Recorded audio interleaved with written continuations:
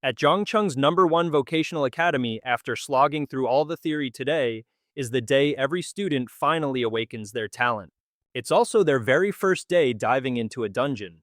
This handsome fella is Lin Ye, and after being in this world for so long, he's been looking forward to this awakening day more than anything. Awakening a talent is a make-or-break moment for any professional adventurer. Talent quality is ranked from common, rare, legendary, and demigod all the way to the mythic grade. As for a mythic grade talent, no human in recorded history has ever awakened one. Sumu is the girl with curves in all the right places. A total standout among the sea of young men, and she's super close with Lin Ye. The moment Lin Ye gives Sumu a gentle head pat, it sends all the other guys into a jealous meltdown. It seems our boy is living in a high school drama reeking of envy. And it's all over a girl.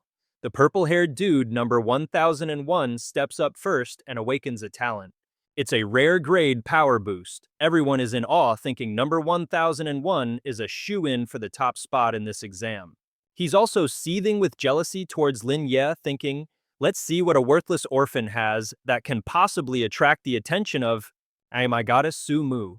Lin Ye hears him but couldn't care less, let the haters talk.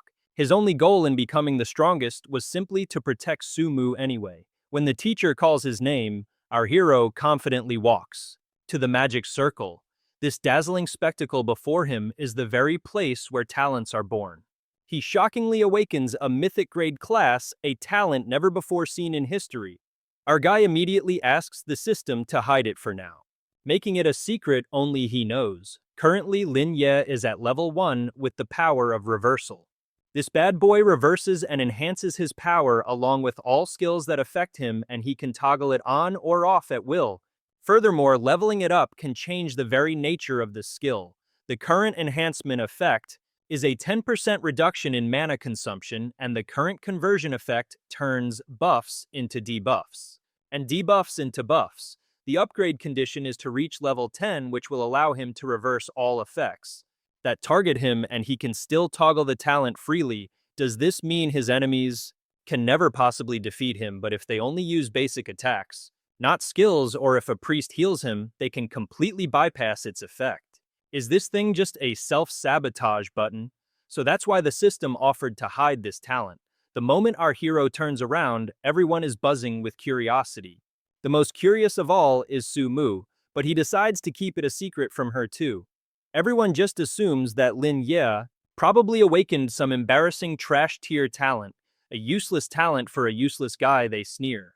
The goddess really has bad taste falling for a loser like that. The next person to step up is none other than Sumu. After awakening their talents, students proceed to the goddess statue to choose their official class. This is also the next step for Lin Ye. Please select your desired class. Our boy stands there deep in thought.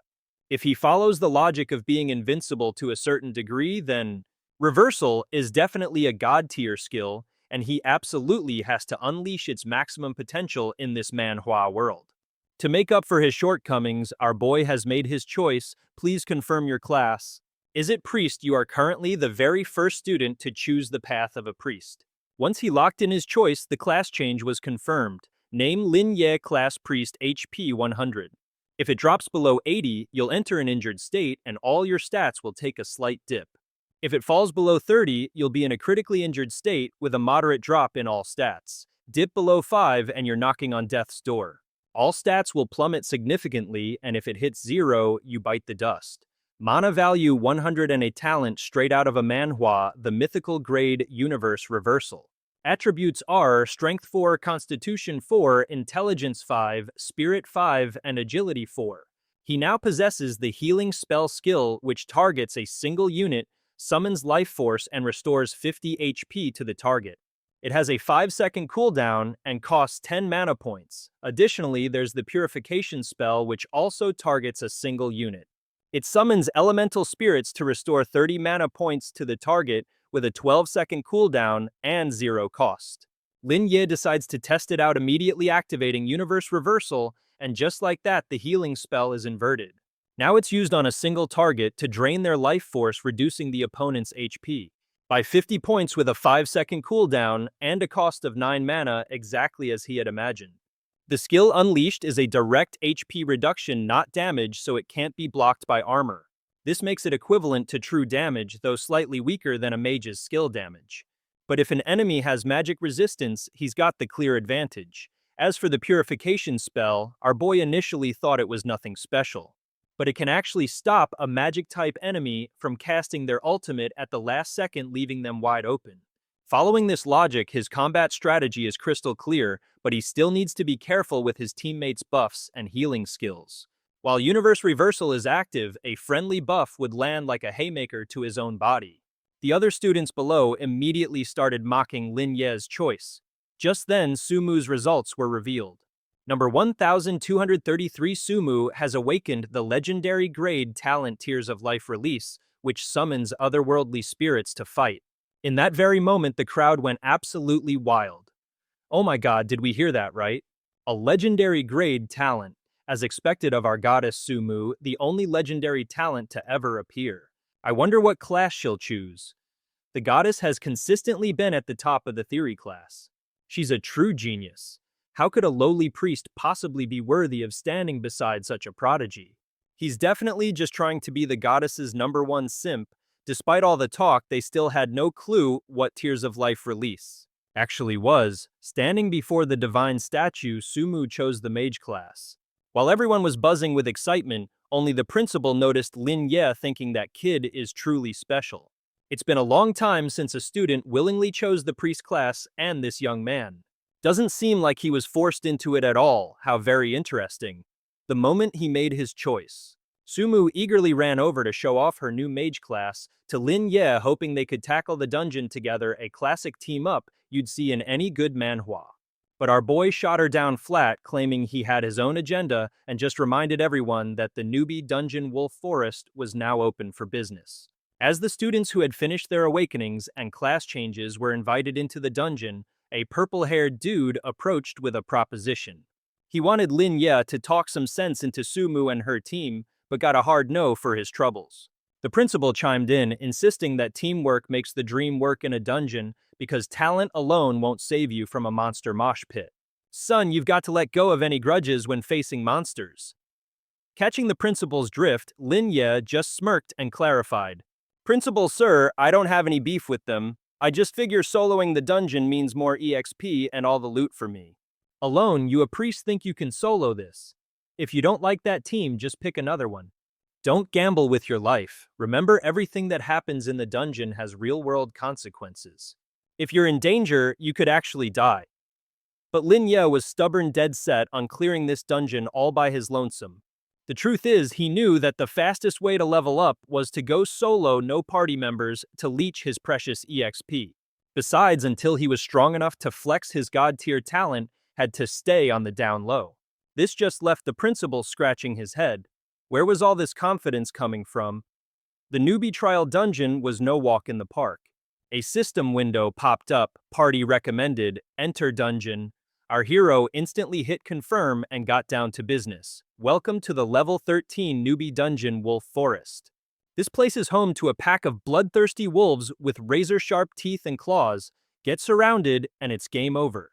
It's a genuinely tough spot for first-timers, but Lin Ye was already running the numbers. With good teamwork, a party could get through without casualties, and snagging even a B rank would be considered a massive success. The path was designed with healing springs to patch up adventurers, a little safety net for the newbies. This also kinda made the priest class feel a bit redundant. But if some daredevil decided to skip clearing the wolves along the way, they'd end up luring a massive pack. And if they ventured deep into the forest and entered the forbidden zone, they'd be signing their own death warrant. But with a god-tier talent up his sleeve, Lin Ye wasn't just thinking. He knew a measly B rank wouldn't cut it. That legendary forbidden zone. Yeah, he was heading straight for it. And just like that, Lin Ye found himself deep inside the wolf forest, where everything was gloomy and shrouded in mist. A pack of wolves closed in, ready for a fight. These were wild wolves, social creatures that love to hunt and fight in groups. Their attacks inflict a nasty bleed effect, dealing damage over time. They were all level 1. Without a moment's hesitation, Lin Ye activated his trump card, Universal Reversal. He tested a healing spell on the first wolf, and just as planned, it was reversed, blasting the poor mutt for 50 points of damage. A flawless kill netting him a cool 10 experience points. Not a bad start at all. Our boy moved on to the next targets, and every time a wolf tried to take a chunk out of him, its bite effect was completely inverted. Instead of taking damage, Lin Ye's HP shot up by 20, the bleed effect was also flipped, healing him for an extra 6 HP. Our hero activates Reverse Heaven and Earth, again mixing his purification skill with an inverted curse skill to successfully whip up a whole mess of chains. He ties up the wolf good and tight. Turns out the curse skill is super effective against low-level mobs with barely any mana. Another wolf comes charging in like a maniac, so he pops his healing skill again, blasting the wild wolf for a solid 50 points of damage. Taking out a monster without a single scratch nets him a cool 10 experience points. 10 EXP per small fry. He figures at this rate, if he just mops up all these minions, he can easily hit at least level 4. Lin Ye's real target is the final hidden boss, a 1-level gap, puffed, that's nothing to a manhwa protagonist like him. The system dings, his healing skill is off cooldown. Lin Ye pulls back his power for a moment. He's been preparing for this day like it's his final exam.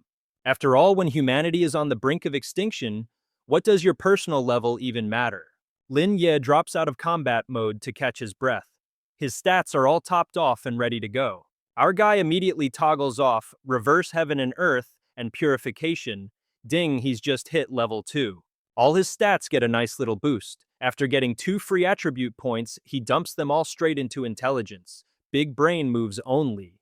Lin Ye's build lets him take 0 damage and constantly regen mana, so naturally he's going all in on intelligence. This way, when he flips on Reverse Heaven and Earth, he can max out his damage and just one-shot his foes. Meanwhile, on the other side of the screen, the headmaster is glued to the monitor, watching Lin Ye's every move with intense curiosity. The map shows he's in an area that's strictly off-limits during regular school training. And yet Lin Ye is heading straight for the level 5 hidden boss, the Shadow Wolf King. This just makes the old headmaster even more suspicious. No way. If this kid isn't just looking for a quick death, does that mean his hidden talent is mythic-grade? Or maybe even higher than mythic-grade? Too bad the kid chose to keep his talent private. For now, I'll just have to watch the other seeded players. I just hope student Lin Ye makes it back in one piece. Someone standing next to him, having watched the whole thing, decides to make a bet with the headmaster. Haha. Why so worried, old timer? How about a little wager? I bet he's going to set a new record. But wait, didn't you say the seeded player was that girl over there? I feel like she's missing a certain spark. The ideas are there, but her execution is a bit questionable. Sumu's party is on the move. The moment they spot a wolf, she instantly unleashes a frost spell, leaving everyone in awe. But things go south immediately. The other wolves get enraged and start charging like mad. At this point, if they don't run, they're totally screwed. As she's running for her life, the poor girl is worried. Running like my hair's on fire. So much for my goddess image. In a split second, Sumu slams on the brakes. You two get behind me, I'm activating Tears of Life release, followed by my frost spell. And just like that, the monsters get completely wiped out. The headmaster is watching, feeling pretty proud, but the mysterious figure beside him isn't so impressed. She has 0 combat awareness. Raw talent alone isn't going to get her very far in this manhwa world. Meanwhile, back with our boy Lin Ye, after casually dusting a few more mobs, he's already hit level 3. The current plan is to grind a few more monsters and hit level 4. Just then, a deafening roar echoes through the area. Our hero crept closer, and yup, there it was, the Shadow Wolf King. This legendary beast wanders the wolf forest. And it's got a seriously nasty temper, chasing down and annihilating any living thing it lays eyes on. Every single wolf in this entire forest is its underling, ready to follow orders and rip any enemy to shreds. The Shadow Wolf King is a hidden boss straight out of the textbooks, a forbidden beast that even some genius-level youngsters are terrified of. Many who tried to fight it were left severely injured, some even crippled for life. It has a nasty habit of mercilessly mauling would-be heroes. Ever since this part of the forest has been officially blacklisted by the students as a forbidden zone. Lin Ye hid behind a tree, observing the wild wolves milling around the Shadow Wolf King, noting they looked pretty much like normal animals.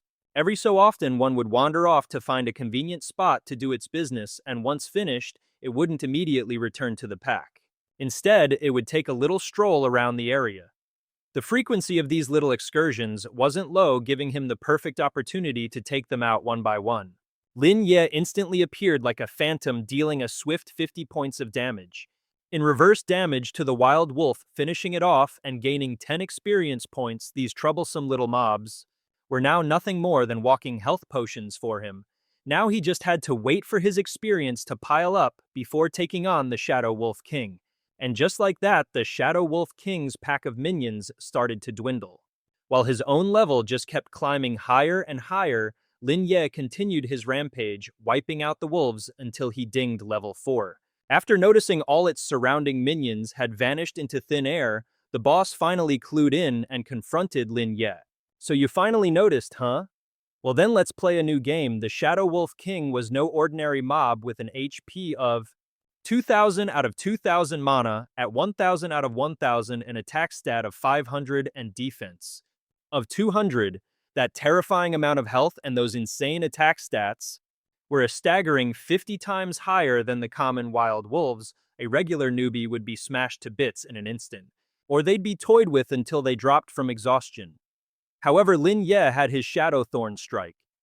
He spread his arms wide, ready to welcome every single one of its attacks. At this point, the more it attacked, the more comfortable Lin Ye felt, a classic Manhwa protagonist move. "Thanks for the massage, my muscles and bones are feeling much looser now." Our hero couldn't help but feel smug. This was the power of a god-tier talent after all. Its attacks were nothing more than a recovery meal for him. The more it attacked, the easier it would be to deal with. The Shadow Wolf King seemed to be getting tired after attacking for so long with zero results, and just then the healing spell's cooldown finished. Now it was Lin Ye's turn to strike. He launched a decisive attack, causing it to lose a considerable chunk of health. But things are never that easy. The Shadow Wolf King suddenly activated its own Thorn Strike, growling as it flew into an absolute rage. It seems the boss finally figured out his gimmick, but unfortunately for it, it was too late. It proceeded to activate its Berserk skill. If it still had its pack of wolves, Lin Ye might have had a tougher time, but what a shame for the boss, it was all alone now. The healing spell's cooldown finished, and the Shadow Wolf King's critical hit was immediately reflected right back at it. You have successfully defeated the Shadow Wolf King and received 1000 experience points. Your level has increased to level 5. You've cleared the Wolf Forest dungeon, and it's time to tally up the loot. You've received a low-grade bronze treasure chest, because throughout the entire boss fight, you didn't use a single damage-dealing skill. Your evaluation score has skyrocketed to SS rank. Lin Ye also snagged a high-grade silver treasure chest. Honestly, if his reverse heal hadn't been sneakily classified as a non-damaging skill, he would have kissed that SSS rank goodbye. After this legendary feat, a massive announcement board pops up visible to every single student, declaring that someone has conquered the Wolf Forest dungeon, completed all the hidden achievements, and scored an SSS rank evaluation. Everyone is losing their minds trying to figure out who this god-tier player is. Holy smokes, did we just witness a historic moment? Quick screenshot this for the archives. Even the headmaster is completely floored. This is unprecedented, a once-in-a-lifetime achievement. Nailing an SSS rank in this dungeon means they've cleared every single hidden achievement. As far as I recall, only Lin Ye entered that restricted area. Even the masked figure, standing next to the headmaster, is shook. How is that even possible? One of the requirements for an SSS rank is to clear the dungeon without dealing any damage. Soloing a dungeon without dealing damage. What kind of insane concept is that? At this moment, every other student's achievement is completely overshadowed. The entire school is on a manhunt to find the identity of Mr. SSS rank. Sumu covers her mouth, a mix of awe and worry on her face. Just getting an A rank was already incredibly dangerous. I wonder what kind of god-tier player pulled this off. How is Lin Ye doing right now? Meanwhile, our boy is completely oblivious to the chaos he's caused outside. He's just chilling, all giddy and excited. As he opens his treasure chests, activating the high-grade silver treasure chest, he gets the Divine Aura Therapy skill book and 5 free attribute points. He also gets a piece of silver-grade equipment, the Dagger of Shadows. The Dagger of Shadows is an item that boosts the wearer's attack attribute by 50 points and increases armor penetration by 10 points. When attacking an enemy, there's a 5% chance to inflict a bleeding status effect. Divine Aura Therapy. At level 1 is an active skill that unleashes a divine aura in a 10-meter radius, restoring 100 HP instantly and applying a healing over time effect for 10 seconds, which restores 10 HP per second. It costs 50 mana points and has a 20-second cooldown. Lin Ye decides to learn it on the spot, no hesitation. Sure, the cooldown seems a bit long, and the mana cost is pretty steep, but those are just minor hiccups. In the early game, after all, his massive AoE burst damage is already the ultimate early game move, and when combined with his purification skill that has no cooldown, he's already surpassed even the strongest mage classes. Lin Ye figures he'll sell the dagger to some rich kid, using the cash for future expenses.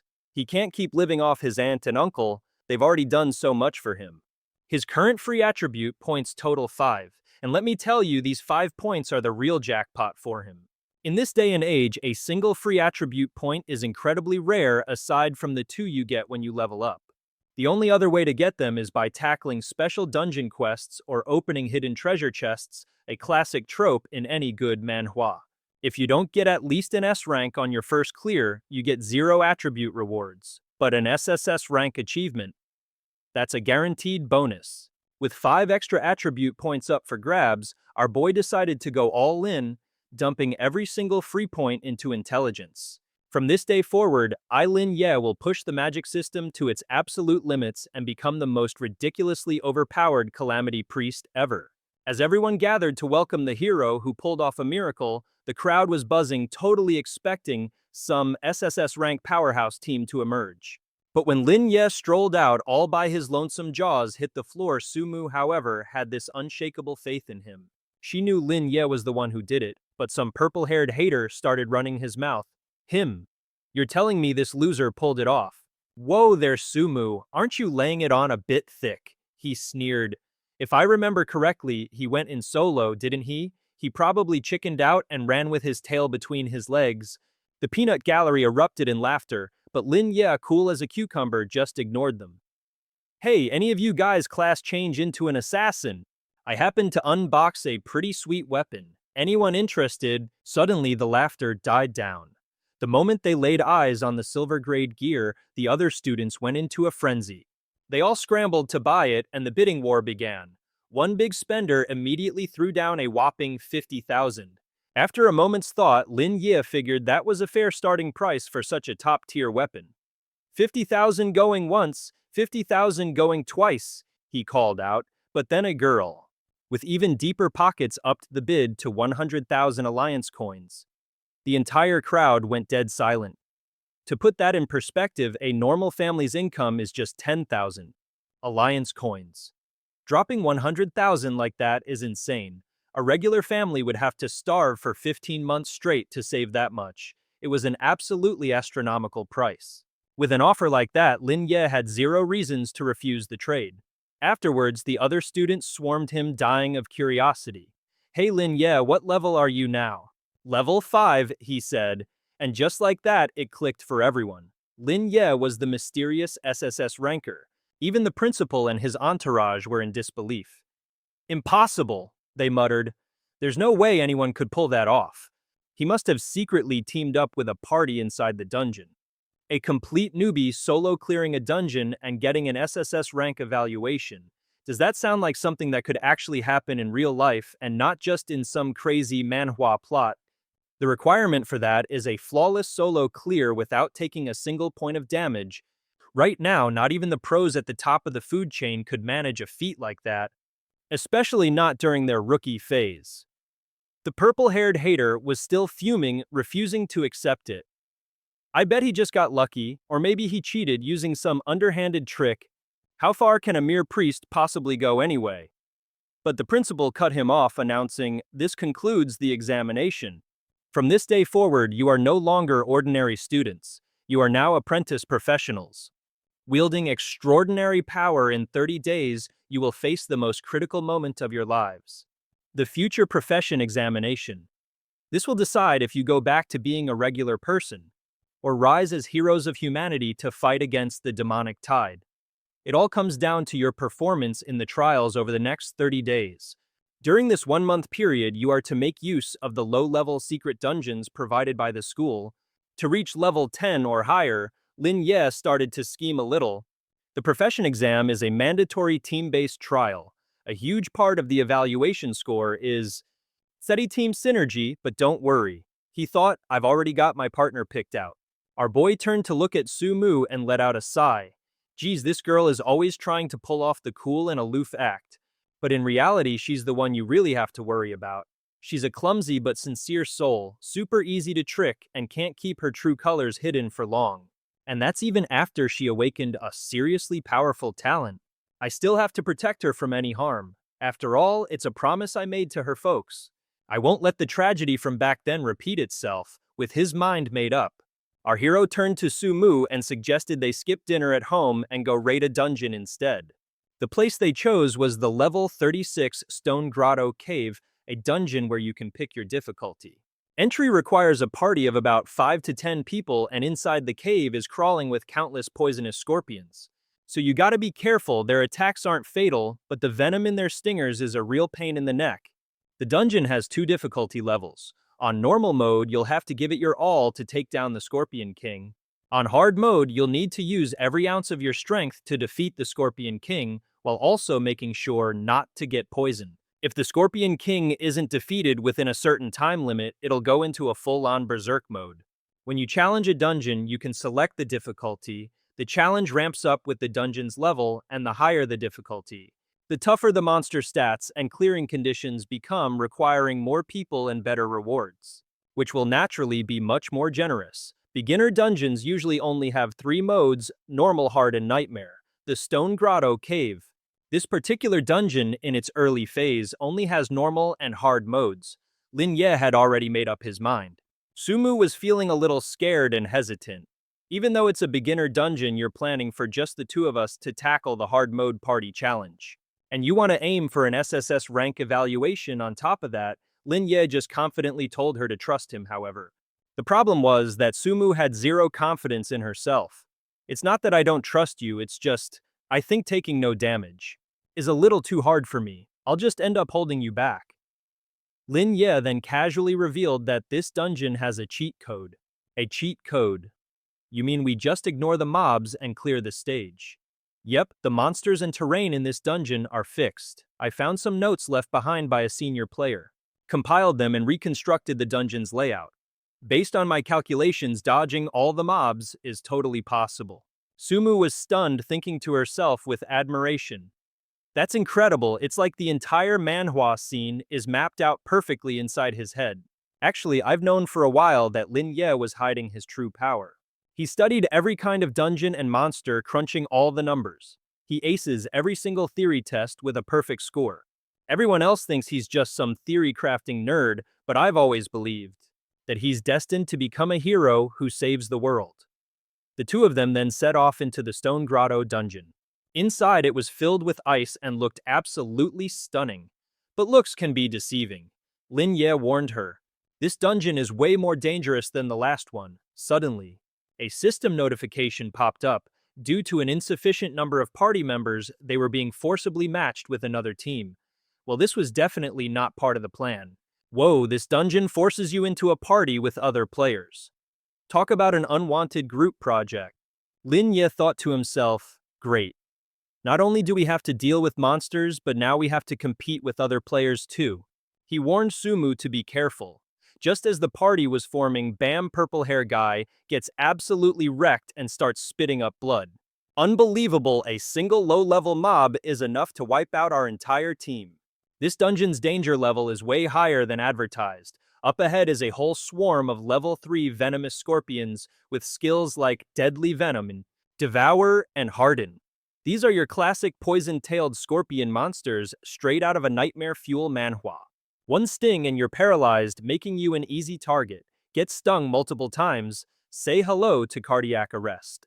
Spotting Lin Ye strolling by, the guy yelled, "Hey Lin, you get over here and help us kill these things.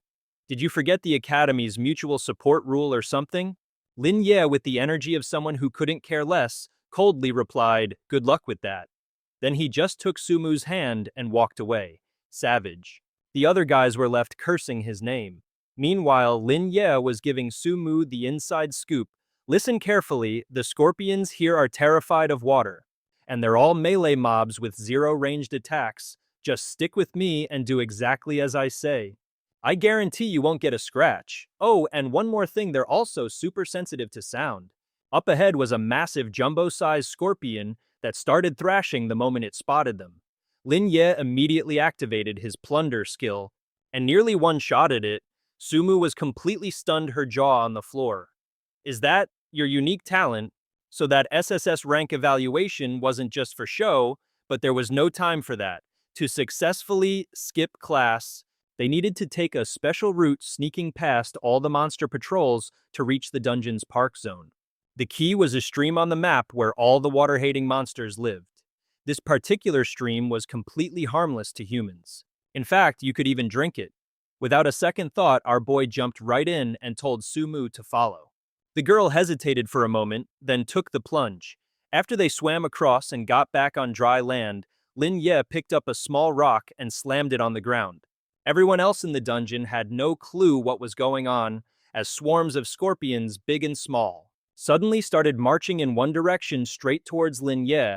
Their leader was a level 6 venomous scorpion king, a massive lurker, with vibrant patterns that screamed, "I'm incredibly poisonous." One hit from its venom and you're toast. But Lin Ye looked absolutely thrilled, goading it to come closer. It seemed the scorpions were so terrified of the water, they were frozen in place. Lin Ye smirked, "You're too scared to come up here." "Then it's our turn to play." He activated Calamity Descent, and boom, killing a venomous scorpion netted him 2,000 experience points. Purple Hair and his crew watched in utter horror, their jaws hitting the floor. Since when can a priest deal that much magic damage? It took our entire party, everything we had, just to barely defeat one of those things. And he's slaughtering them like lambs. What kind of monster did we just piss off? They didn't want to believe it, but the truth was staring them in the face. The guy who scored 6 SSS rank evaluations was none other than Lin Ye. Sumu provided support from the side, activating her life-saving talent, Tear of Life, followed by the Ice Condensation skill. Their combined assault was relentless and effective. The system notification started rolling and Venomous Scorpion defeated, plus 500 experience points. Soon, every last scorpion had been wiped out.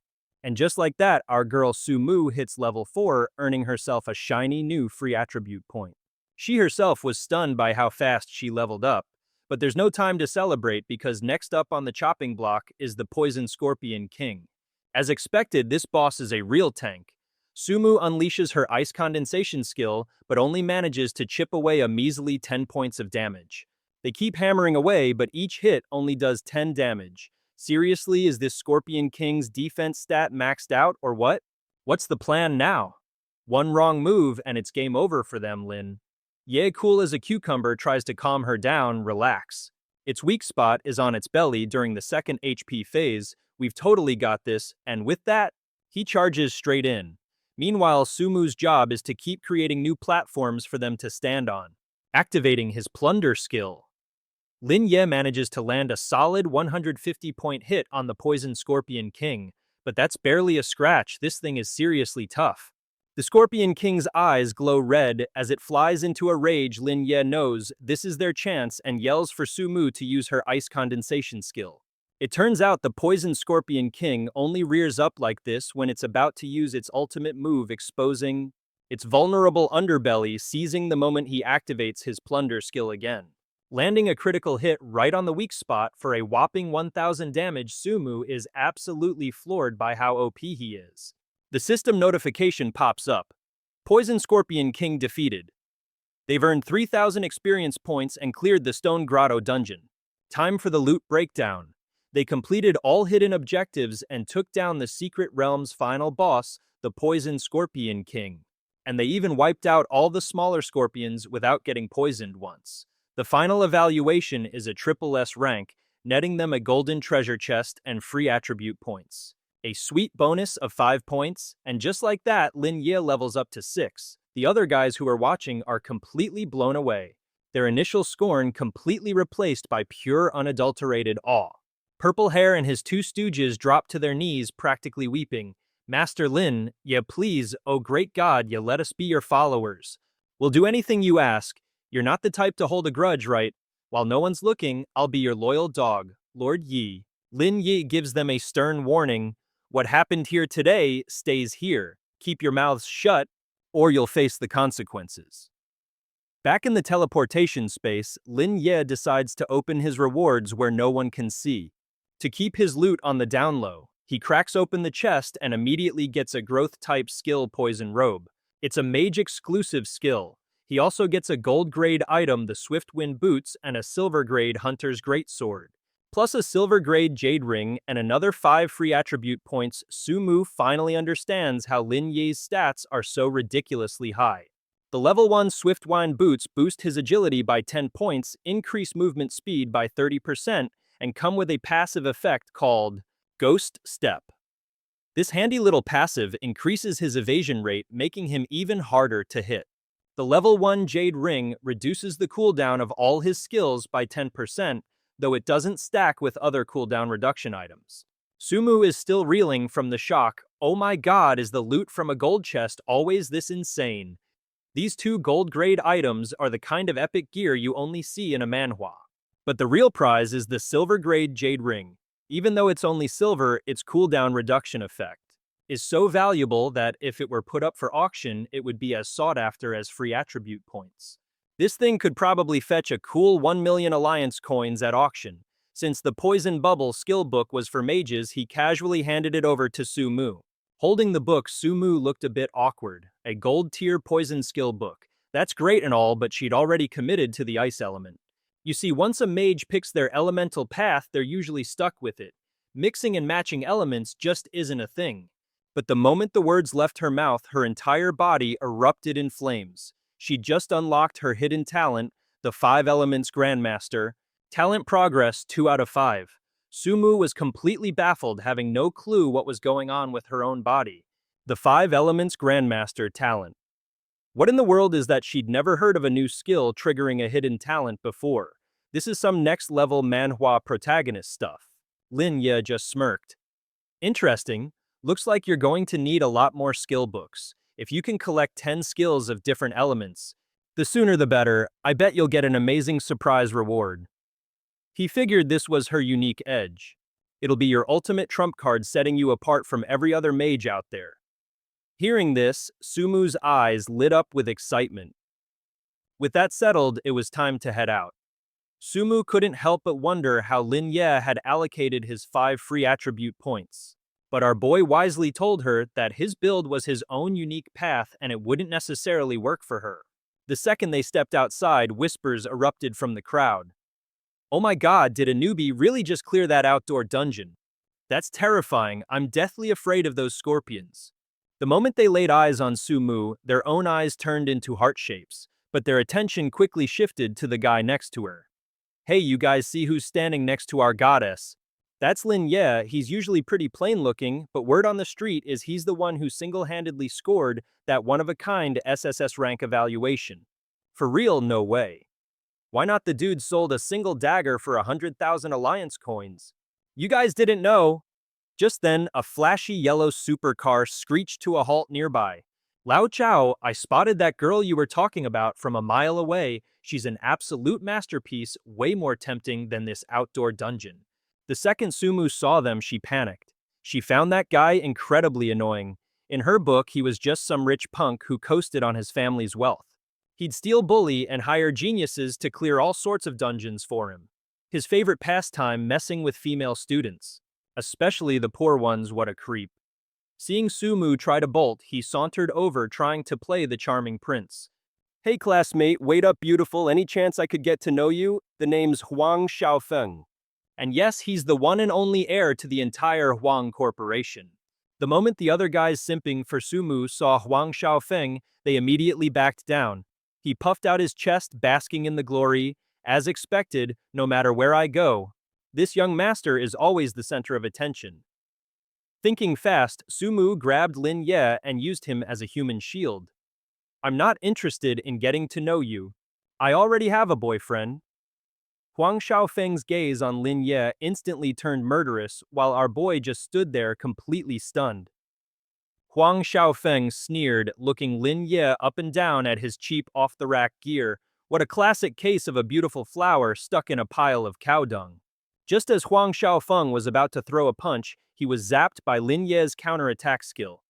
Thinking Lin Ye had actually hit him, he went completely ballistic. And just like that, the fool activated his warrior's charge skill and lunged at Lin Ye with a palm strike. Too bad for him, the reverse plunder skill was in full effect, making him taste his own medicine. Every ounce of damage he tried to deal to Lin Ye was reflected right back at him. Huang Xiaofeng hit the deck screaming that Lin Ye used some dirty underhanded trick, looking absolutely flabbergasted like a confused puppy. Lin Ye put on his most innocent face and replied, "Hey, now my hands are clean. You all saw it, I didn't even move a muscle. Besides, I'm just a humble priest, you know." The crowd went wild, completely baffled as to what just happened to Huang Xiao. Sumu figured this must be Lin Ye's unique talent, but played along anyway. Staring at him intently, she thought, yep, definitely a priest. Zero offensive skills to be seen here. Our boy Huang Xiao was so salty he could season a steak. He leaped up and charged at Lin Ye again, only to trip over his own feet and eat dirt for a second time, writhing in agony. Lin Ye just stood there, cool as a cucumber with his hands in his pockets, thinking, I was just testing out the reverse effect of my healing spell on other professionals. Looks like my plunder skill, aside from just dealing damage, can also slap them with some nasty debuffs.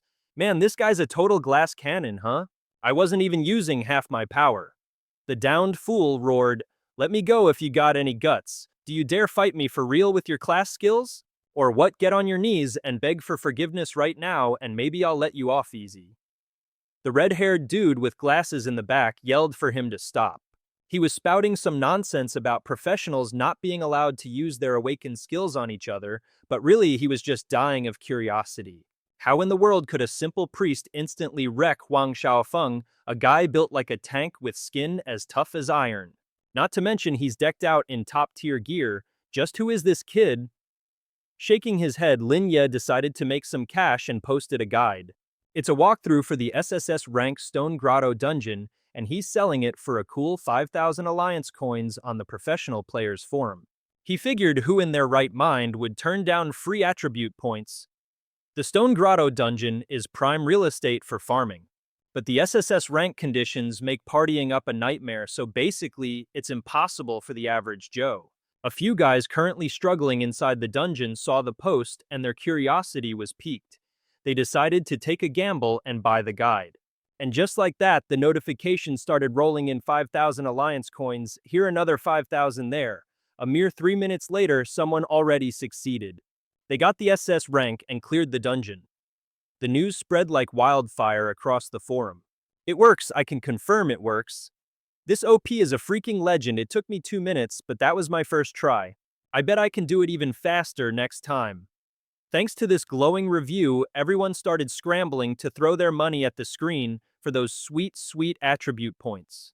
Lin Ye's wallet got fatter by the second as a flood of players successfully cleared the SSS ranked dungeon. This is the kind of OP protagonist you only see in a manhwa. They were all determined to find the mysterious guide writer, some even wanting to beg him to be their master. Dude, you guys gotta check out this post. Follow this god tier OP and the free attribute points will just rain down on you. Sumu was just sitting at home, watching the sales roll and her eyes practically sparkling. This is insane, another 100 orders, that's 500,000 alliance coins just like that. A shocking system announcement echoed out. The hard mode Stone Grotto dungeon has been cleared in a record-breaking 1 minute and 30 seconds. Meanwhile, another group was desperately trying to track down the identity of the original poster. The irony is the poster used some clever tricks to hide their identity, but they could still be roughly traced. The IP address points to the Zhangcheng Professional Academy, and they've heard rumors that some pretty interesting stuff is going down at that academy this year. On the flip side, Lin Ye was practically swimming in a pool of money. Some big shot whale took a liking to his great sword and instantly bought it. Our boy stood firm, not budging a single cent on the price. He set up a meeting with the big bro right at the school's dungeon entrance. Sumu was practically bouncing off the walls. Lin Ye, my man, you're loaded. Counting that great sword, you've raked in nearly 700,000. Our protagonist wasn't even surprised, though. It was all part of his master plan. A fair price for a high-value item. The community basically became his free marketing team. However, we need more dungeon guides. A silver-grade graduation weapon is awesome for the early game for sure.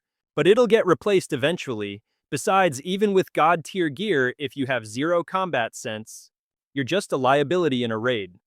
Sumu then asked, Lin Ye, the exams are coming up and time is precious. You're always trying to get stronger. So why are you wasting time power leveling your wallet instead of yourself? Lin Ye paused for a beat, then cracked a small smile.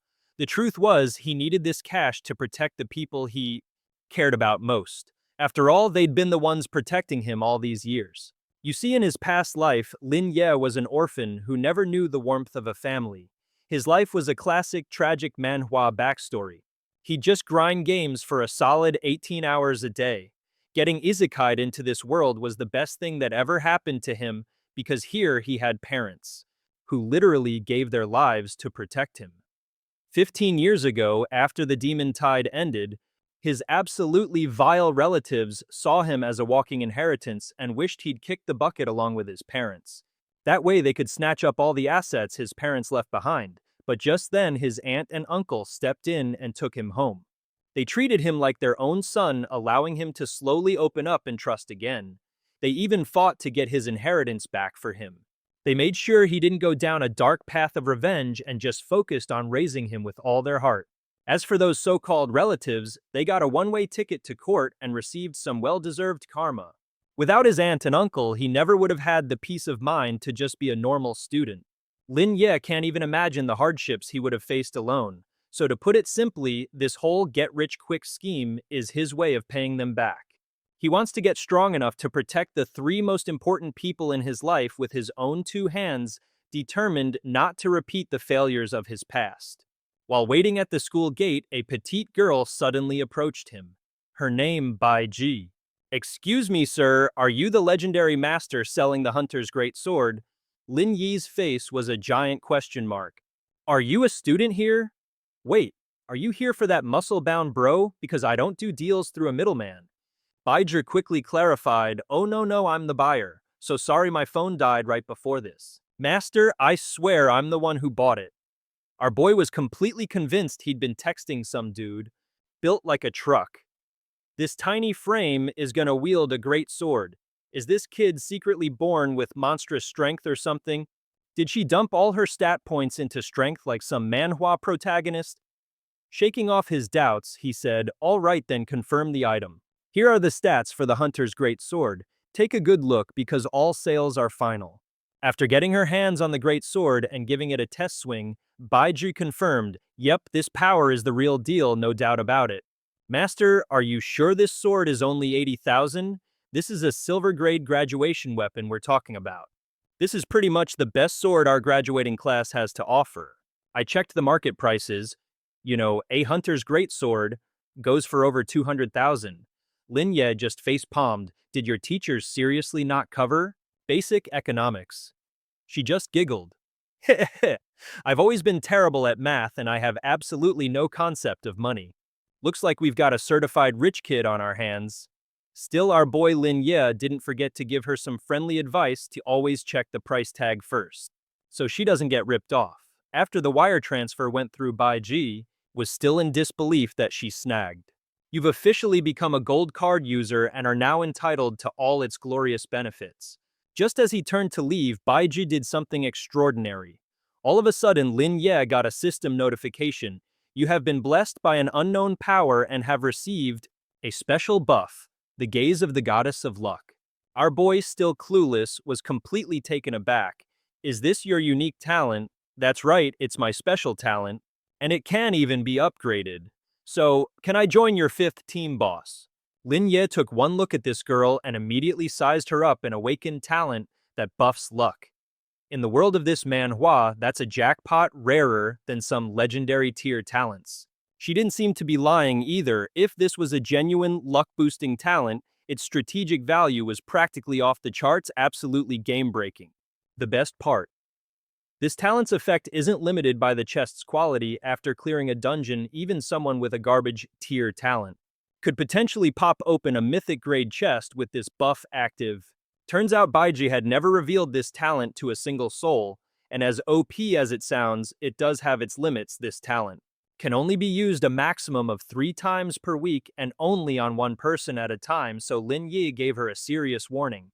Don't you dare let anyone else know about this or else you'll be targeted and exploited.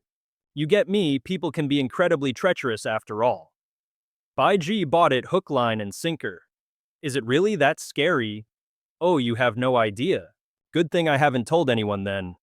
Lin Ye continued to lay it on thick, explaining that Bai Zhi's buff was an incredibly valuable resource, an extremely rare asset, and if word got out, it would cause a massive uproar among all the other professionals.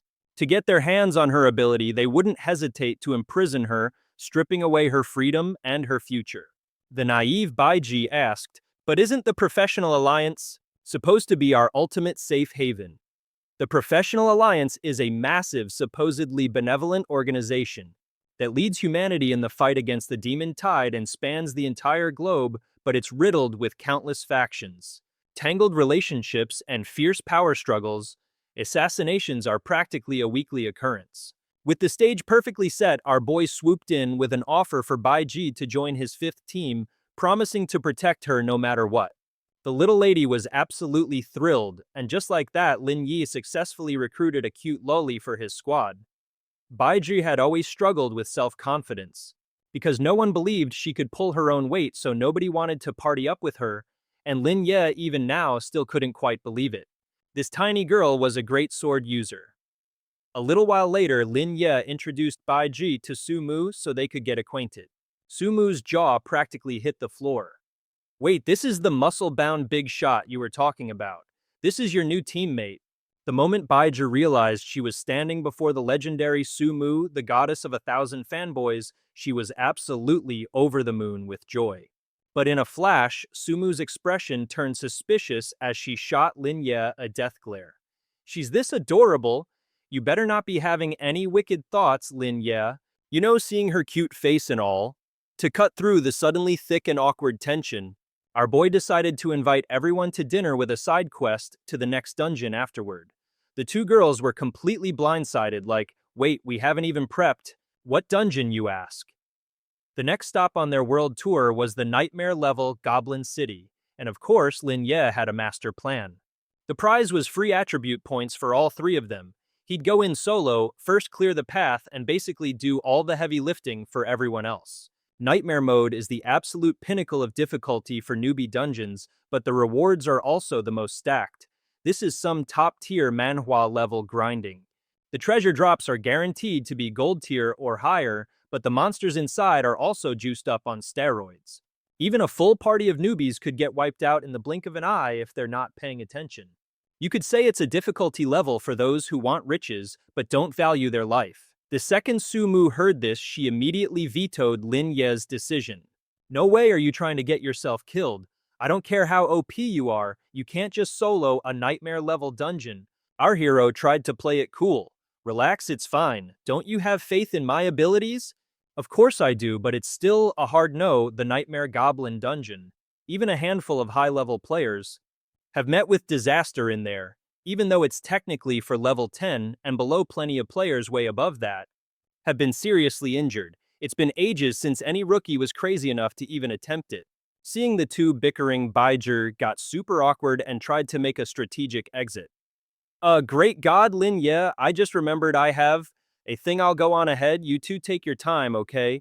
He hadn't even started the dungeon and he was already having to placate his girl.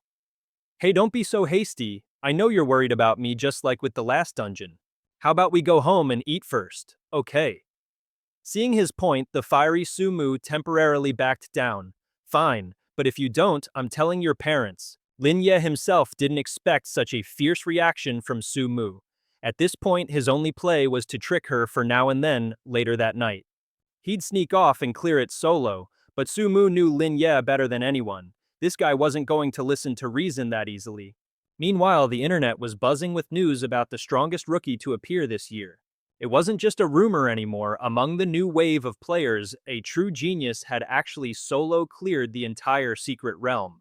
This is the kind of protagonist you only read about in a manhwa.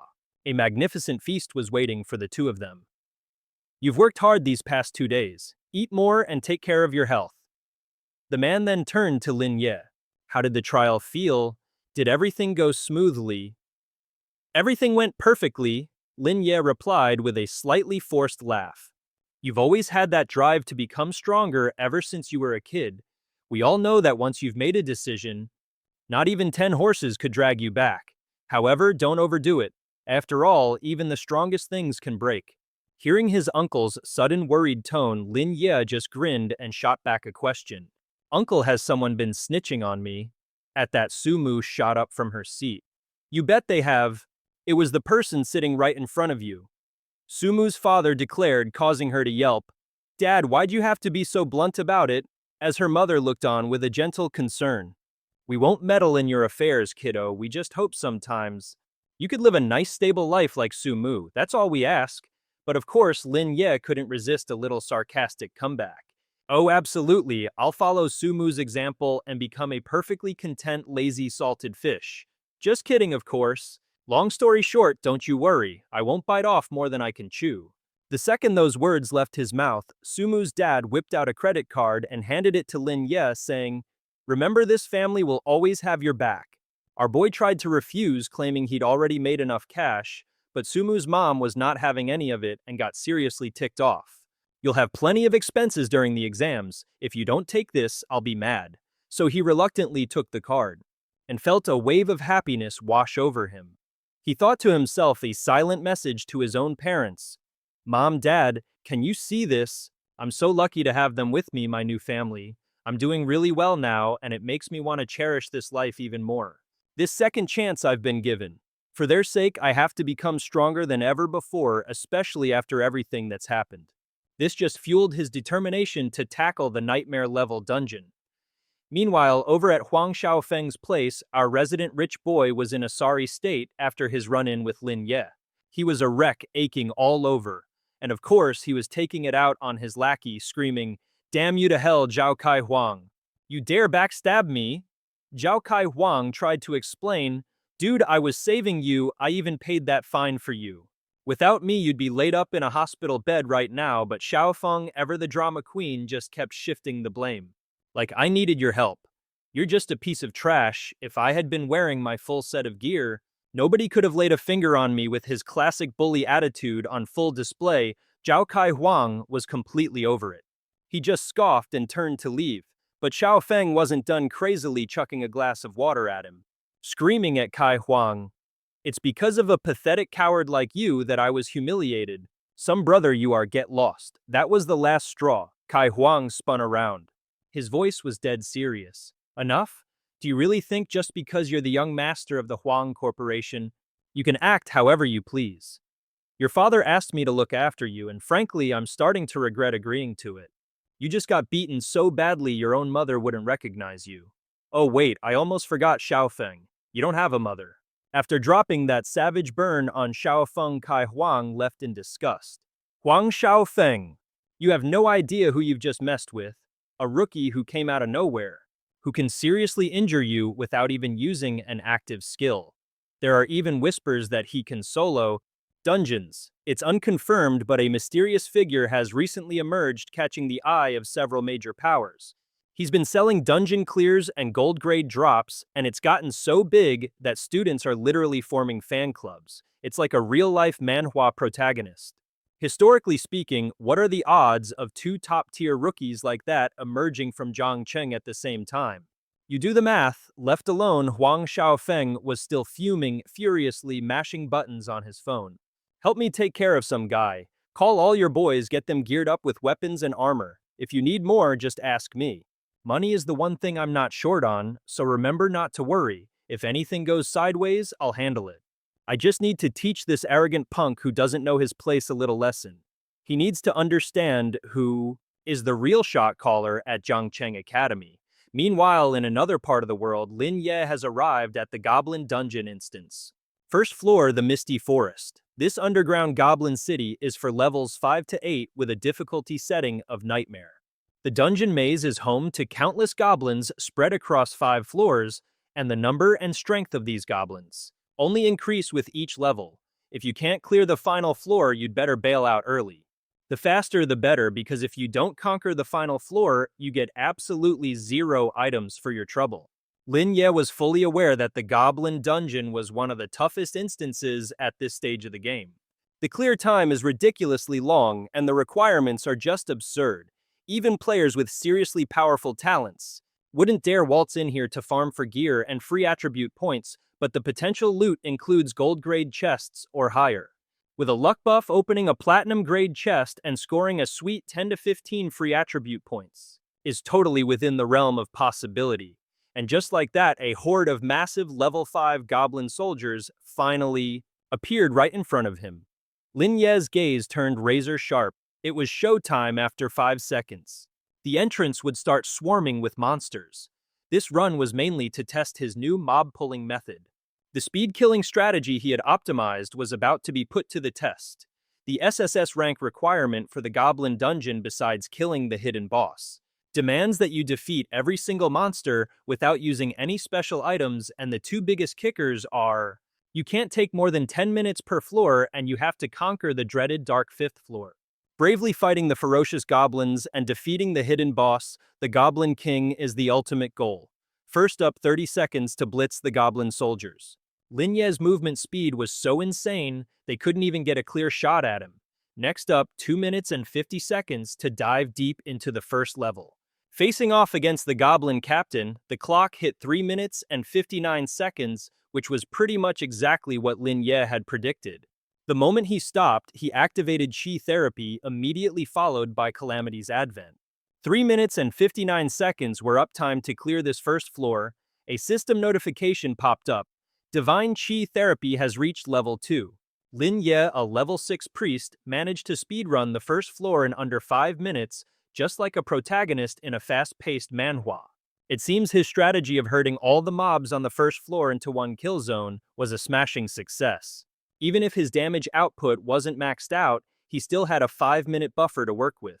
And just like that, every monster on the second floor of the Goblin Dungeon was toast. Floor 3 and Floor 4 went down just as quickly, and now Lin Ye stood at the entrance to the 5th floor. Our hero used a teleport skill to pop right into the Goblin Palace. The moment the Goblin King laid eyes on Lin Ye, it went absolutely ballistic.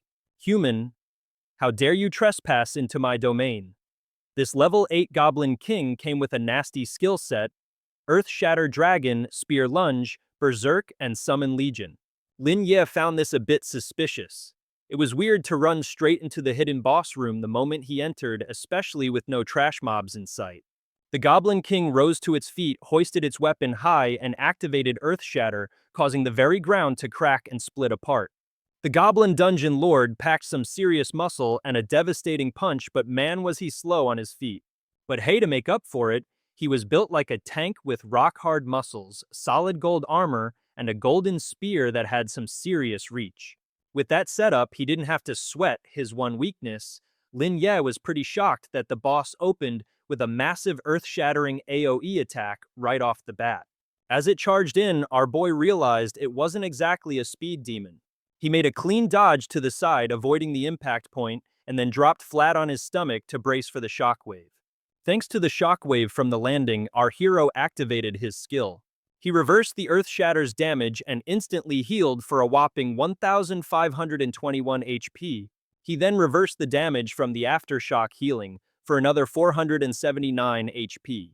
The Goblin King was getting furious. It completely lost its cool, still clueless about what was happening, and somehow lost 200 health just by attacking. Lin Ye just kept spamming his reverse healing and plunder skills like there was no tomorrow. Having had enough of this nonsense, the Goblin King went into full-on berserker mode and let out a roar, while Lin Ye just stood there arms wide open, ready to take the hit head-on. What a classic manhwa protagonist move. The Goblin King used its Dragon Spear skill effect reversed. Your HP has been restored by 200 points.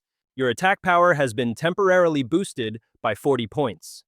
The Goblin King then used its Pounce skill, effect reversed. Your HP is restored by 140 points and the knock-up effect has been cancelled. At this point, the boss finally realized its skills were utterly useless against Lin Ye. The Goblin King went berserk screaming, "I've figured out your weakness. My loyal subjects hear my call, appear and annihilate my foe." Lin Ye felt a flicker of panic. As expected of a nightmare-level dungeon boss, this guy was a real handful, but it wasn't time to pull out his ultimate trump card just yet. Lin Ye slapped a hand over the Goblin King's mouth, but it kept roaring muffled commands. "Just hit this ant with basic attacks. Don't use any skills. Make him suffer a miserable end. Since skills don't work on you, let's see how you handle hundreds of regular attacks, shall we?" The Goblin minions all scrambled to activate their Gale Boots and Ghost Step skills. Lin Ye took off like a shot, dodging every little attack while the Goblin archers let loose a volley of arrows all at once. But Lin Ye had already calculated everything. He activated his Divine Therapy artifact, and his HP just kept regenerating. Every wound healed in the blink of an eye. The Goblin King was completely dumbfounded. "How is this possible? Why can't we finish him off? Damn you, you human vermin." Suddenly, Lin Ye's eyes sharpened, staring daggers right at the king. The Goblin King was baffled. "What's with that look?" And right at that moment, he decided to activate his reverse healing and plunder skills again. The Goblin King's HP started draining -200. Lin Ye activated his Gale Boots and Ghost Step again and just casually jogged away. He left the king standing there absolutely livid and screaming curses. It clutched its head in frustration. "You treacherous human, you have no warrior's spirit. Stop running and face me in a proper, honorable duel." Lin Ye was tempted to troll him even more, but figured a head-on clash would be more satisfying. The Goblin King was absolutely floored when it saw Lin Ye use a reversed version of his Divine Therapy skill Calamity Descends to attack the whole mob. "No way, this is the power of my demon god. How did it end up inside the pathetic body of a human?" Lin Ye, perched on his magnificent weapon, simply declared, "I'm ending this battle right here."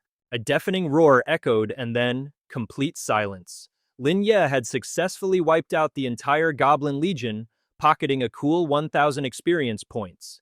A notification popped up. The Goblin King's HP has tanked, leaving him with just 1%. He's now in a near-death state with all his stats nerfed into the ground. His will to fight has also taken a massive hit. The Goblin King cried out, "My life is over. It's really over for me." Once more, Lin Ye activated his reverse healing, a final blast of power, to send the king on a one-way trip to the afterlife. System announcement: you have slain the Goblin King. You've gained 5,000 experience points, leveling up to level 7. You have successfully cleared the Nightmare difficulty Goblin Dungeon. And you've completed all the hidden conditions. Your final evaluation is a jaw-dropping SSS rank, earning you a special buff from the Goddess of Luck herself. Your clearance reward chest will be upgraded from a gold grade chest to a dazzling platinum grade chest. Lin Ye was beyond satisfied. Talk about hitting the jackpot. Bai Zhi's blessing skill is seriously overpowered, upgrading his loot from gold straight to platinum. He still had plenty of time left, a whole 20 hours to be exact, more than enough for Lin Ye to run this dungeon all over again. After opening the chest, our hero scored a platinum grade skill, Holy Light, and an item called the Flame Flask. He also received 15 free attribute points, a piece of platinum grade equipment called the Glimmering Stone, and another platinum grade skill, Miraculous Stars. And to top it all off, a gold grade weapon, the Sandstorm Bow. The Holy Light skill book consumes a certain amount of mana to deal magic damage with a special holy effect, which is super effective against undead and demon-type creatures. A classic Manhwa protagonist skill, the Flame Flask. Just chuck it at an enemy to deal a solid 300 points of damage. The Glimmering Stone increases all attributes by 20 points and has an active skill called Glimmer, which stores up a charge every 5 minutes. It can hold a maximum of 3 charges. After using it, you consume 1 charge, and you can instantly teleport up to 10 meters in a chosen direction. The Miraculous Stars skill book consumes some mana to summon a brilliant celestial light show within a 20-meter radius. All allies instantly regain 300 HP and are granted a damage reduction buff that lasts for 5 seconds, reducing all incoming damage by 10%. As for the sandstorm bow, each arrow has a chance to summon a sandstorm, dealing a burst of damage. It deals earth elemental magic damage to the enemy and is a specialized weapon for the archer class. So in total, Lin Ye walked away with 2 platinum-grade skill books and 1 piece of platinum-grade gear. Holy Light also has a counter effect against certain special enemy types, but we'll save that for later. The Glimmering Stone provides that super rare teleportation skill, along with the added attribute points. Furthermore, Miraculous Stars isn't just a wide area healing spell. It also grants the entire team a damage reduction buff. Now just imagine what happens after he uses his Reversal of Heaven and Earth talent on it. It'll become an even larger area of effect damage skill. The instantaneous burst damage will be insane, and that damage reduction effect will get flipped into a debuff that makes enemies take even more damage. No matter how thick-skinned a monster is, it'll be shredded in an instant. A brand new strategic level AoE skill just dropped. Lin Ye decides to learn the flashy Miraculous Stars skill first. As for that Holy Light skill, it's not really his style. Our boy figures if he can't pawn it off for a good price, he'll just learn it later. Besides, his skill list isn't exactly overflowing. He decides to dump the 15 free attribute points he just earned straight into his intelligence stat. A system notification pops up. You have learned this skill, Miraculous Stars, and equipped the Sparkling Stone. All his stats get a whopping 20-fold boost. This update is about to send Lin Ye's stat sheet into the stratosphere. As his power level skyrockets, a familiar voice calls out from behind him. Aha, busted. But our protagonist plays it cool, flashing an innocent smile and firing back a question of his own. What a coincidence you're here for the dungeon too. Su Muxin is no fool though, she can totally see right through his act. He's clearly trying to change the subject, but she cuts to the chase. So did you clear that nightmare level goblin dungeon already? You bet, milady, and hey, I just had a brilliant idea to run this dungeon myself. Oh, is that so? Well then, right this way, your highness. Just as they're standing at the dungeon entrance, a fancy car pulls up. It's Huang Xiaofeng. He's been tearing the city apart looking for Lin Ye and finally found him. See, that's the scumbag right there. He's got a face that's just begging for a punch. Take care of him for me. But the moment the driver spots Lin Ye, all the color drains from his face. Seeing his driver frozen in fear, Huang Xiaofeng bellows, "Hello, Earth to driver, I'm talking to you." The poor guy clutches his head in a panic. "No way, boss, that guy is terrifying. I can't do it." Huang Xiaofeng gets up fuming. "I knew it. You bunch of useless student-level trash are good for absolutely nothing. Luckily, I came prepared." Meanwhile, back at his place, Lin Ye is already back on his computer. He's busy listing all the loot he snagged from the dungeon. The items for sale include Holy Light and the Sandstorm Bow, and the pièce de resistance, an S-rank guide to the nightmare-level goblin dungeon with an unlock fee of 8,000 Alliance coins. The second it hits the forums, the whole community explodes. Holy smokes, the god-tier player's back at it again. He soloed a nightmare-level dungeon, and he's guaranteeing an A to S rank clear. Am I reading this right? Hey big shot, can you carry me next time? I've never even seen a nightmare-level dungeon, and I'm desperate for those free attribute points.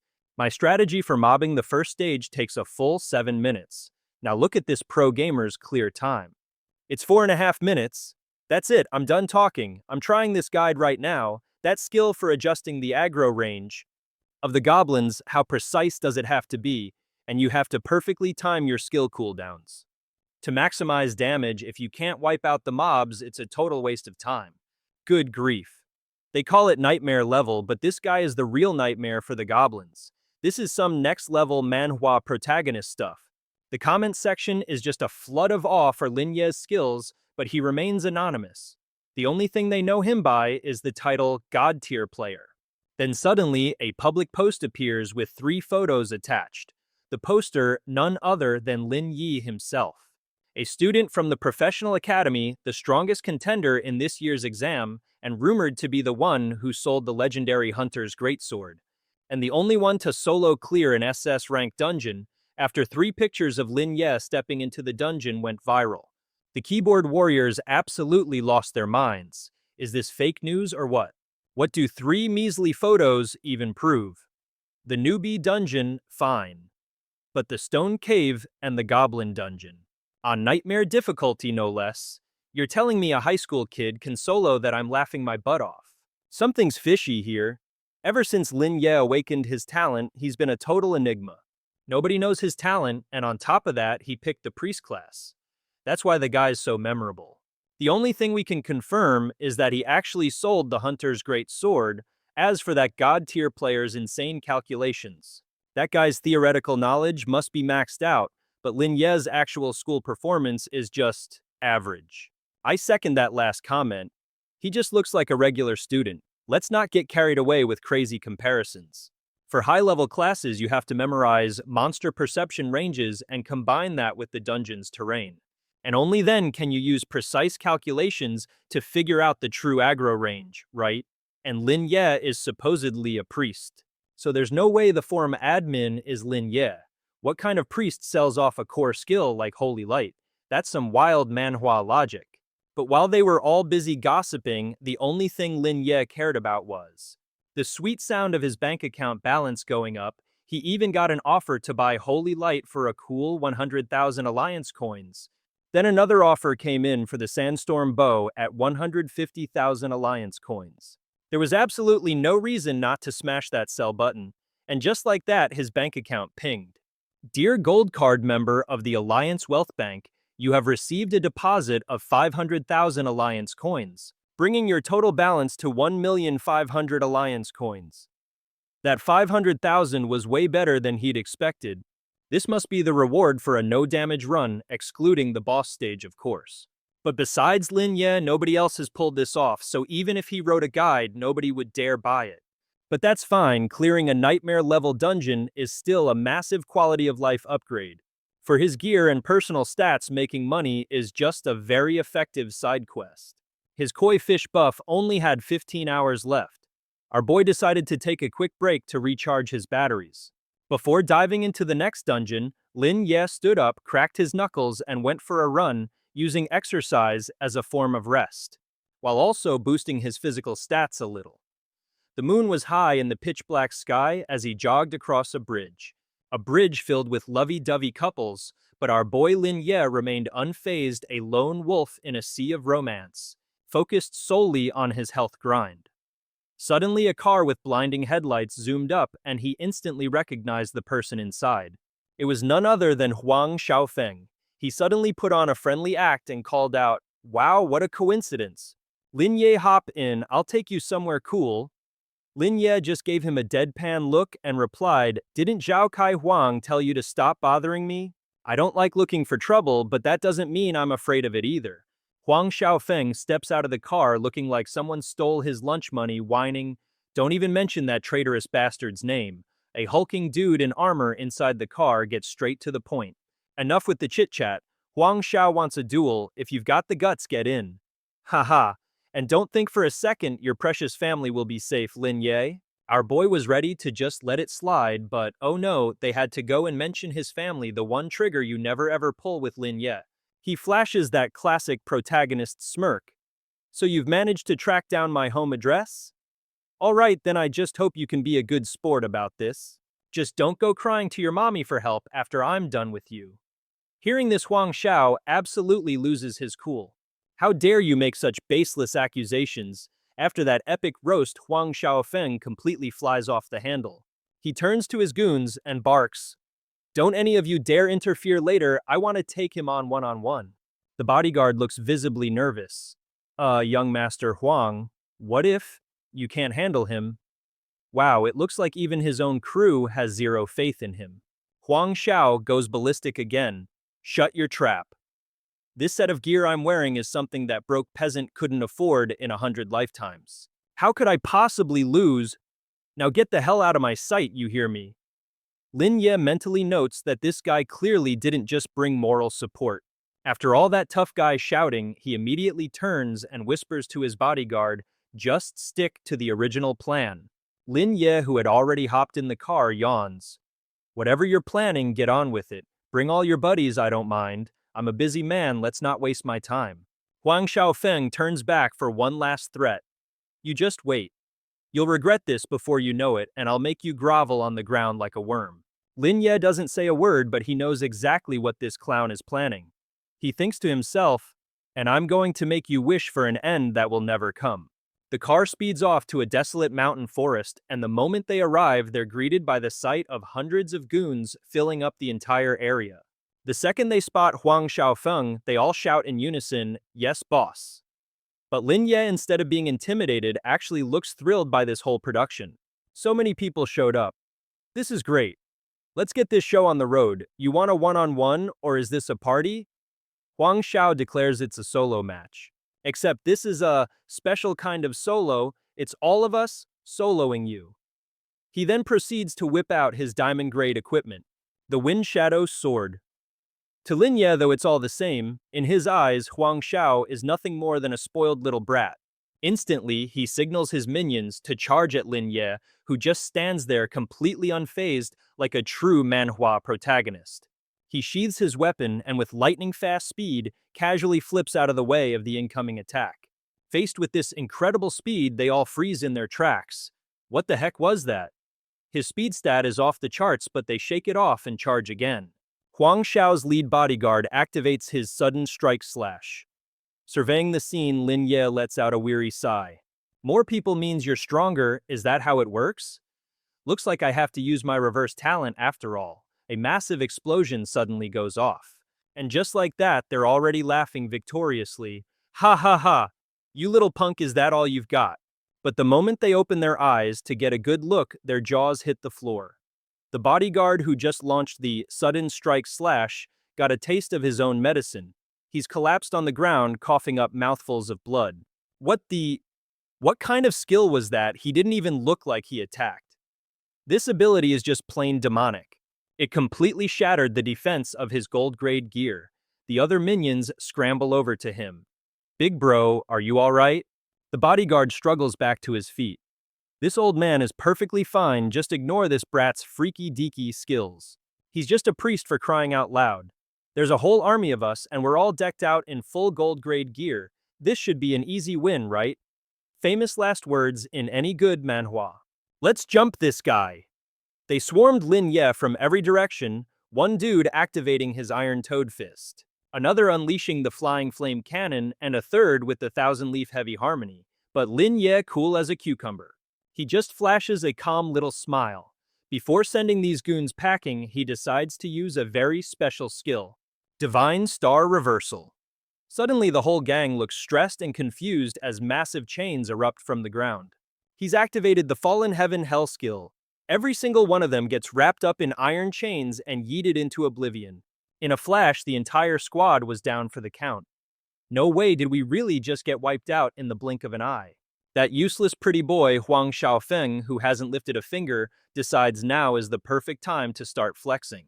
See, relying on money is way better than relying on people. He whips out a full set of gear and starts his monologue, "Behold this masterpiece. Is what I bought at the diamond tier equipment auction for a cool tens of millions. It boosts all my stats by 100 and has no level cap after this grand display of wealth. Only his recently pummeled lackeys are starry-eyed, looking at him with total adoration. That's the top auction house in all of Huaxia. The entry ticket alone is worth hundreds of millions. With that kind of cash, it's no wonder he's the sole heir to the Huang Group. That gear set has to be one of the rarest treasures in the world, no question about it. It's gotta be legendary grade." He arrogantly declares that this time he'll make Lin Ye kneel before him. He sounds so sure of his victory, even smugly assuming that Lin Ye is already trembling in his boots. What a total noob. He casually steps over the bodies of the goons Lin Ye just turned into floor decorations. It's not too late to beg for mercy. Lin Ye can't believe his ears. He points his weapon at the guy, thinking all flash and no substance. No matter how OP your gear is, it can't carry a weak trash player like you. You can't win. Hearing this, Huang Xiaofeng's face twists in rage. Then you can go meet your ancestors. He activates his wind shadow technique and lunges straight at Lin Ye. Our boy instantly uses flash to dodge it perfectly. Meanwhile, the guard below is still reeling in shock. What the no, that can't be right. I don't know what kind of move he pulled. But how could he take down all our brothers in their gold tier gear? This dude's a walking manhwa protagonist. How is his damage output that insane? How in the world did he do that? What's even creepier is that for a split second I had this feeling that this kid isn't human anymore. He's like that thing that appeared during the Demon Tide. Huang Xiaofeng is completely blown away by Lin Ye's insane speed. He's panting just trying to keep up. No way did you dump all your stat points into agility or something. My stats are supposed to be massively boosted by this crazy expensive suit. If I can just land one hit on you, you're definitely toast, Lin Ye playfully taunts him. Well, maybe your base stats are just too pathetic. That's why you can't land a single hit. My turn now, right? First, let's find your weak spot. Lin Ye activates his reversal skill. The power drain is a success, dealing a clean 1000 points of damage. It damages the target's armor, rendering it completely useless, and supercharges all the stats of the diamond-grade equipment. Young Master Huang is still trying to figure out what dimension he's in whining as his precious diamond-grade set crumbles to dust, which sends him into an absolute frenzy. He activates Charging Slash, then the 3-form Army Sweeping Slash, basically throwing every single skill in his arsenal at our boy. Lin Ye just gracefully leaps into the air, clearly toying with him. Young Master Huang is in too much pain to catch up and can only scream, "Stand still and fight me." The next thing he knows, his health bar is plummeting and his entire body is racked with unbearable pain, leaving him squealing like a stuck pig. It hurts so much. What kind of freaky skill did you use on me? Lin Ye doesn't even bother being subtle. That's right, for a useless bum with 0 combat skills like you, even my basic attacks are enough to shred right through your defenses. You might as well surrender now. Just sign this little agreement I've drafted. It clearly states, "Oh dear, Huang Xiaofeng willfully donates his diamond-grade equipment set to his classmate Lin Ye as a token of his sincerest apology and guarantees that he will never repeat his past transgressions." How about it? Hearing this, young Master Huang practically explodes. Screw you in your dreams. Don't even think about it. And just as those words leave his mouth, wouldn't you know it, Lin Ye's skills are off cooldown. So much for his ridiculously expensive defensive gear. It's toast, but young Master Huang is far from ready to admit defeat. He clenches his fists and charges forward recklessly, screaming, "You bastard, you dare threaten me, eat this!" He activates Pegasus Meteor Burst. A massive explosion erupts and he's already smirking, thinking he's landed the winning blow. Ha ha ha ha ha. Hey trash, you still kicking? Just then, Lin Ye strolls out of the smoke cloud, looking completely unfazed, casually casting a healing spell to patch himself up completely. His very bones are regenerating, while poor young Master Huang stands there, his armor completely disintegrated, practically naked in broad daylight. At this point, the coward has nothing left but to pull the "My Daddy" card. "You disgusting freak, Lin Ye, don't you dare touch me. If you lay a finger on me, I'll tell my dad he won't let you get away with this." Lin Ye looks at him with pure disdain. He absolutely despises these useless types who can only hide behind their family's name, and for that he decides to give him another taste of reverse healing and plunder. "Don't worry, your health bar is full again. Let's keep this party going."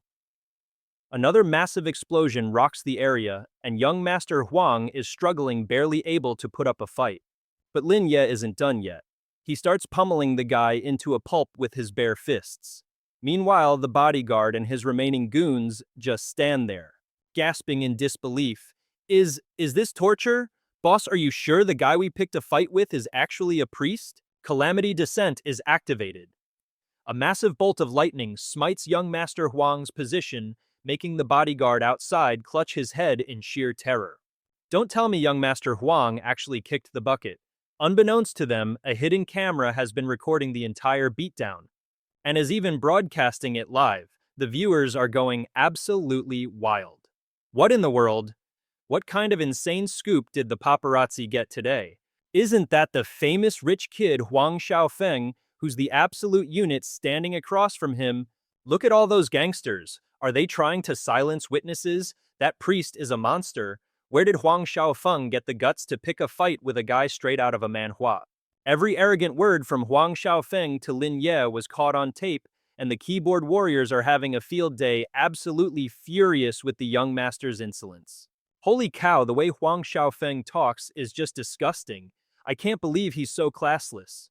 No wonder he was acting so smug, turns out he had a trick up his sleeve. I wonder how many millions that equipment set cost him. Man, I hate this guy. Hot off the press, folks. The arrogant young master who loves throwing his weight around finally picked a fight with the wrong dude. A total badass. This pro gamer flipped the script with some insane moves and absolutely wiped the floor with the young master. Everyone's losing their minds because the one who schooled Huang Xiao was none other than a priest. And get this, he can heal and deal damage. The forums are buzzing about Lin Ye like, what kind of insane talent does this priest even have? He straight up shredded a warrior's unlimited diamond-grade gear. Someone find out who this god-tier player is right now. I want to be his apprentice. Yaoamane. Meanwhile, a few viewers did a double take. Wait a minute, that guy looks exactly like my classmate. You go to Jiangcheng Professional Academy. We might be talking about the same dude. I heard they had some beef a few days back. Apparently Huang Xiaofeng tried to hit on the campus goddess and got shot down hard. Oh yeah, and I remember the guy she was with was a priest. Does that even matter anymore? This clown got his dungeon record smashed by some mysterious pro a couple of days ago, and now this. No wonder Huang Xiaofeng was so salty. The guy must have awakened some top-tier talent. Hey, wasn't there a rumor that the IP address of that god-tier player selling SSS rank gear and skills was traced back to Jiangcheng? Yes, that's the one. Even though this pro set records in 6 different dungeons, they weren't exactly Major League instances. Plus, screenshots of his trades have been floating around.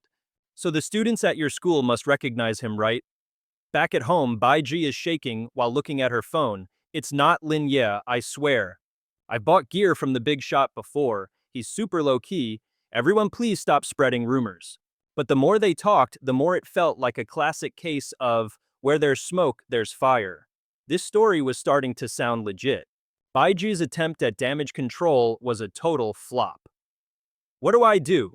The big shot's cover is blown. For sure tons of other skilled players are going to want to team up with him. Now does this mean my days of leeching off his power are over? In that very moment, the Lin Ye fan club was born. The great Lin Ye is invincible. He can heal, he can DPS, he can tank, he restores mana, pulls aggro, he's a support and a carry. He's a one-man army filling 3 roles. It's like a god descended to play this Manhwa game, and just like that, the entire internet turned on Huang Xiaofeng. Guys like Huang Xiaofeng are just the worst. He puts on a nice guy act for the ladies, but he's just a spoiled brat living off his family's name. He even called his goons to jump a fellow student. Someone needs to teach this rich punk a lesson. The Huang Corporation looks down on us common folk, but they messed with the wrong guy, and now it's all coming crashing down. Just look at that smug face of his. He's nothing but a useless bum coasting on his family's cash. And it's not just money, his grandma is the one and only Huang Tianqi, a top executive at the Professional Players Alliance. You just know he's planning to use his connections to waltz right into the alliance. How can the Professional Players Alliance even consider letting scum like him in the internet mob, then proceeded to flame Huang Xiao's entire family tree? Like father, like son, he needs to be kicked out of his position. The Huang Corporation is absolute garbage. They should just go bankrupt and shut down already. The whole company stinks to high heaven. The Professional Players Alliance better give us a good explanation for this whole fiasco. Meanwhile, the Huang Corporation's stock value has completely evaporated, and hackers have launched a massive cyber attack against them. The reason all because the chairman's son decided to bully a classmate. Back at home, Sumu caught the whole live stream, and boy was she furious. That Huang Xiaofeng is a real piece of work. Mom, Dad, we have to put him in his place. The father let out a long sigh. Now Sumu, that's not the way. His mother added, that boy's got a nasty streak. If he keeps acting like a B-list Manhwa villain, karma will smack him down eventually.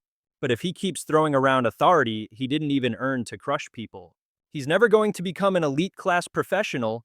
Sumu said, his face etched with concern, worried that getting involved would just turn Xiao Ye into another monster like Huang Xiaofeng. Meanwhile, Sumu's parents had 100% faith in Lin Ye. That boy can handle his own battles, don't you worry. In another corner of this dramatic Manhwa scene, a mysterious white-haired man was still watching their every move of Lin Ye and couldn't help but gush. He hasn't even taken the written test yet, and he's already this incredible. His awakened talent has to be legendary tier or higher, right? Choosing the priest class with that kind of power is like using a bazooka to swat a fly. A once-in-a-century genius like him, straight out of a manhwa, surely he can get a fast pass straight into the professional alliance, no questions asked. What do you all think about getting Lin Ye into the alliance early? There's no way they'd say no. We're all for it 100%. For the sake of global stability, a guy like this needs to be recruited into the alliance as soon as possible. So old Huang, what are you still doing here? Don't you care about your son anymore? A man holding a coffee cup sneered, "Ha ha ha. Honestly, this whole mess isn't a huge deal. In fact, for Minister Huang, you could even call it an opportunity. So why not seize it? After all, Huang Xiaofeng's father is none other than the chairman of the Huang Corporation, and the minister of the Alliance's local branch, Huang Tianqi." The man himself calmly spoke up. "I'm still at the office handling business, and I've already planned out the compensation for young Lin Ye. As a father who has clearly failed, I sincerely apologize for my son's actions. I've sent a representative to the scene on my behalf. Rest assured, everyone, I will handle this matter with the utmost seriousness. So please just wait a moment." Just as Lin Ye was about to deliver another beatdown, a helicopter dramatically descended from the sky. "Lin Ye, please show some mercy. The chairman of the Huang Corporation wishes to speak with you." Meanwhile, the son, who just got his butt handed to him, saw his daddy's reinforcements arrive and immediately got cocky. "My dad's here." "You're so dead now, you loser." But Lin Ye just calmly asked, "What's up? Is the chairman of the Huang Corporation trying to pressure me? If so, he can come down here himself." The man just bowed his head and offered a phone. "No, not at all, sir. The Huang family is prepared to offer compensation for Huang Xiaofeng's behavior. Chairman Huang wishes to apologize to you personally. This sudden turn of events left the recently de-toothed Huang Xiaofeng completely stunned. His jaw hit the floor. What the heck? Why would we ever bow our heads to this broke nobody? Wait, what did you just say? My dad wants to apologize to him. What kind of nonsense are you spouting?" Lin Ye completely ignored his little tantrum and took the phone. A moment later, the face of the Huang Corporation's chairman appeared on the screen. "Hello there, you must be Lin Ye, correct? I apologize for the delay. I am Huang Xiaofeng's father, and everything he has done is a result of my own poor parenting. I am truly sorry for causing you such a massive headache. Of course, a simple verbal apology isn't enough to make up for my son's monumental screw-up. I would like to meet you in person to offer my sincerest apologies, and also compensate you for any lost equipment and items as long as it's within my power to do so. As for Huang Xiaofeng, I hope you can hand him over to me, Zhao Kai Huang promises, and I'll use some good old-fashioned family discipline to set him straight." Lin Ye wasn't looking to make a scene. So seeing this sincere display, he immediately agreed. But oh, our boy wasn't done yet. With a dazzling smile, our protagonist started negotiating the compensation package. "I want 3 sets of unlimited diamond-grade gear. 1 for a priest, 1 for a mage, and 1 for a swordsman. On top of that, I'll take 5 million alliance coins. Can you swing that, old man?" Hearing this, Zhao Kai Huang's jaw hit the floor. Did I just hear what I think I heard? Unlimited diamond-grade gear for 3 different classes. Zhao Kai Huang was sweating bullets, thinking that even the 6 great nations combined would struggle to find such a treasure trove. This is some top-tier manhwa loot. The chairman of the Huang Corporation replied, "Unlimited diamond-grade gear is doable, but if you need 3 sets, you'll have to give me a few days. We don't exactly have them in stock at the moment, but don't you worry, I'll send a special team to grind some dungeons for you." The Alliance is also ready to pitch in with resources and support. As they hauled Huang Xiaofeng onto the helicopter, everyone shot daggers at the useless punk. So infuriating, always having to clean up his messes. Zhao Kai Huang was taken aback when his special glasses suddenly pinged, detecting an electronic device. He immediately walked over to the camera, got right up in its lens, and explained, "Thanks for tuning in, everyone. Chairman Huang has personally come to apologize and negotiate the compensation details. Please tune in to the official Alliance stream tomorrow for more." "Thank you." Lin Ye's heart skipped a beat. He never expected the Alliance to have him on their radar already. He started to worry they'd figured out just how ridiculously overpowered his innate ability was. But wait, there's more. Chairman Huang continued the negotiations. Furthermore, I can grant you access to all the dungeon resources around Zhangcheng, excluding a few of the rare ones for a grand total of 50 dungeons. After all, Zhangcheng isn't my personal playground, there are a lot of factions and deep-seated rivalries here. Lin Ye figured 1 month was plenty of time. This sent Zhao Kai Huang into a second state of shock. 50 dungeons in a single month. Is that even possible for a rookie class holder? With the negotiations seemingly wrapped up, he said, "Bring your teammates tomorrow night. I'll treat you all to dinner." And as for the online chatter before Chairman Huang could even finish his thought, Lin Ye, ever the quick thinker, caught his drift and said he'd clear the air with the other professionals during dinner tomorrow. Chairman Huang, you can even live stream it. This suggestion completely floored the chairman. He couldn't believe the kid was thinking so many steps ahead. Absolutely incredible. This kid's future is brighter than a supernova. He's a bona fide genius straight out of a manhwa. Ending the video call, Lin Ye told Zhao Kai Huang, "Out of respect for your attitude and that of Huang Tianqi, I'll let it slide this time, but remember 3 strikes and you're out." Yes, I understand. The Huang family situation is a little complicated. Extreme circumstances can breed extreme people. Lin Ye feigned disinterest.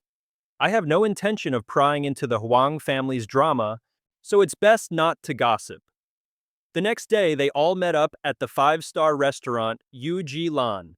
This was the very first restaurant in Zhangcheng to be officially certified as 5-star, and it has always boasted stellar reviews. The chefs were masters from all corners of the world, and the restaurant's claim to fame was its obsessive focus on the customer experience. Whether you came alone or with a party, you were guaranteed your own private room, and these rooms they've got a private service team on standby ready to pop up whenever you call, ensuring you never miss that perfect moment to savor your gourmet meal. And the best part, it doesn't matter who you are, even if you can only afford the cheapest item on the menu, like the golden egg fried rice. You still get the full top-tier VIP treatment, but Sumu, ever the cautious one, was still feeling a bit antsy and had to give Lin Ye a little warning. Look, even though Huang Tianqi himself groveled on the livestream, you've got to watch your back at this dinner party. But Lin Ye, our mind-reading protagonist, already knew the score. Huang Tianqi's big formal apology was just a classic move because he saw Lin Ye's insane potential. The guy just wanted to get on his good side early. The moment Lin Ye arrived, he was whisked away to a private room where Huang Tianqi was practically bouncing off the walls with enthusiasm. "You must be the famous Sumu and Bai Zhi. Please have a seat. To all 3 of you, allow me to offer my sincerest apologies. My son's atrocious behavior towards you is all my fault. Clearly, I failed in teaching him basic human decency. And that's why he pulled that malicious stunt." Sumu and Bai Zhi were completely floored. This was the exact opposite of what they were expecting. There was no power play, no arrogance. The man was friendly, humble, and surprisingly reasonable. This was Huang Xiaofeng's dad. The top dog of Zhangcheng City was this guy. Well, they say a loving parent will do anything for their kid's future, and the chairman of the mighty Huang Corporation was not afraid to eat some humble pie for his son. Seeing this, Lin Ye decided to be gracious and accept Chairman Huang's sincerity. "I get it. As long as Huang Xiaofeng learns his lesson, I'm willing to let bygones be bygones." And with a handshake, the beef was officially squashed. "Boss, the goods have arrived. Should I bring them out for a little show and tell?" "Yep.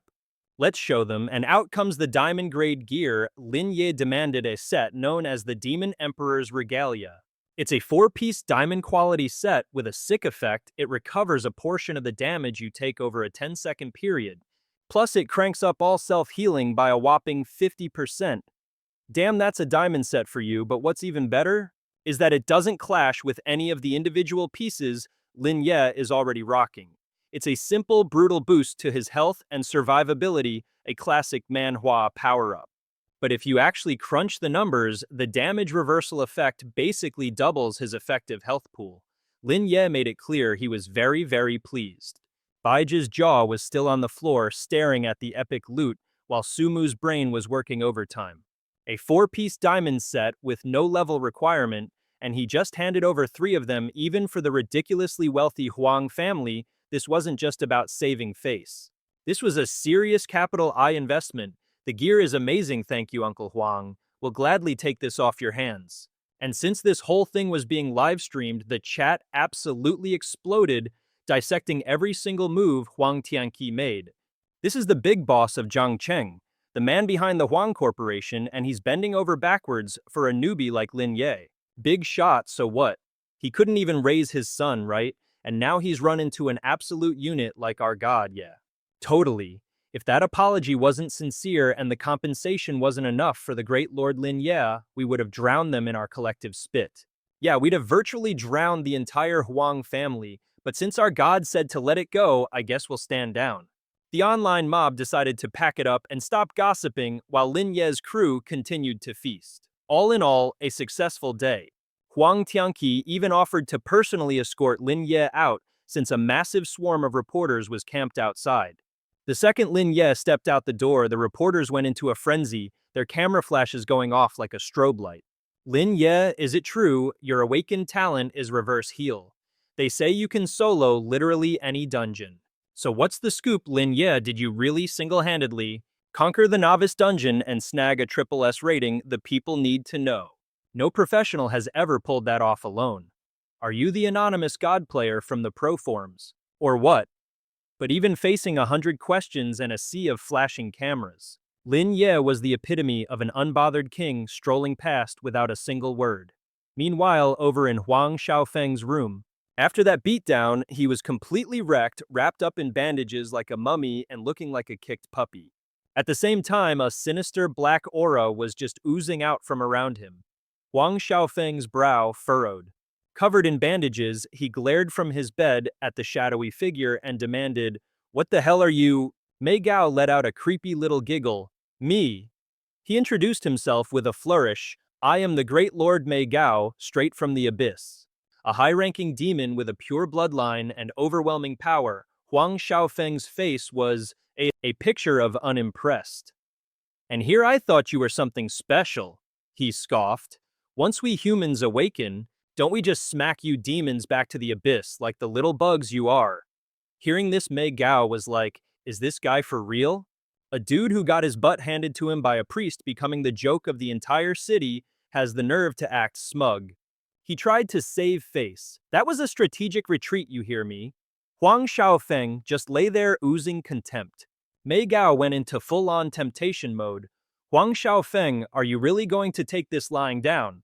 Those ignorant fools are laughing at you. Your so-called friends and family abandoned you to go suck up to the very guy who humiliated you like a bunch of lackeys. So how about a little deal with me? Right now I can grant you power. Beyond compare, yet you can grind those who shamed you into the dust. You can finally show your father that you're the son he should have been proud of." Huang Xiaofeng just chucked a pillow straight at Mei Gao's face and yelled, "Get lost."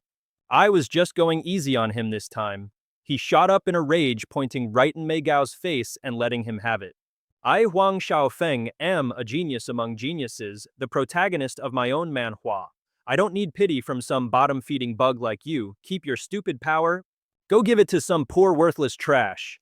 Mei Gao was just standing there buffering with confusion. He thought to himself, can I just vaporize this moron right now? Patience, patience, it's all for the quarterly performance review. Mei Gao started to leave, but not before dropping one last line. Well, whenever you change your mind, just say the name Mei Gao, and I'll pop right up to grant you the magnificent power of the abyss, leading you down the path of the wicked, where you'll fear nothing and no one. Scene changed to the secret dungeon, the Land of Skeletons, recommended level 6 to 10. Difficulty Nightmare. A massive portal materializes, and Lin Ye casually asks Bai Zhi, "How many charges does your awakened talent have left for the week?" A system window pops up. Land of Skeletons, a desolate wasteland cloaked in death, teeming with a massive army of skeletons. Your entry will awaken them, and they'll see you as a tasty snack. Bai Zhi holds up a finger and replies, "Just one. She mentioned you already did 2 dungeon runs before, so you've used up one of your chances." Lin Ye sighed and said, in that case, let's not be hasty. We should save it for better resources down the line." He began to analyze the situation. Even though this is a nightmare-level resource dungeon, we're already decked out in diamond-grade gear. The best platinum-grade drops from this place won't really do much for us. The Huang family promised us better dungeon resources this week. They're even going to open up a super tough annihilation level dungeon for us. Right now, we just need a decent transitional weapon. Even if we don't unbox anything amazing, we can still sell the drops for a high price. Lin Ye explained to the two girls. So for this dungeon run, we have three main objectives. First, free attribute points. Second, unlocking a platinum tier weapon. And third, creating an SSS rank skill for nightmare mode. Now watch me closely consider this a live tutorial. Su Mu winked cheerfully. Got it. I won't lift a finger until you're on the brink of failure. The trio ventured into the land of skeletal remains, a place that was every bit as gloomy and eerie as its name suggests. The system began to explain. The difficulty of this dungeon is so infamous among players and students alike that they call it Bone Broth Stew. Achieving an SSS rank requires 4 conditions.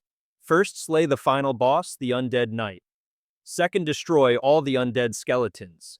Third, you can't use the Holy Sword, the dungeon's unique weapon meant to suppress all the undead in the land of skeletons, and fourth, before clearing the dungeon, you must ensure the Holy Sword's health remains at 60% or higher.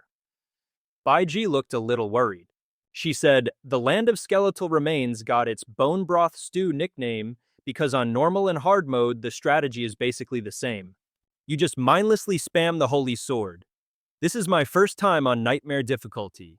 Su Mu held up 3 fingers and asked Bai Zhi, if a cheat item that gives you a 300% damage advantage existed in Nightmare mode, could you even call it a nightmare?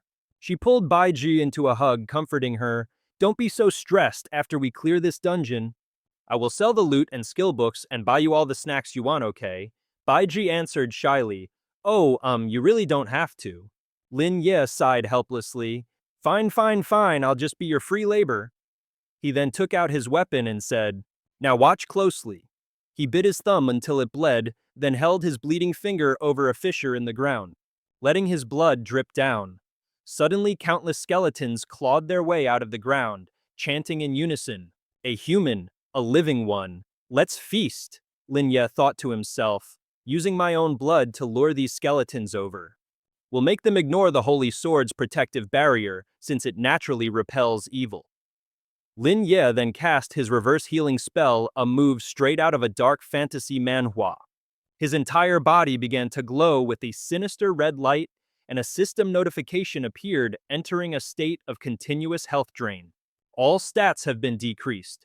Lin Ye coughed up blood as the skeletons charged at him in a frenzy. Su Mu quickly pulled Bai Zhi back and said, we need to fall back. She then tossed a blue pill over to Lin Ye, who snatched it out of the air. The blue pill was a painkiller designed to drastically reduce the sensation of pain when the body is injured. But it had 0 healing properties and couldn't actually mend any wounds. Lin Ye, having caught the pill, immediately tossed it into his mouth and swallowed. As Lin Ye started running, his health bar showed. His health was below 25%. Lin Ye glanced back, thinking to himself, my prediction was right on the money. Turns out these undead skeletons' thirst for fresh blood is even stronger than their beef with the Holy Sword. Bai Zhi frets. Shouldn't we go help him? But Su Mu just scoffs. Relax, we should have total faith in him. Right? We're talking about Lin Ye here. Lin Ye casually slices his own arm, dropping his HP to a nail-biting low of under 10%. The system pings. Approaching the border of the Land of Skeletons instance dungeon. Lin Ye grins to himself. It's showtime. He then pops a divine healing artifact, and just like that, his health shoots back up, leaving the skeletons completely baffled. The bony boys trip over themselves trying to escape. Lin Ye raises his staff, smirking. Too late to lose your appetite now, fellas. He unleashes the Reverse All-Stars skill. Lin Ye's eyes blaze with power as he casts Fall to Heaven and Hell. In a single epic move, Lin Ye wipes out the entire skeleton crew. The system chimes in, all undead skeletons' HP has dropped to 0. Suddenly, the ground trembles violently. Right where Lin Ye is standing, a secret passage opens up, leading deep into the earth. Su Mu and Bai Zhi are totally gobsmacked. Lin Ye just furrows his brow as a booming voice echoes from the cave.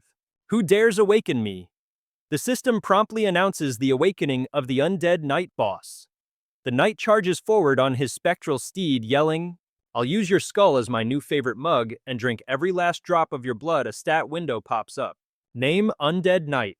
Level 9. Stats Strength 11, Constitution 15, Intelligence 20, Spirit 15, Agility 14, Quality Platinum. Skills, Resentful Fire. Undead's Wrath and Nether Abyss. The Undead Knight unleashes Resentful Fire, but Lin Ye counters, shouting, Reverse Healing Plunder. As soon as the words leave his mouth, Lin Ye slams his staff down. The attack explodes outwards, smacking the Undead Knight and shaving off 500 HP. Lin Ye scoffs, too easy. A bolt of crimson lightning crashes down from the heavens, reverse divine calamity therapy.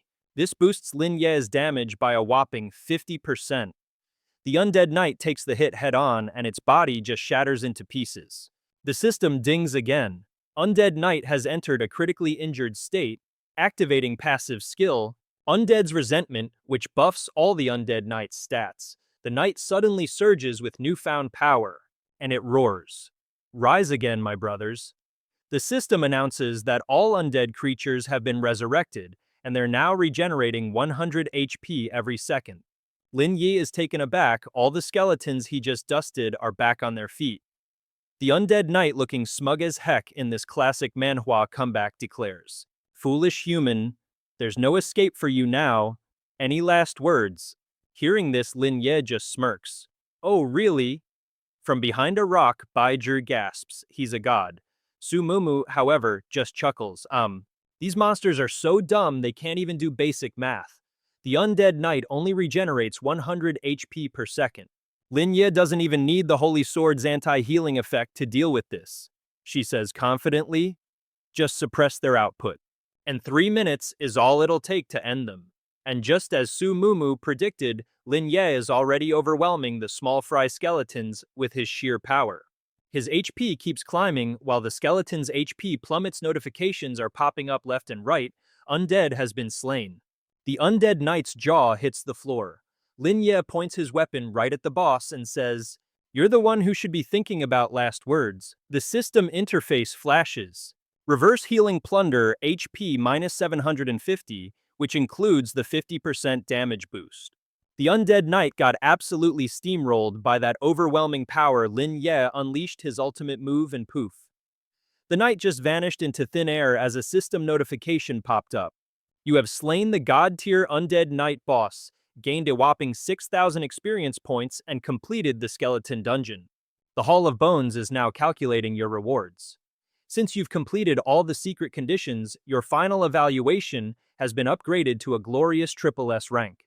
You've received 1 gold treasure chest and 1 platinum treasure chest. A brilliant golden light then envelops Lin Ye. Ding, you have leveled up to level 8. Lin Ye's status window appears. Name Lin Ye, class priest, level 8. All his stats, energy, constitution, intelligence, spirit, and agility get a nice boost. And what's this? The 4-piece Demon Emperor set bonus has been activated.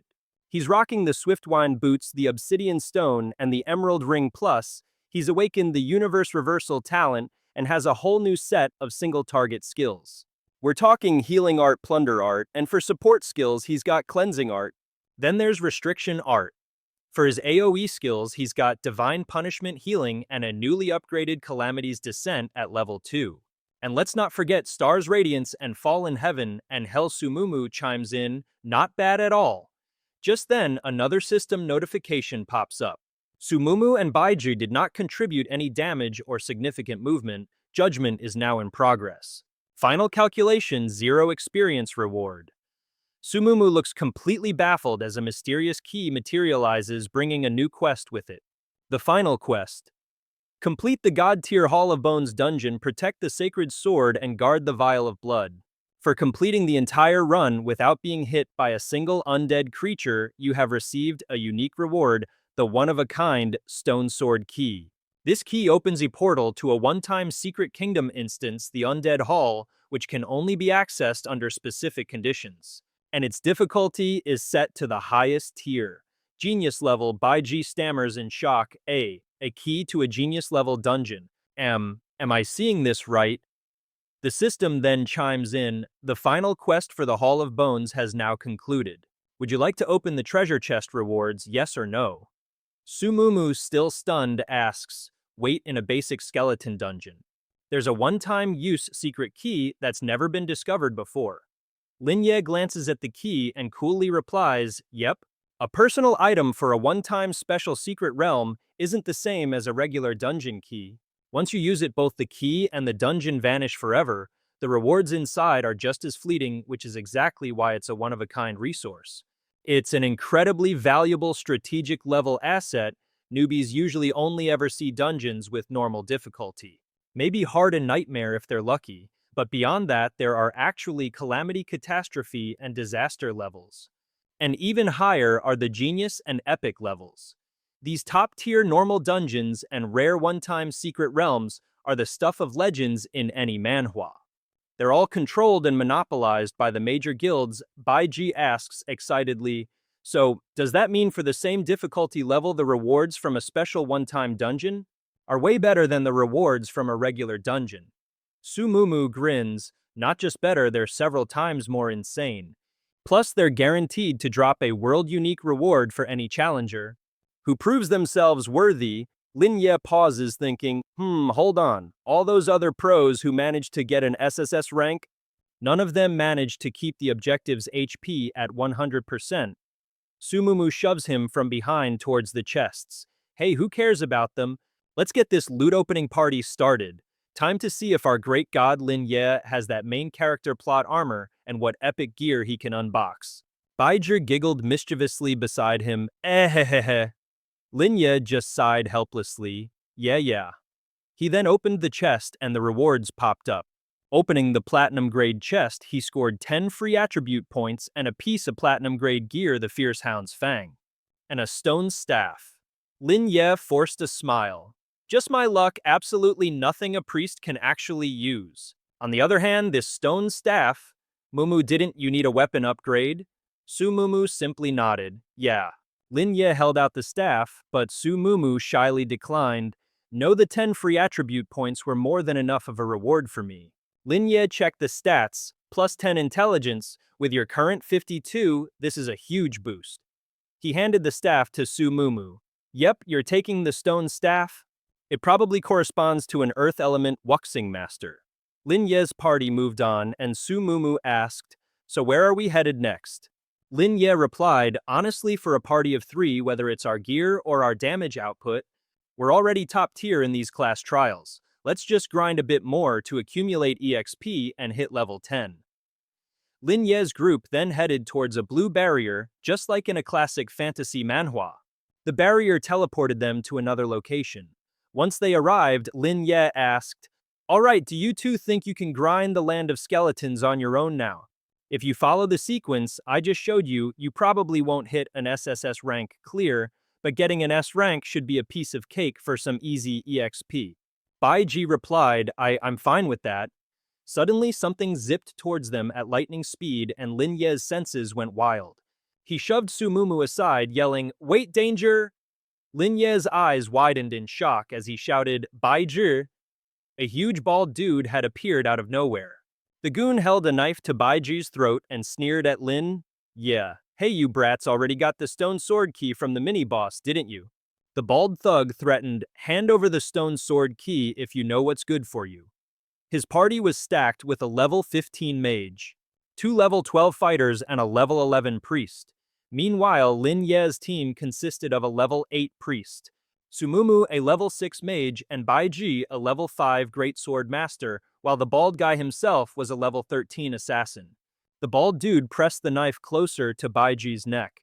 Or else your little party is gonna... But Bai Zhi activated her power, shouting, like hell. She swung her sword, shattering the thug's weapon, and yelled, on what grounds should we just hand it over to you? The enemy mage flashed a wicked grin, his spell already cast. He blasted Bai Zhi, and though she managed to block with her sword, the impact sent her collapsing to the ground. The bald guy stomped on Bai Zhi while his teammate healed him. The mage sauntered over and said, not bad, you've got some skills. What a pity. Lin Ye growled, his voice dangerously low. Let her go if you don't want to die. But Bai Zhi was already being scorched by the mage's flames. She cried out, clutching herself in pain. The mage just laughed. Now, old man, don't be so rough. I actually have a soft spot for the strong ones. In a flash, Lin Ye launched an attack. The mage could only gasp in surprise, "What?" before a massive explosion erupted. Dust and smoke filled the air as the mage's scream echoed, "Holy crap!" The bald leader roared, "Hey, what the hell are you guys doing? Weren't you supposed to stop him?" The mage wiped blood from his face as Lin Ye completely neutralized one of their members. The guy convulsed in pain, sputtering, You're not even level 10. How is this possible?" Meanwhile, Sumumu used her life-scornful tears skill to suppress another enemy. Lin Ye's voice was ice. "Piss off, who gave you the guts to try and rob us?" The mage burst out laughing. "Ha ha ha! You can regret today's arrogance when you're rotting in hell." He began casting a spell on the bald guy. Number 2, leave no one alive. The thug's body began to glow, his power surging. Unleashing a deathly spell, the mage barked out an order, "Get the pretty boy first, the 2 girls are just background noise." Sumumu was completely floored. Does this guy seriously not give a single damn about his own teammates' lives? Lin Ye's brow furrowed. "Mumu, Bai Zhi, get back, these guys reek of the demonic tide." Lin Ye mused internally, "They're all fallen ones. They willingly cut a deal with abyss demons, tossing aside their natural-born talents. In return, they got abyssal power many times stronger than themselves, buried their humanity, and became enemies of mankind." Lin Ye raised his staff and bellowed, "Divine Artifact, Reverse Therapy, Calamity Descent." 3 fireballs rocketed toward Lin Ye, erupting in a massive explosion. The mage cackled with glee. "Ha ha ha. What a total loser, couldn't even get a single skill off." He then called out, "Number 2. Their gear looks pretty sweet. Strip them of everything." Through the smoke, the silhouette of the bald goon emerged. Completely unscathed, Lin Ye casually snapped the guy's arm. The mage's jaw hit the floor. What? He screamed at his minion, "You idiot, heal him." The lackey stammered, "B-boss, wasn't he just instantly vaporized a second ago?" The mage's mind reeled in disbelief. How is that possible? A priest under level 10 dealing that kind of damage unless he also made a pact with the abyss demons. Wait, no, a DPS priest? He stared at Lin Ye and a horrifying realization dawned on him. It's that Lin Ye. This guy is no ordinary professional, he's like a walking Manhwa cheat code. No, he's not even human. The mage turned tail and bolted for his life. Run, seeing this? Lin Ye just smirked. Trying to run. Once we're acquainted, I don't let my friends leave. Lin Ye activated Pig Spirit Wine Super Soul Reversal. It shot after the fleeing goons. They screamed in terror. No, Lin Ye delivered the coup de grace, fall to hell. The entire squad took the full force of the attack, and just like that, Lin Ye sent them on a one-way trip to meet their ancestors. As the dust settled, Lin Ye thought to himself, with the damage boost on all my skills, I can probably one-shot a nightmare-level boss now. Fighting professionals 5 levels above me. Their health bars will just evaporate. They were dead the moment they picked a fight. Su Mu clutched her weapon, saying, "If we hadn't struck first, we would have been the ones on the ground." Bai Zhi asked nervously, "Should we do something about the bodies? What if their guild comes looking for us?" Lin Ye calmly replied, "No need to rush. No self-respecting guild or faction would ever publicly claim these fallen ones." Lin Ye recalled the news about the wanted fallen one who had escaped prison. He started looting the mage's inventory. And if they're not part of an official group, they'll just form their own little gang and won't care about a few dead grunts. He found some random platinum and gold tier gear, but the stats were locked. Lin Ye then noticed a symbol on the dead mage's hand. He sighed in disappointment. Only fallen ones can use this stuff. What a waste. But then a flash of light, Lin Ye's eyes lit up. Jackpot.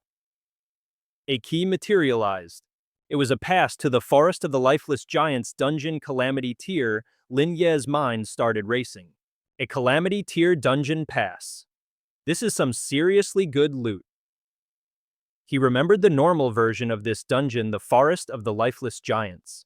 In fact, even the Nightmare difficulty version has been the ultimate test for professionals for years. Not a single raid party has ever managed to clear it.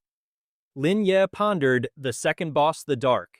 Dark Night has become the stuff of nightmares for every student, a massive roadblock on the path to becoming a pro that all the top-tier players form elite teams to challenge. But for the Calamity tier forest of the lifeless giants, the goal isn't just about getting better gear. The real flex is snagging the first clear loot without a single scratch. A genius-level key to the Forgotten Lair dungeon. Lin Ye clutched the key thinking, but that's a problem for future me. Sumumu recognized the place as the Forest of the Lost Giants and asked excitedly, "Can we go now?" Lin Ye replied, "We'll dive right in after Bai Zhi's talent cooldown ends." He pictured the scene of thousands of crimson eyes surrounding his team and warned our goal isn't just to hit level 10 in this dungeon. We also need to snag the entry pass for the Forgotten Lair. Sumumu glanced at the guy on the ground and said, "So what do we do with these fallen ones? Burning or chopping them up will leave traces. Should we bury them?" She turned and sighed. Man, if only we had a summoner on the team, they could just feed the bodies to their summons. Bai Zhi actually pondered Sumumu's morbid suggestion. Lin Ye was speechless. Hey you two. Lin Ye hoisted two of the fallen ones onto his shoulders and said, "How about we just toss them into the dungeon and let them despawn?" As the dungeon's cooldown timer ended, Sumumu replied, "Brilliant idea. I never knew a dungeon could be used as a high-tech garbage disposal." As she spoke, she and Bai Zhi helped carry the rest of the bodies. They yeeted all the fallen ones into the dungeon portal. Lin Ye checked the system screen which showed the koi fish talisman was on cooldown and said, "All right, let's head back and prep. A little work-life balance, you know. We'll wait for Bai Zhi's koi fish cooldown to finish. And then we'll dive straight into the Forest of the Lost Giants." Sumumu and Bai Zhi agreed in unison one day later at a fancy restaurant in Zhang City. Lin Ye's crew was chatting while they ate. With all this grinding for the exams, I don't think we've had a proper feast like this since we awakened our talents. We've never really kicked back and enjoyed a big meal. Lin Ye said, "Don't worry about it. The alliance coins we raked in today are more than enough." Bai Zhi had a blissful look on her face, happily munching on dessert. Lin Ye continued, "When we have free time, we can come here more often." Sumumu replied, "Yeah, okay." She said a bit shyly, "Honestly, it's probably better to save the money for gear. I'm not a kid, you know. We don't need to spend so much on fancy meals." Bai Zhi chimed in, "Big boss, I can actually chip in." "Wait, no. How about I pay for it?" Lin Ye chuckled and replied, "Next time our little squad isn't short on cash." Suddenly, a male waiter approached their table. "Excuse me, sir. Your bill has already been paid for by that gentleman over there." Lin Ye was like, "Huh?" He looked over at the man at the next table, wondering who on earth he was. Was this a new character introduction in his life's Manhwa? The white-haired man was none other than an official from the professional alliance Shangguan Yan. And the sect master of the Lingyun sect, he introduced himself, "Hello everyone, I am Shangguan Yan." An official of the professional alliance and also the sect master of the Lingyun sect, Lin Ye shook Shangguan Yan's hand and said, "A pleasure, I'm Lin Ye, a student from Zhang City's #1 professional academy. These are my teammates Sumumu and Bai Zhi." Shangguan Yan replied, "I know I've come to invite you to join the Lingyun sect.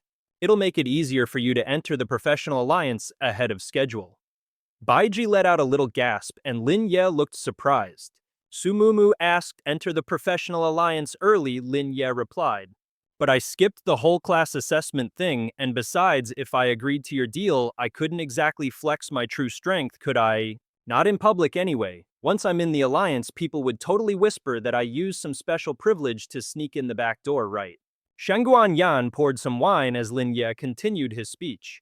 "So, yeah, I'm gonna have to pass on your offer, and frankly, I have zero plans to join any sect whatsoever." They clinked glasses, and Shangguan Yan sighed with a hint of disappointment. "I honestly never thought you'd turn me down. But I get it, the strong always march to the beat of their own drum." Shangguan Yan took a sip of wine and said, "No worries. I just hope to see you join the alliance soon enough." He flashed a corporate-level smile and added, "If you ever need anything, you can hit me up anytime." That's an official alliance offer. By the way, we love to pamper our talents. And personally, I'll be waiting for the day you finally join us. I want to have a proper all-out spar with you." Lin Ye just grinned and replied, "You got it." But in his head, he was thinking, the Lingyun sect, huh? This guy's actually pretty interesting.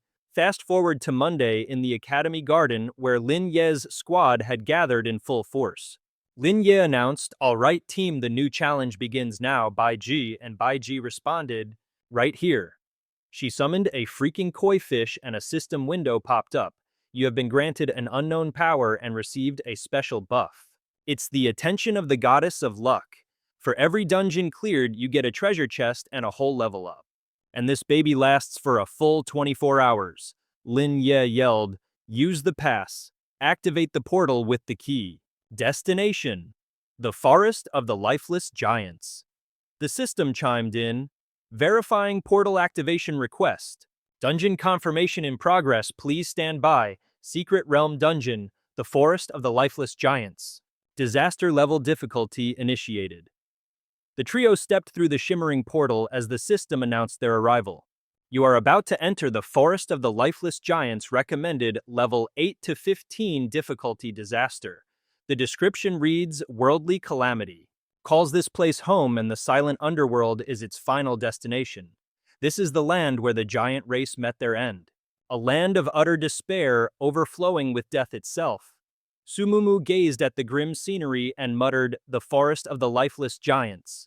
I heard this place is a fragment that broke off from some massive secret realm. Even though you can enter at level 8, it has a disaster grade, clear difficulty that leaves other dungeons in the dust." Just then a giant hand burst from the ground. The monster let out a roar and Sumumu gasped, "It's here." A system window popped up with the deets, name Ghost Soldier of the Lost Kingdom, level 8, strength 15. Constitution 15, intelligence 11, spirit 12, agility 11 with a gold tier potential. Its skills, horizontal/charge, jump slash, and straight thrust. Sumumu shouted, "Lin Ye, leave these two grunts to us for now." She then unleashed her Release of Tears skill. Sumumu and Bai Zhi launched their attack. The system announced HP minus 200, HP minus 600, 2-3. Sumumu noticed something was off. My attack? And over here, Bai Zhi realized it too. It's really doubled. The two monsters' health bars started draining like crazy. Lin Ye snapped his fingers, casting Heal and Clarity. He then warned the girls, watch out for their horizontal slash and charge combo. Duck and roll. As Lin Ye watched the girls fight, he thought to himself, looks like that new gear is working wonders. Sumumu and Bai Zhi's attack power now easily surpasses most students at their level. Bai Zhi flipped through the air like a pro from a martial arts manhwa, while Sumumu deftly dodged the monster's clumsy strikes. Sumumu then unleashed a poison bubble as Bai Zhi simultaneously struck with a scorching slash. The two of them teamed up to clear out some mobs when suddenly the entire forest began to tremble. A sinister aura started seeping out from the depths of the woods. Sumumu nervously asked what was going on. Bai Zhi yelled a warning for everyone to be careful.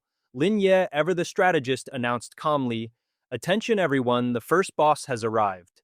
A hulking armored monster appeared. It was level 13, with stats of 27 strength, 22 constitution, 15 intelligence, 18 spirit, and 24 agility, a platinum-grade threat. Its skills were Knight's Charge, Spear of Light, Protect Lion's Barrier, and Holy Light. Lin Ye immediately countered with his Reverse All Gods skill. And Hell's Fallen Wine. Sumumu wondered aloud, is it dead already? Lin Ye frowned and replied, no, not yet. Focus on the bleeding wound to stack more bleed damage.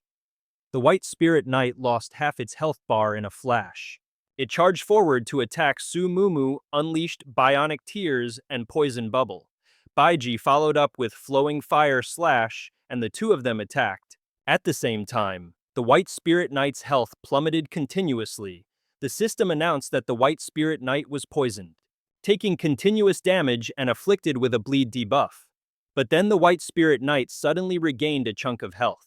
The system displayed the Holy Light Knight skill, restoring 2,000 health points and greatly increasing all of its stats. It also used Knight's Protect, increasing its physical and magical defense by 40%. A shocked Sumumu exclaimed, is this a fixed skill for the White Spirit Knight? It enters this invincible state once it's down to a quarter of its health? Bai Zhi said breathlessly, the first boss is already this challenging. Lin Ye used Purify on Sumumu and said, this was the knight's unique skill before it became an undead. I'll go and draw its aggro. You two be careful not to draw its hatred. Lin Ye then shouted to attract the monster, "Come at me, white spirit knight." He thought to himself, this position is hard to hide in, but the line of sight is clear and the distance is just right. If it were a professional knight, it would definitely use a ranged attack like throwing its spear. Just as Lin Ye predicted, the white spirit knight prepared to throw its spear. The system displayed the skill. Knight's Lion Barrier, adding a protective shield to itself that blocks 300 physical damage and 300 magical damage. The White Spirit Knight then used the Knight's Flying Spear of Light skill, sending the spear flying straight at Lin Ye. However, he was completely unharmed, having used Reverse Heaven and Earth, which restored 1,500 of his health. His attack power, defense power, and movement speed all skyrocketed. This is some top-tier Manhwa protagonist power-up. The White Spirit Knight was stunned. Lin Ye slashed through its body while simultaneously using Reverse Heal and Plunder. He wondered to himself, the ranged attack failed, so what will it do next? I'm guessing it'll use a charge-type skill, retrieve its weapon, and switch to melee combat. The White Spirit Knight began to condense its spiritual power and used the Knight's Charge skill. Lin Ye used the Flash Item skill and the two clashed head-on. Lin Ye executed Reverse Purify and Forbidden Gloom. The system announced that after equipping the Toadstone, all attributes increase by 20 points and you gain the active skill Flash, which allows you to teleport 10 meters in a designated direction. Lin Ye smiled smugly. "Heh, too bad you've walked right into my plan." The White Spirit Knight froze in place. Lin Ye unleashed a flurry of attacks, causing the White Spirit Knight's health to drop dramatically. Lin Ye thought to himself, perfect timing. After it was baited into using its Divine Light skill from a distance, it's running on fumes and can only come at us with its bare hands. What a waste of its explosive attack speed. The system dings. Health value has reached its limit. Health value has reached its limit. The White Spirit Knight's Divine Light skill ends. Its Protection skill ends. The Lion's Barrier skill ends. The White Spirit Knight tries to bolt, but Su Mumu whips out a ridiculously huge chain to lock it down. She taunts, trying to run. Now a little too late for that, Lin Ye dashes in saying, right on time, the cooldown's over. He activates Divine Artifact Reversal. Hand of Calamity descends. A devastatingly powerful blow rains down, reversing the stars, a spell of Hell's descent. System notification. White Spirit Knight defeated. Received 6,800 experience points. Lin Ye levels up to 9. Su Mumu levels up to 7 and Bai Zhi hits level 6. Bai Zhi exclaims, no wonder this is a disaster level dungeon. The very first boss was already that insane. Su Mumu glances at Lin Ye, thinking to herself, if it weren't for Lin Ye's skill that grants us damage immunity. With our current abilities, we'd have a tough time clearing this even with a full set of diamond-grade gear. Lin Ye speaks up. The second boss, according to the strategy guides, should be on the adjacent mountain, reachable via a signpost. He thinks to himself, but it's weird, why didn't I see any signpost when we came in? Suddenly something wraps tightly around the three of them. Lin Ye realizes, so that's how it is. This must be the special teleportation method for a disaster-level dungeon. Everyone plummets into a deep pit, and Lin Ye reminds the two girls, remember to roll when you land. Otherwise, the dungeon will register it as fall damage. Lin Ye uses his power to create an air cushion to catch the two girls. He looks around and says, so are we finally about to meet the legendary Uncle Master? Out of nowhere, someone attacks Lin Ye. Moonlight Pierce. He shouts, watch out. Su Mumu screams. Lin Ye. Bai Zhi gasps, big shot. The system displays the name Dark Curse Knight level 15. Strength 40, Constitution, Intelligence, and Spirit 50, Agility 44, Diamond Grade, Skills Rising Dragon, / Moonlight Pierce, triple / Moonlight Sword, Chi Release Dark Curse and Cursed Enchantment, Special Introduction. An unknown mysterious being that has appeared here for some unknown reason. Lin Ye gets impaled by the Dark Cursed Knight's spear. He says, Uncle Master, I've heard so much about you. Lin Ye breaks into a cold sweat. No wonder this boss has a ceiling-breaking combat power. It can attack players directly without even needing to fully materialize. This is some next-level Manhwa villain stuff. Should I use Reversing Heaven and Earth? But if I fail to dodge its attack, wouldn't that be a total catastrophe? The Dark Curse Knight yanks its spear from Lin Ye's body. System notification, cursed enchantment upon entering a combat state. You will automatically enchant your own weapon. The enchanted weapon will deal magic damage on hit and release a dark curse. All of your own attributes are greatly increased. The Dark Curse Knight swings its sword, unleashing the Moonlight Sword Shadow. It's unavoidable A-targeted attack that affects high HP classes and strikes the weaker members in the back. Lin Ye exclaims so fast, then he shouts, "Mumu Bai Zhi, don't bother dodging." Just take the hit head-on. Bai Zhi charges forward, confronting the Dark Curse Knight directly. The sword auras collide with a massive bang, sending Bai Zhi flying. She thinks to herself, "Holy cow, this guy is strong. It feels like my entire arm just shattered into a million pieces." Sumumu rushes to her side, screaming Bai Zhi's name. Sumumu's health drops by 465 points. And Bai Zhi's health plummets by 497. Sumumu glares at the Darkcaster Knight, thinking that was his Moonlight Sword aura. And that's not even Zhu Laoxi's ultimate move. The Darkcaster Knight's ominous aura begins to gather again as Sumumu holds the injured Bai Zhi and thinks, "This is just the collateral damage from their auras clashing. Good thing I stocked up on health potions like a true gamer. We can't afford to have Lin Ye switch back to his basic priest skills to heal us right now." Meanwhile, Lin Ye unleashes a ridiculously named skill, All Stars Fall to Hell, to handle the beast, followed by his divine artifact therapy. Calamity descends. A colossal force smashes down from the heavens, but he's not done yet. Lin Ye also casts Healing Art and Power Siphon. The Darkcaster Knight's health bar finally takes a hit. Sumumu's eyes go wide with shock after 3 of Lin Ye's insane ultimate moves. He only managed to shave off a third of Zhu Laoxi's health, but our gear is top tier, straight out of a high-rank Manhwa. Wasting no time, Sumumu unleashes a combo of her own, the Wood-type skill Poison Cannon and the Ice-type skill Ice Lance. The Darkcaster Knight is frozen solid and gets peppered with attacks, but what the heck? Its health bar barely even budged. Lin Ye, already on the move, thinks here we go again. He leaps high into the air and brings his sword down with a mighty slash. But the Darkcaster Knight counters with a Rising Dragon / Lin. Ye loses 157 health points. It follows up with a 3-hit combo, regenerating its own health in the process.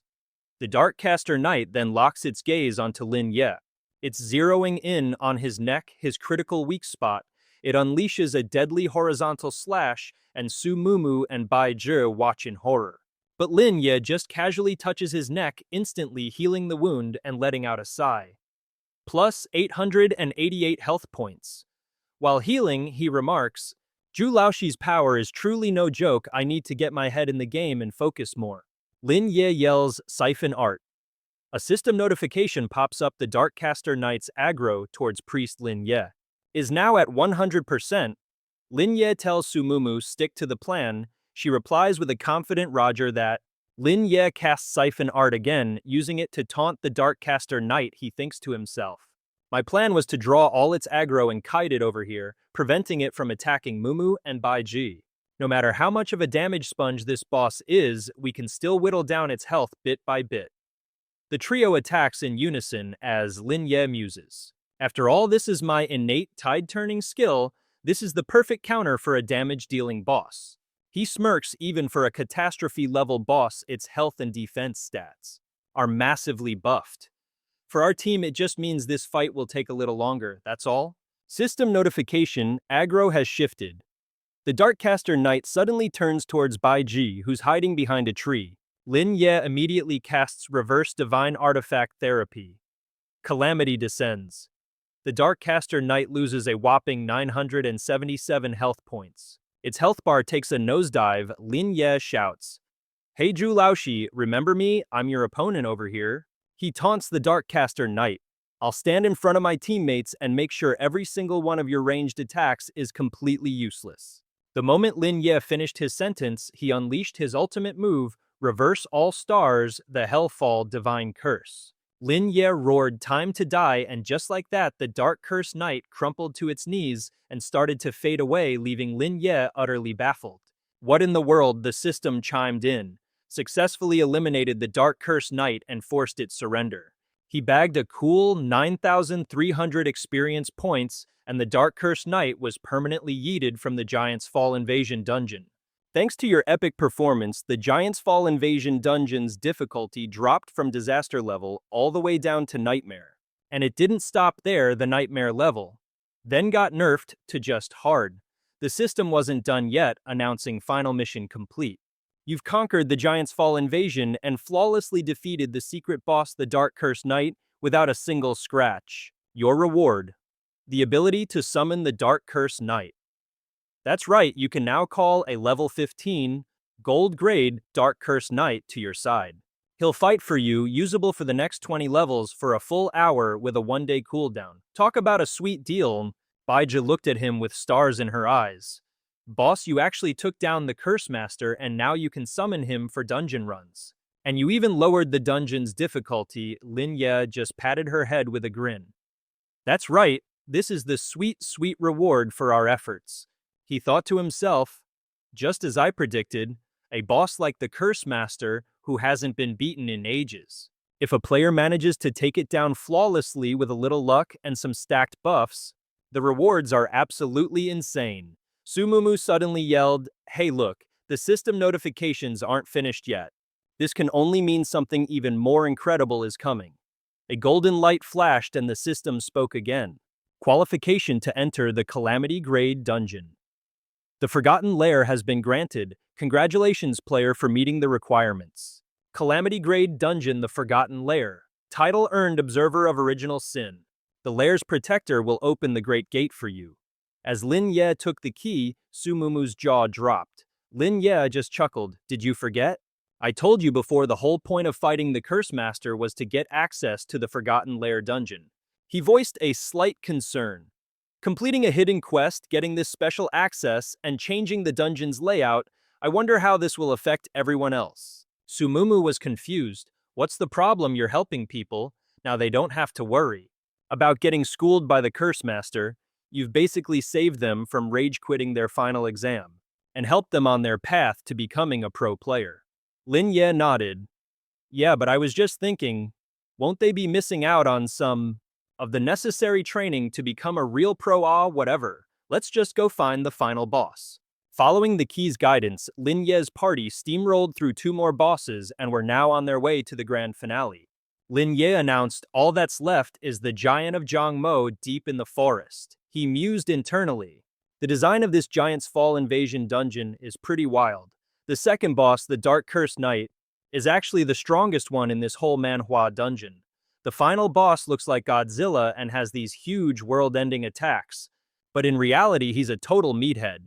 The system displayed its stats: named Giant of Zhangmo level 15, Strength 25, Constitution 30, Intelligence 10, Spirit 15, Speed 14, Quality Gold, Skills, Giant Barrage and Giant Iron Fist.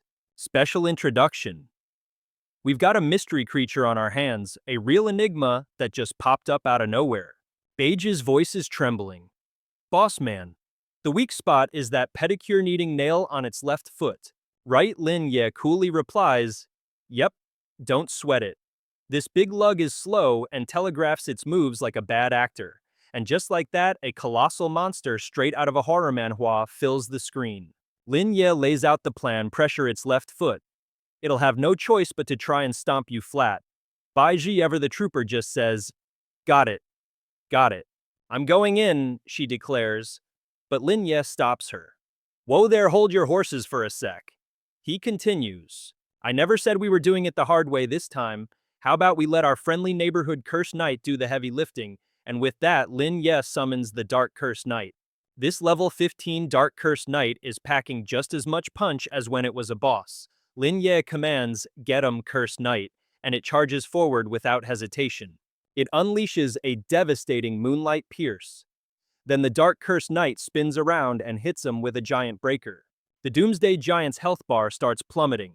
Spotting an opening, the Dark Curse Knight immediately unleashes a Rising Dragon. Slash, Moonlight Sword, Aura, and a 3-hit combo. Lin Ye yells, Mumu, now hit it with your ultimate. Bai Zhi just hit us with the buff skills. On it, she replies, activating the Great Swordsman's Encouragement. boosting the entire party's attack power and critical hit chance. Then Bai Zhi joins the fray with a fiery flame sword aura. Su Mumu casts Tears of Liberation and Poison chant. Lin Ye channels his power, declaring, "Let's end this now. Fallen heaven and hell, instant kill." An attack of absolutely cataclysmic power erupts. The system notification pops up. Secret Dungeon Boss the Doomsday Giant has been slain. Reward 8,000 experience points. Lin Ye hits level 10, Sumumu reaches level 8. And Bai Zhi makes it to level 7, a synchronized level up for the whole team. Sumumu gasps in awe. Lin Ye, you're already level 10. But wait, there's more. The system chimes in again. Judgment complete.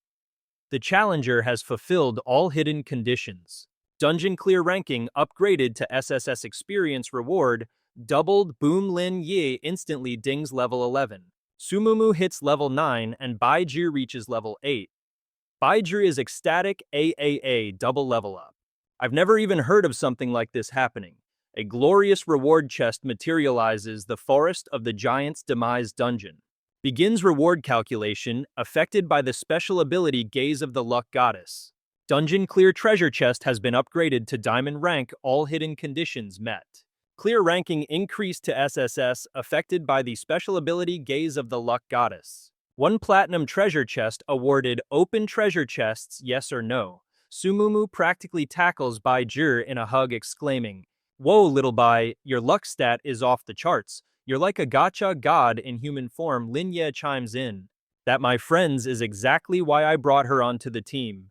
The loot list appears, opening the diamond treasure chest. You've obtained the diamond rank skill, Azure Sea's Tide of Life. You've obtained the diamond rank accessory, Heart of the Giant. Everyone gets 15 free attribute points. And 1 lightning finger. Now for the platinum chest. Another 15 free attribute points for everyone. You've obtained the platinum rank White Spirit Knight's breastplate and the platinum rank White Spirit Knight's lance. And finally, the Grey Demon Marrow Stone item. The system description for the Heart of the Giant pops up. Accessory type, all stats plus 15. It has the active skill, Power of the Ancients, which grants a super armor effect for 5 seconds after activation. Next up, the Grey Marrow Stone, which increases a weapon's armor penetration and enhances its physical attack. The Lightning Finger Sword, which adds lightning element magic damage to a weapon. The White Spirit Knight Chestplate, a piece of a knight-exclusive armor set. Increases strength and constitution at the cost of the wearer's speed. Activating the full set grants a unique special effect. The White Spirit Knight Longspear, a knight-exclusive weapon that increases strength and has a light-based effect, also boosts the Light Spearhead skill by 2 levels. Activating the full set unlocks its own unique special effect, Azure Sea's Rising Tide, a specialized priest skill that within a certain range, it restores the entire team's HP to full and randomly dispels 2 debuffs. Lin Ye's interest was definitely piqued by this skill. He decided to test out the reversed version of Bihai Chao Sheng, now dubbed Wangling Si Hai. At level 1 million, it summons a death tide that sweeps across the entire area, dealing a solid 500 points of damage to all enemies within range. This damage doesn't factor in attribute or equipment boosts, and on top of that, it randomly slaps 2 debuffs onto the targets. Lin Ye pondered. It seemed his reversal talent didn't just turn it into some kind of opposite team buff. Instead, it morphed into a total backstabber skill, kind of like a boss's crowd control abilities. He recalled that the Bai Zhi Ling Qi's charge was a self-nerf inflicting control stuns and slows on himself. But after the reversal, it transformed into a cleanse that removed control effects and boosted his speed, so applying that same logic to Bihai Chao Sheng, once it was converted into a damage skill, the part that was supposed to dispel his team's debuffs simply turned into applying debuffs to the enemy. Lin Ye thought to himself, but if the effects are random, there's no telling exactly what it will do. It could be an attribute reduction, a healing debuff, or maybe even a crowd control stun. Lin Ye held out his 2 hands and learned the Bihai Chaosheng skill. He thought to himself, this is a good reminder to start collecting more dispel-type skills from now on. They're perfect for building a control-focused strategy, Lin Ye thought, all while conjuring a magic orb. Besides the description for Ni Juan, Chen Kun was crystal clear. If the talent reaches a high enough level, it could even change the fundamental nature of a skill, just like in a top-tier manhwa. In the end, the interpretation was up to the talent's own whims. It would reverse things however it saw fit. Lin Ye said to the two girls, "We'll sort out the rest of the loot once we get outside. The Zhu Lao Shi has vanished and the dungeon's difficulty has dropped. I still have to tell the people at the academy and Shangguan Yan." Lin Ye's expression grew serious. This was sure to cause quite a stir. The next day in the principal's office, the principal exclaimed, "What? Lin Ye killed the Heianju Qi in the Giant's Forest of Destruction." The man looked as if he couldn't believe his own ears. "Am I hearing things you're talking about, the disaster-level Giant's Forest of Destruction?" After the disaster-level dungeon reached an SSS rank, the system announced that the final mission was complete and the difficulty of the Giant's Forest of Destruction will be directly reduced by 1 level. Shangguan Yan replied, correct. After Lin Ye came out of the dungeon, he contacted me through the Alliance and confirmed that it was true. The principal asked, "The certificate of the Chao Shui Bilang Wang?" Shangguan Yan nodded and said, "He got it." "You have to realize that currently," he laid out the grim stats. Out of 73 challengers who entered the Forgotten Lair, a whopping 24 met their maker, and every single one of the survivors just threw in the towel. Absolutely no one cleared it. Heck, nobody even made it halfway through the darn thing.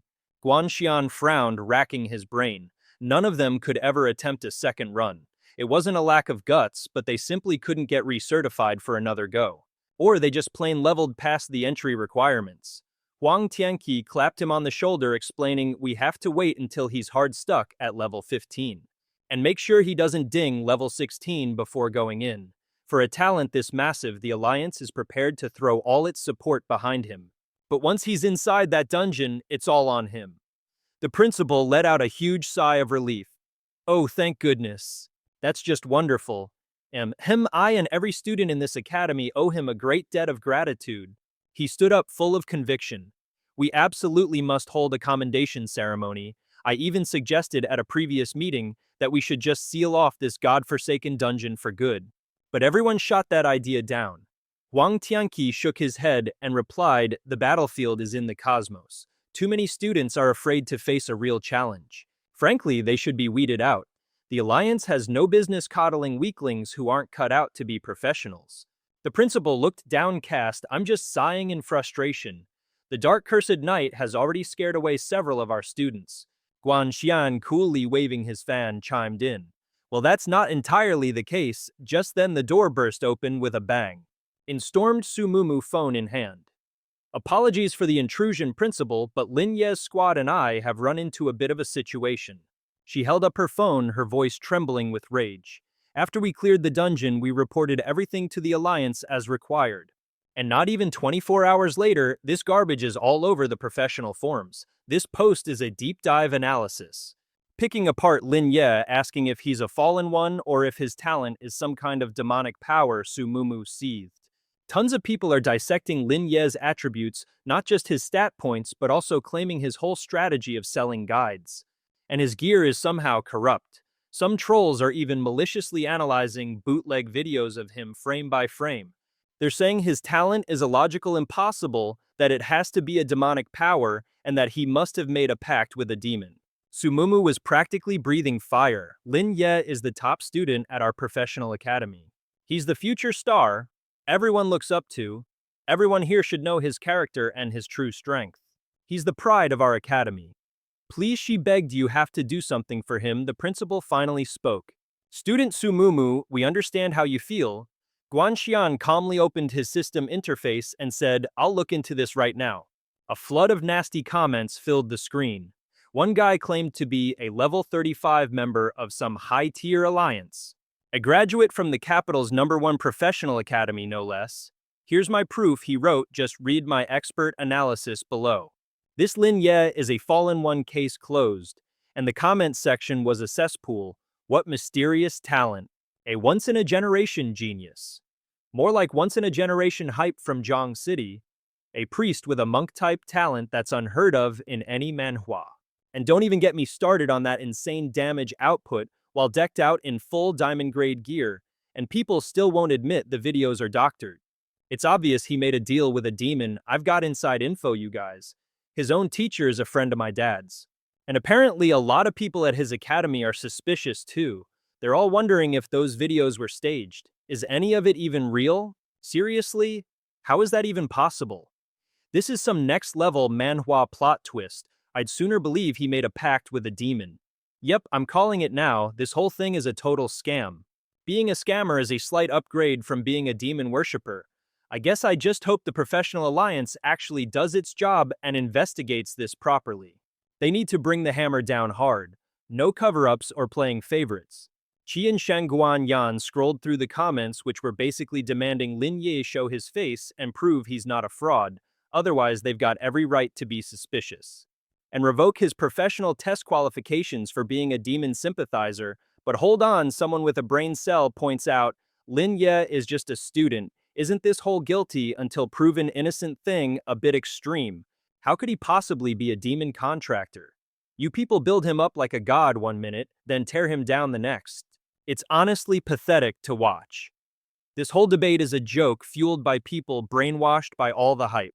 And let's be real, the hype train passengers and the critical thinkers are two totally different crowds. Let the drama marinate a little longer.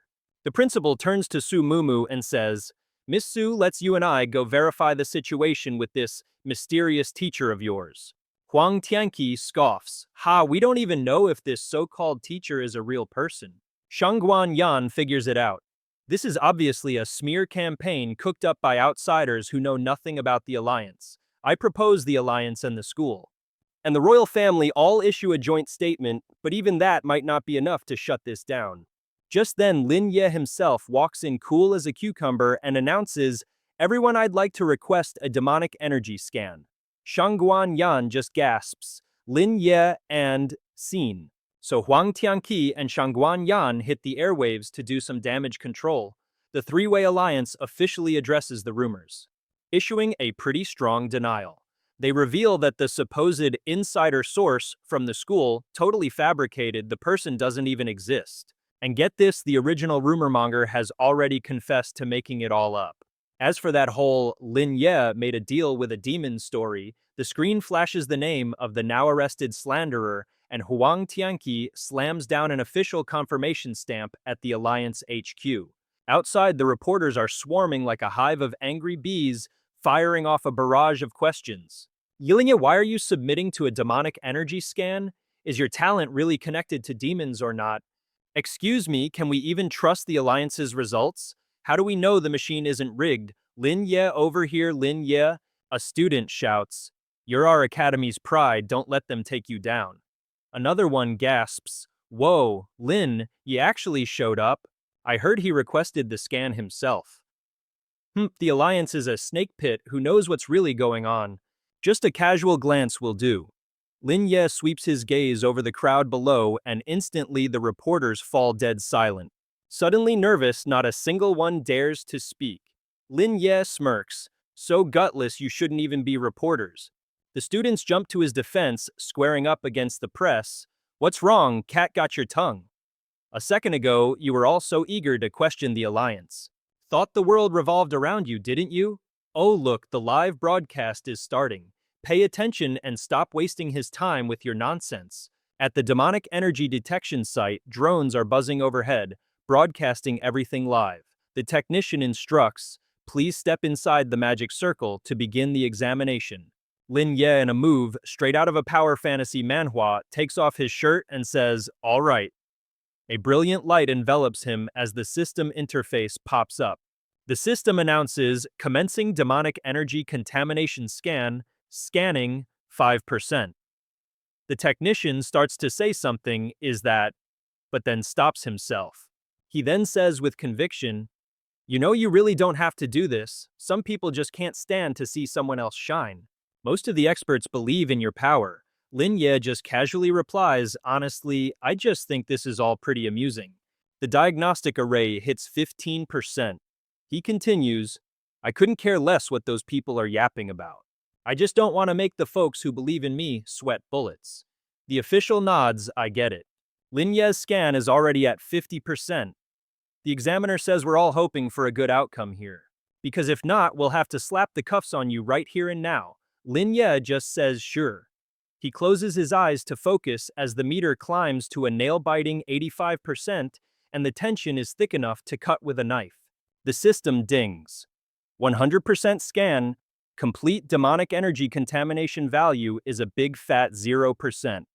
No contracts with any shady demons detected. The examiner is ecstatic, fantastic. I'll print out the report for you right away. Outside, the results flash across the main screen for all to see. The reporter's jaws hit the floor. What, not a single trace of demonic energy? How is this even possible? The comment section goes wild. What happened to all you keyboard warriors who swore he was the villain? Cat got your tongue now. Oh my god, a cultivator can be this ridiculously overpowered without making a deal with the devil. Just what kind of talent does he have? Exactly, I'm getting super curious too. Is he some kind of chosen one straight out of a manhwa prophecy? The crowd on site goes absolutely wild, chanting, Ye Shen is the goat, Ye Shen is invincible.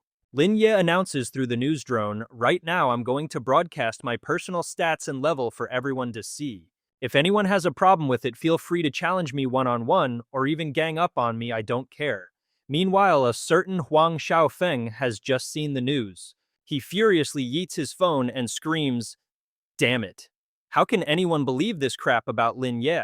That guy is so shady. He's definitely been seduced by a demon and used some trick to pass the test. He leaps out the window, absolutely fuming, and declares no way this young master has to go warn him, and so Huang Xiaofeng starts sneakily tailing Lin Ye. Lin Ye is just calmly strolling along with a bag of goodies he bought for Su Mumu and Bai Zhi. Huang Xiaofeng scoffs internally, peasant food, bubble tea, junk food.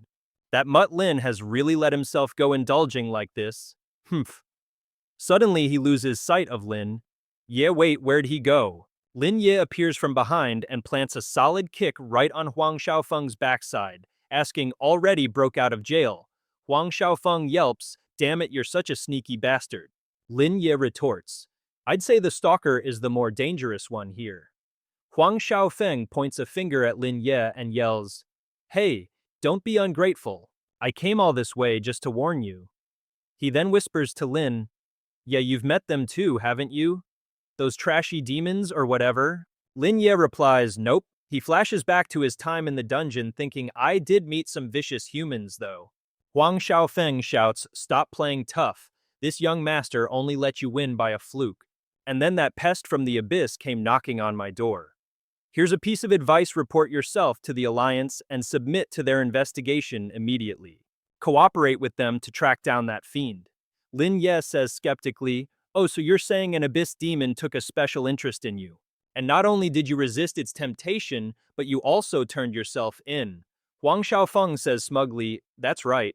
They're just a bunch of pathetic rats who don't even dare to show their faces in the human world. And they had the audacity to think this young master would bow to them. Huang Xiaofeng laughs like a maniac, puffing out his chest. I, Huang Xiaofeng, was born to be the protagonist. I'm number one in money, number one in looks, and number one in power. Do I really need some low-life trash to prove my worth? Lin Ye was at a loss for words, thinking, haha, the only thing he's missing is a number one bootlicker trophy. He pondered, but on the other hand, although this guy's personality and character need a complete factory reset, the fact that he resisted a demon's temptation actually makes you see him in a whole new light. Lin Ye turned to leave, but not without a parting shot. I don't just hate abyss demons like you. The talent I possess is something they could never hope to reach. You of all people should understand that very well. Huang Xiaofeng pointed an angry finger and yelled, what's that supposed to mean, you mutt Lin? Just you wait. This young master doesn't believe you anyway. I'm going to report you. Lin Ye sighed, well, I guess I should just contact Huang Tianqi and have this guy locked up. Perfect. Lin Ye's phone buzzed and he let out a questioning, He then pulled out his phone, seeing a message from someone. Lin Ye Shen, the absolute nerve, we've caught the slanderer. Lin Ye read the message from the Academy Professionals support group chat. The user, Jiang City's number one Ye Shen with the nickname Long Live Ye Shen, had messaged Lin Ye Shen. The audacity, we caught the slanderer. This guy was even profiteering off the strategy guide you released. Lin Ye texted back, "Who?" The other person replied, "Gao Yuan from our class." He used the strategy guide you published, tweaked it a bit, and started selling it for profit, all while badmouthing you.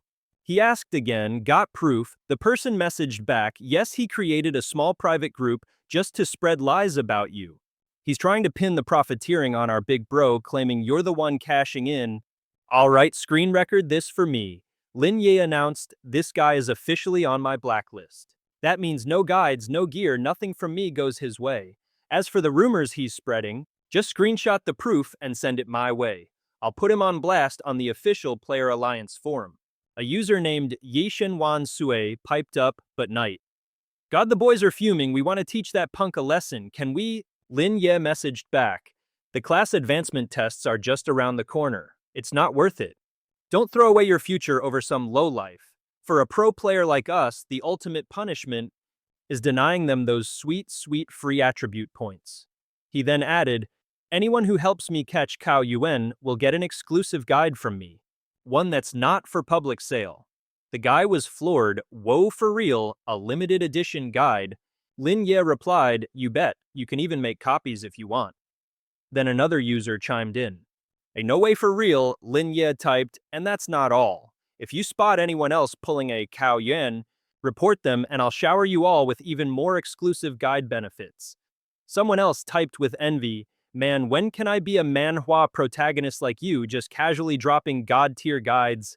Lin Ye continued, oh, by the way, quick heads up, the Boneyard Skip class guide is about to drop. Check out the preview, everyone get a sneak peek at the Boneyard Skip strat guide, and the comments flooded in, clear the stage with the holy sword at 100% health? What kind of sorcery is this night god that's just insane? Brother Lin, you're my hero forever. Please don't be gentle, shower me with your amazing guides. Lin Ye then posted in the group chat. But I need you guys to spread the word to the other students, because they bought Cao Yuan's cheap pirated copies. They've infringed on my rights. So from this day forward, anyone caught buying or distributing pirated copies will be permanently banned from receiving any of my future guides, ever. The three in the group replied, got it. Night God down with pirates, down with smugglers, we're on it. An official announcement popped up for everyone to see, effective immediately. All pirated copies of Brother Lin's guides are to be deleted. Anyone caught pirating again will be blacklisted and will be cut off from all future guides. Anyone found covering for a pirate will be treated as an accomplice and will face the same ban.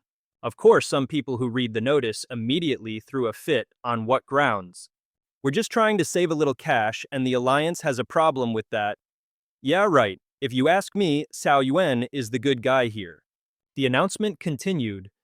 These guides are the result of Lin Ye's own blood, sweat, and tears. Cao Yuan is nothing but a common pirate. You want the SSS rank, clear rewards, but you also want to pay bargain bin prices. Don't you think that's a little ridiculous? You seriously expect Lin Ye to slave away for you for free? The salty group shot back, fine, if we can't use it, we won't. What a tyrant. How many more of these Manhwa-level guides can he possibly make anyway? I bet they're all just for the boneyard. Just then a new post appeared, the Maintain 100% Holy Sword Health guide trial version now available. The forums absolutely exploded. What? I need it. My savior. Me too.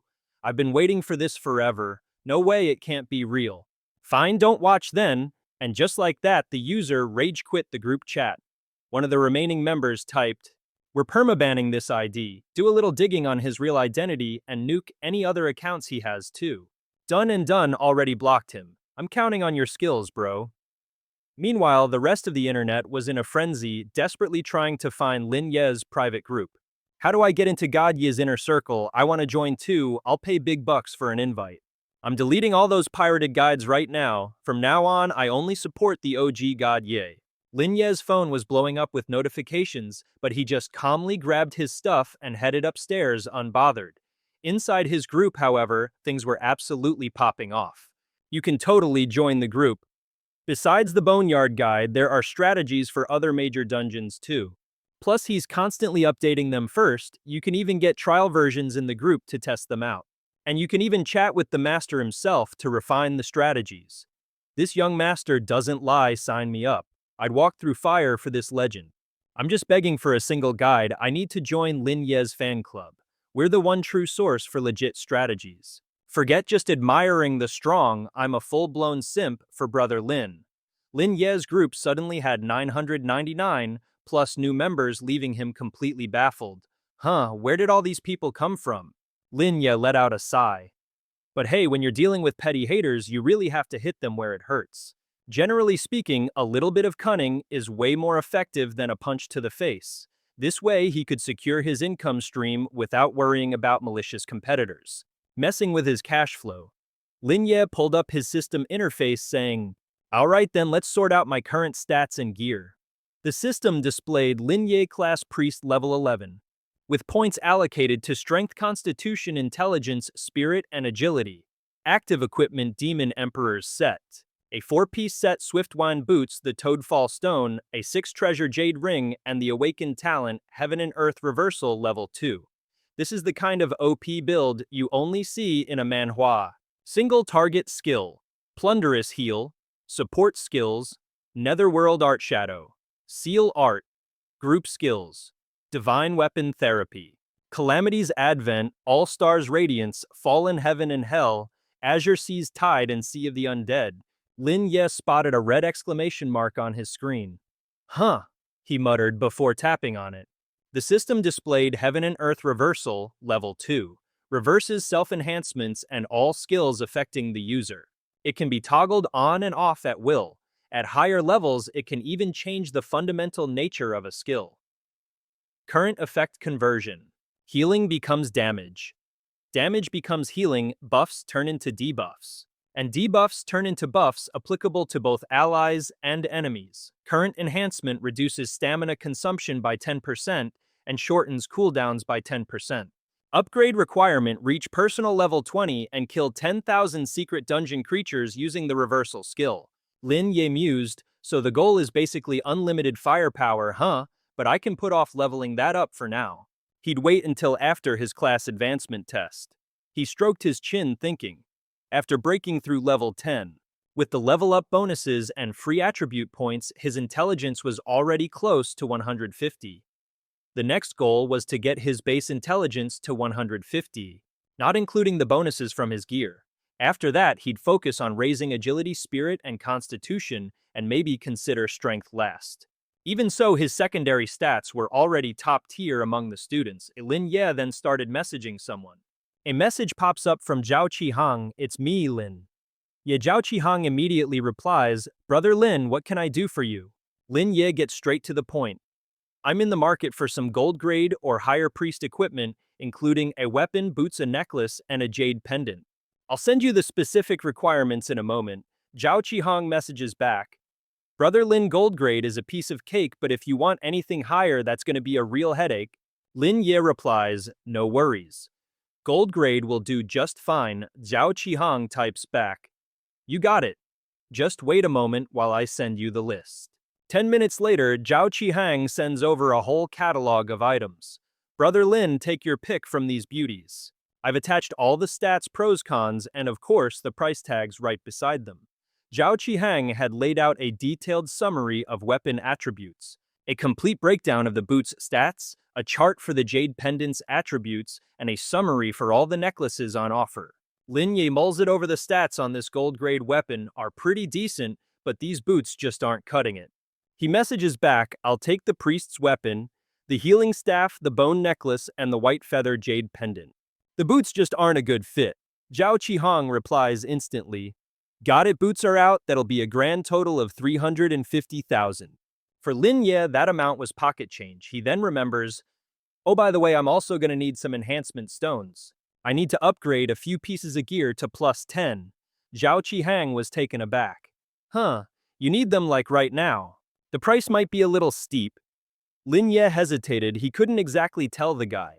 "I'm about to go conquer the land of the dead." Realizing he'd overstepped, Zhao Qihang quickly backpedaled. "My bad, Brother Lin, I was being nosy. I'll get right on it." The price for the enhancement stones, plus the gear we just discussed, comes to a grand total of nearly 2,400,000 alliance coins. Without batting an eye, Lin Ye transferred the 2.4 million and instantly received his new toys. The bone necklace, the white feather jade pendant, and the star healing staff. Lin Ye didn't waste a second. System begin enhancement. As Lin Ye worked his magic, the system announced a successful enhancement. The 4-piece Demon King Splendid set has been upgraded to plus 10. The star healing staff has been upgraded to plus 10. The bone necklace has been upgraded to plus 10. The white feather jade pendant has been upgraded to plus 10. With his gear fully upgraded, his stats shot through the roof. Lin Ye nodded in satisfaction. This should do for now. He pictured the challenges waiting for him in the dungeon. This level of equipment should be more than enough to snag an SSS rank clear in the land of the dead.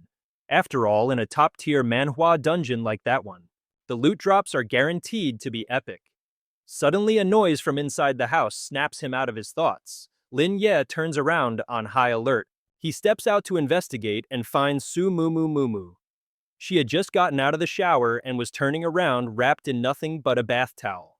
Hearing Lin Ye's voice, Su Mumu jumps, her face turning beet red. She fumbles to cover herself up, stammering shyly, When did you get home? You didn't make a sound."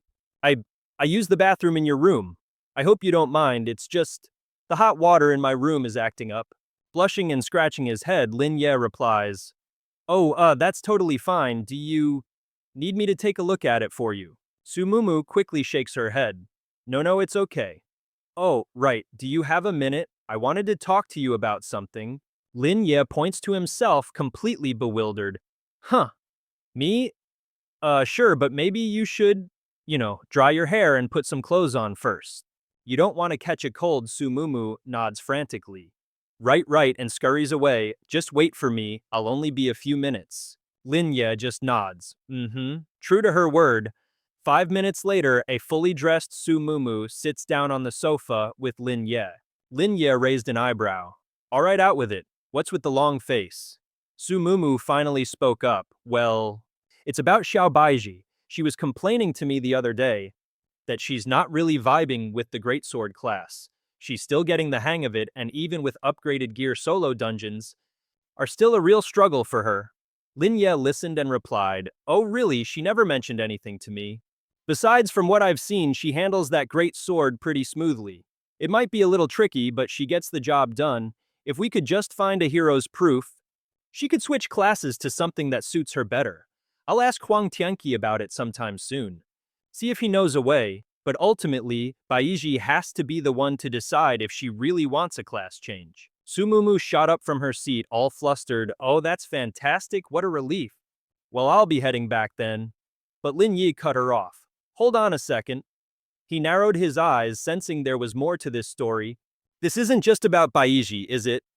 You've got something else on your mind." Su Mumu stammered, I... Lin Ye pressed on, "I'm asking about you."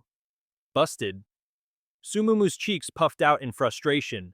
"Fine, you got me. This arrogant jerk saw right through me. Just don't you dare laugh at me when I tell you." Lin Ye held back a smirk. "Promise." Su Mumu yelled, I mean it, no laughing." Then with a somber look, she asked, "Lin Ye, you're already level 11, aren't you? Have you noticed that ever since we awakened our talents, the gap between us just keeps getting bigger and bigger?" Lin Ye looked genuinely confused. "Huh. Has it?" Su Mumu's heart sank. "I knew it." She began to explain, "Ever since we were kids, we've always been a team. I thought that even after awakening, we'd be the ultimate partners, the kind you see in a top-tier manhwa. With that perfect synergy and unbreakable trust. But now, it feels like you don't even need me. You can just solo everything, snag hidden level rewards, and become the star of the show all by yourself. And me, I'm just following your orders, taking care of little annoyances you could easily handle on your own." With tears welling up in her eyes, Su Mumu continued, "Don't get me wrong, I'm happy for you, but this gap between us is just growing wider. During dungeon runs, I'm starting to feel like I'm just dead weight, that I can't be a real pillar for the team." Lin Ye gently patted her head. "Mumu, you're thinking too much."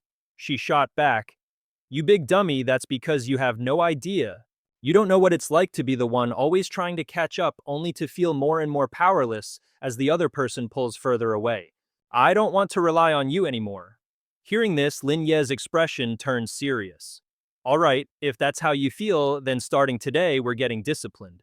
No more snacks and late-night meals. From now on, unless we're in a dungeon, you're up with me at 5 a.m. for training. The goal is to boost your reaction speed. Sumumu's jaw hit the floor. But for agility, can't I just stack points? Lin Ye shot back with a smirk. You think you have enough points for that? Sumumu could only whimper in defeat. Wah! Then Lin Ye pulled out an item and handed it to her. All right, take this. Sumumu's eyes widened. Is this the giant's heart? For me, Lin Ye nodded. Yep, a little present for you. He explained, this thing is the perfect stopgap item for you, and with your clone's ability, you can even double its effects. Lin Ye gives Sumumu a pep talk, telling her to trust herself because her talent combined with her class has limitless potential. Staring at the item in her hand, Sumumu's eyes gleam with newfound resolve as she declares, all right, I'll do it. From this day forward, snacks are officially canceled. Lin Ye just thinks to himself, well then, does this girl really need some tangible motivation to get going? Sumumu then grabs Lin Ye's hand and says, since we're doing this, she summons her little Mumu clones, shoves Lin Ye onto the sofa, and purrs, please teacher Lin. Let's test the potential of my tears of release first. Lin Ye hears this and can only manage a confused, huh. Sumumu starts listing off their skills. Back rubs, massages, cooking, cleaning, they're masters of all. Her two clones immediately pounce on Lin Ye and start the royal treatment, saying, you better enjoy this poor Lin. Ye caught in the crossfire can only let out a series of strangled grunts. Meanwhile, inside the room, Mumu cheerfully greets the arriving Bai Zhi. You're here, Lin. Ye also chimes in gently. Sorry to trouble you, making you come all this way. A bewildered Bai Zhi asks, you want to go to the land of death right now, aren't you going to rest for another day? Just then, a system screen pops up over his head, announcing he's been granted a special buff from an unknown power source. It's the Gaze of the Goddess of Luck, and it increases the treasure drop rank by 1 for every dungeon cleared. Lin Ye just smiles gently and says, no need, I'm all rested up. You guys are the ones who need a break. Why don't you and Mumu go watch a movie? A little work-life balance is key. You'll be twice as effective that way. With that, Lin Ye uses the stone sword key to summon the secret realm, the land of death. As the portal opens, a bizarre gate materializes in midair. A whirlwind kicks up and another notification flashes on the screen. You are entering the secret realm, the Palace of Death, for one attempt. He immediately cranks the difficulty up to the max calamity level. The moment he steps inside, Lin Ye instantly reverts to his priest form. He gives a simple command, let's go. A worried Sumumu sees this and cries out, calamity level. Oh Lin Ye, you, but it's too late. Lin Ye has already vanished completely into the dungeon. Welcome to the Palace of Death, a level 1525 secret realm with the difficulty set to calamity. Warning, extremely dangerous. The level gap is massive, proceed with extreme caution. This is a dead zone, a place where life is forbidden. It's completely shrouded in death. Any living thing that dares to step inside becomes an instant happy meal for the resident zombie army. After a quick scan of the info, he breathes a sigh of relief. Phew, at least there are no other players invading this dungeon. This Manhwa dungeon doesn't seem as terrifying as I thought. With that thought, Lin Ye promptly activates his skill, Reverse Heaven and Earth. The second he uses the power, a flood of notifications pops up. The life energy radiating from your body has rudely awakened. The Deathwing Dragon, the Withered Demon King, the Undying Fiend, the Giant Corpse, the Corpse Keeper, and the Maiden of Death. Yep, they're all awake now. And just like that, an entire legion of 7 spectral armies materializes right in front of him. Their skill set includes fun stuff like Resentful Fire, Wrath of the Undead, and Nether Abyss. The system helpfully concludes that a massive, and I mean massive, army of the undead has awakened and is currently charging straight for him. As expected, they all stare at Lin Ye drooling and mutter, fresh meat. It's a full-blown zombie riot. The seal is broken and the holy sword that suppressed this place glowing with crimson flames finally appears. You'll temporarily gain godlike power, and just like that, a razor-sharp sword materializes right in front of you. It's the holy sword, Mingjiao Chi Yan, a divine weapon of unknown rank. Once you equip this bad boy, Any attack you land will deal a whopping 500% bonus damage against undead creatures. It also slaps them with a 50% healing debuff and grants you immunity to attacks imbued with Holy Flame properties. Plus, it unleashes massive area of effect Holy Flame damage. Staring at the chain-bound sword, Lin Ye raised an eyebrow, thinking this sword? Isn't this Gudo thing's lazy man fighting style? He quickly decided, yeah, no way, I'm using that. The moment he thought that a quest window popped up listing basic and bonus objectives. The mission to clear the Land of Death is as follows. First, survive the onslaught of the undead army. Hold out for 2 hours until the Holy Knights arrive for backup. Kill any dungeon boss, achieve any special objective. Kill all the dungeon bosses, annihilate the endlessly spawning undead, and finally purge every single undead creature from the Land of Death. This is some epic Manhwa level questing. The catch, don't use the holy sword, Mingjiao Qiyan, for those 2 hours, basically until the cavalry arrives. You have to complete the first 3 tasks, and the 5th one only unlocks after you've nailed the first 4. With the info downloaded into his brain, Lin Ye leaped into the air and roared, "Reverse the stars." Then he slammed his staff into the ground, unleashing fallen heaven hell. The ground instantly split open, and as the undead legion was scorched by hellfire, they shrieked, "You're no human. How can a mere mortal summon the flames of hell, the pain?" At that exact moment, the entire undead legion's health dropped by 754 points. A blood-red energy shot out from Lin Ye's scepter. It rocketed into the sky, forming a swirling vortex. He scowled and growled, "Reverse healing artifact calamity descends." The words barely left his mouth when a colossal bolt of lightning crashed down and system notifications began to flood his screen. The entire Undead Legion's health dropped by another 473 points, activating a bleed effect that drained 77 HP per second. Minus 1,304. The Undead Legion was completely wiped out. Lin Ye smirked, thinking just as planned after my recent gear and stat upgrades. The Demon King's 90% healing bonus makes these level 15 gold tier undead mobs an absolute joke, wiped them clean in a single second. I didn't even need to use my ultimate Bihai Chaosheng. However, his brow furrowed as he saw another wave of undead charging towards him and a system warning popped up. A new undead army has spawned. Please break through their blockade, push deep into enemy lines, and take down the boss. Destroy the altar of death. Looking at the glowing blue pill in his hand, Lin Ye flashed a victorious grin. He remembered how Bai Zhi and Su Mumu had stuffed his inventory with 7,749 different potions. He really had to thank his 2 amazing teammates. The system chimed in again, listing the items he was about to use, consuming a speed potion. This awesome potion will boost your movement speed for 5 minutes. Consuming pills made from windbird eggs. Your agility stat will temporarily shoot up by 50 points for 5 minutes, using a Lei D to gain a sprint effect.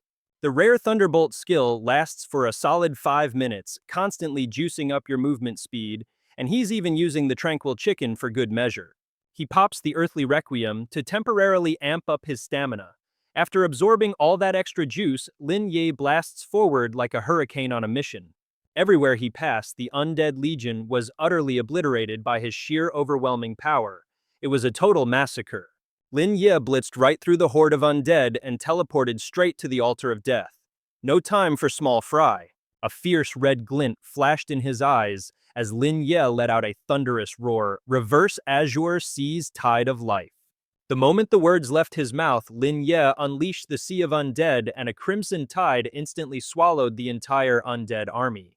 This bad boy of a skill boosts his damage by an extra 10%. Looking at the absolute carnage, a new notification popped up with a pat on the back. All enemies are now suffering from a nasty case of soul burn, and all their attack power has been seriously nerfed. Every single enemy is hit with a cocktail of debuffs. Poison Silence reduced defense, and their speed has dropped to a crawl. The enemies are stunned, and their health is steadily draining away. They're basically just sitting ducks at this point. A whopping 1,080 members of the undead army have been wiped out. Seeing his work was done, Lin Ye casually lowered his scepter. The dark waters receded just as quickly as they came, and as the tide went out, it revealed the altar along with a colossal zombie butcher standing guard right in front of it. Well, this just got interesting. It took no time at all for the full stats to pop up in front of him. The Altar of Death has a health pool of 10,000 points. It has 0 defense and 0 attack power, but the 5 weird buildings in the Land of Death are constantly summoning undead creatures from the Netherworld.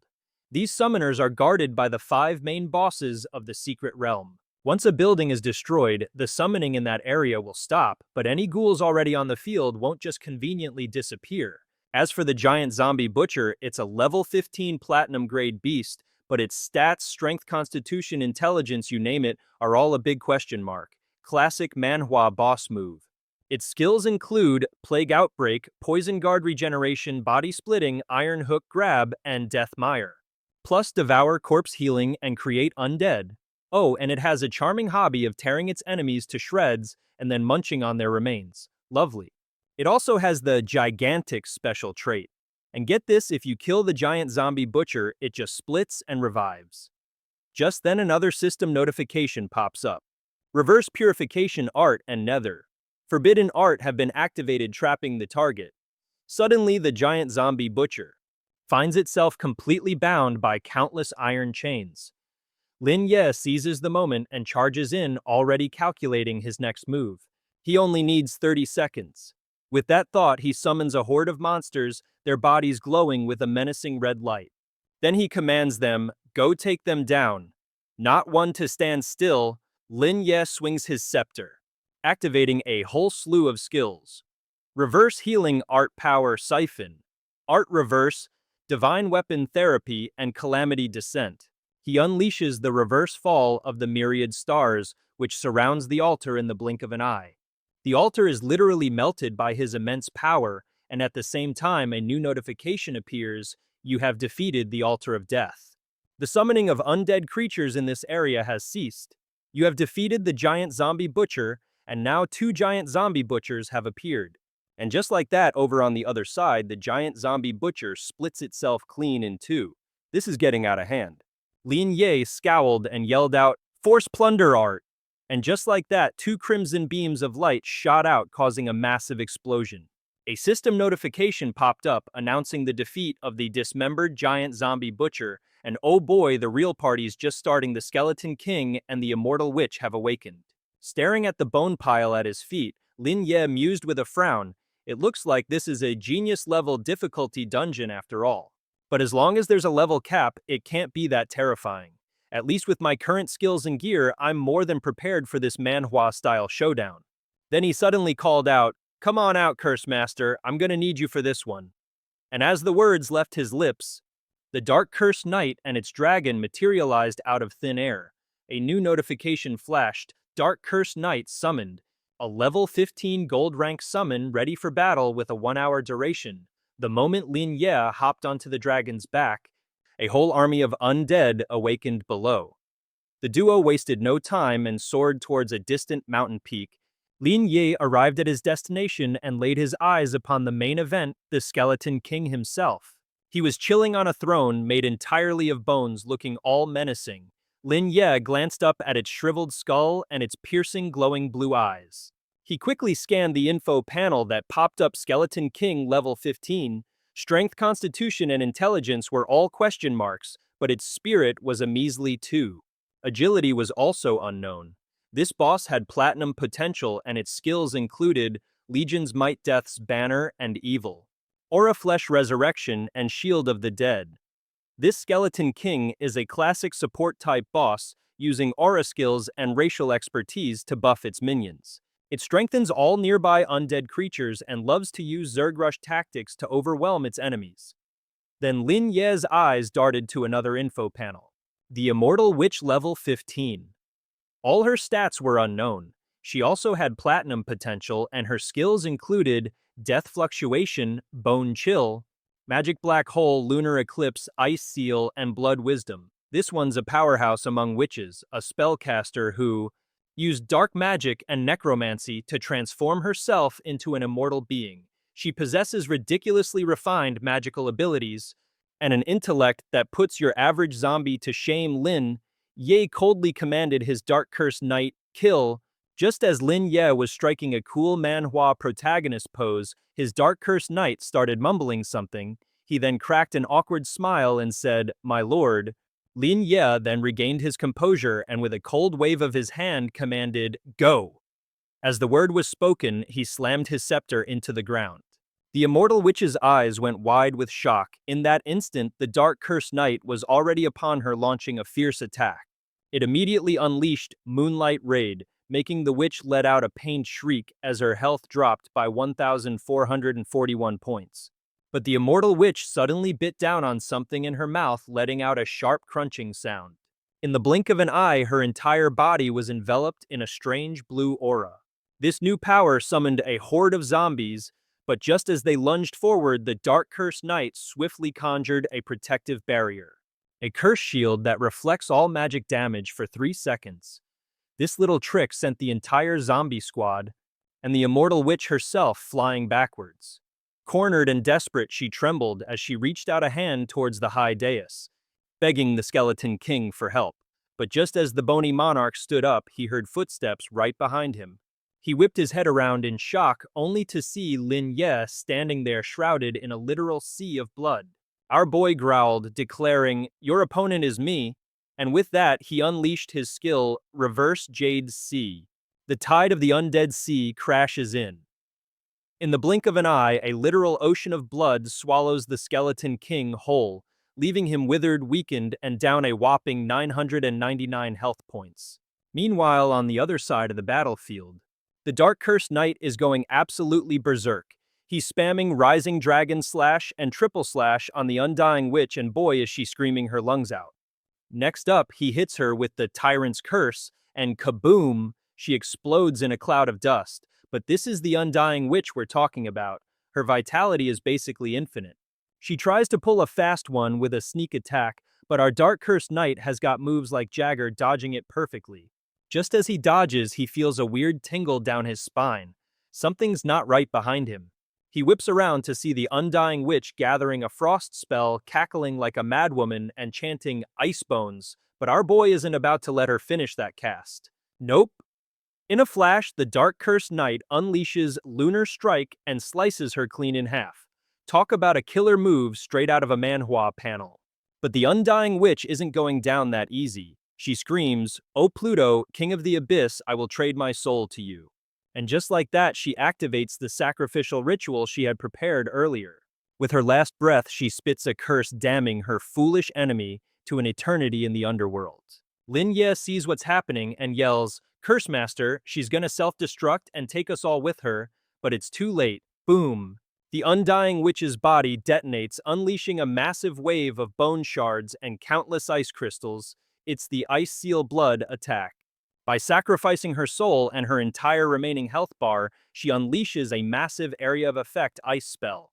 It's designed to deal insane frost damage and a freezing effect, but luckily for our heroes, the Dark Cursed Knight summons a magic shield just in the nick of time, reflecting her entire icy barrage right back at her. She shrieks in pure terror. What? And while she's stunned, the Dark Cursed Knight doesn't waste a second spinning around to ambush the Skeleton King. Target eliminated. As Lin Ye shouts his praise, the Undying Witch finally fades away into nothingness. Nice one, Curse Master. Lin Ye then uses his scepter to mop up any remaining stragglers. The calamity is coming, the Skeleton King growls, refusing to go down without a classic villain monologue. "Ha, you ignorant human, true despair has yet to begin." And right on cue, the system window pops up. It announces that the Skeleton King and the Undying Witch have been defeated. Basic clearance requirements met, secret dungeon bosses slain. The portal is now open. You can now exit via the portal and based on the secret dungeon's requirements. You've earned a corresponding clearance score. At this moment, Lin Ye walks over and casts a healing spell on his trusty Dark Cursed Knight. He even gives him a quick magical cleanup before turning his attention to the Death Altar and smashing it to bits with his scepter. With the altar gone, the Dark Cursed Knight summons the Darkwing Dragon, his old battle buddy from back when he was alive. It's a rare sight to see in this manhwa these days. Lin Ye wastes no time hopping onto the dragon's back and taking charge. The altar's gone and the undead are no longer a threat. Time for the final cleanup. Let's head to the next area. And with that, the dark-winged dragon takes to the skies. He squints, staring into the distance ahead. He mutters, "The last two bosses," then turns to his companion. "I owe you one for that curse, master. Saving me a ton of time on this monster-slaying road trip." Getting a compliment made the big guy all bashful and cute. Just then, the An Yi Long was suddenly ambushed by a blizzard of ice shards. A monster with a serious case of bad breath was spewing a storm of ice bones right at them. Lin Ye frowned and yelled, "Zhou Lao Shi, we've been spotted, watch out." The beast seized the moment, swooping in to make them a two-for-one snack, but the An Yi Long pulled off a slick dodge to the side. At the same time, the ice bones vanished, and Lin Ye and the Heianzhou Ji leaped down, standing face-to-face with the monster in a classic Manhwa showdown. And their opponent was none other than the level 15 Siwang Yilong, with its stats for strength, constitution, intelligence, spirit, and agility all mysteriously blank. Aptitude, diamond rank skills, Icebone Breath Dragon's Might, and Ice Seal Aura. Plus, Absolute Zero and Dragon Claw. In its past life, it was a magnificent great dragon worshipped by all, but after kicking the bucket, it was resurrected by the king of the undead kingdom.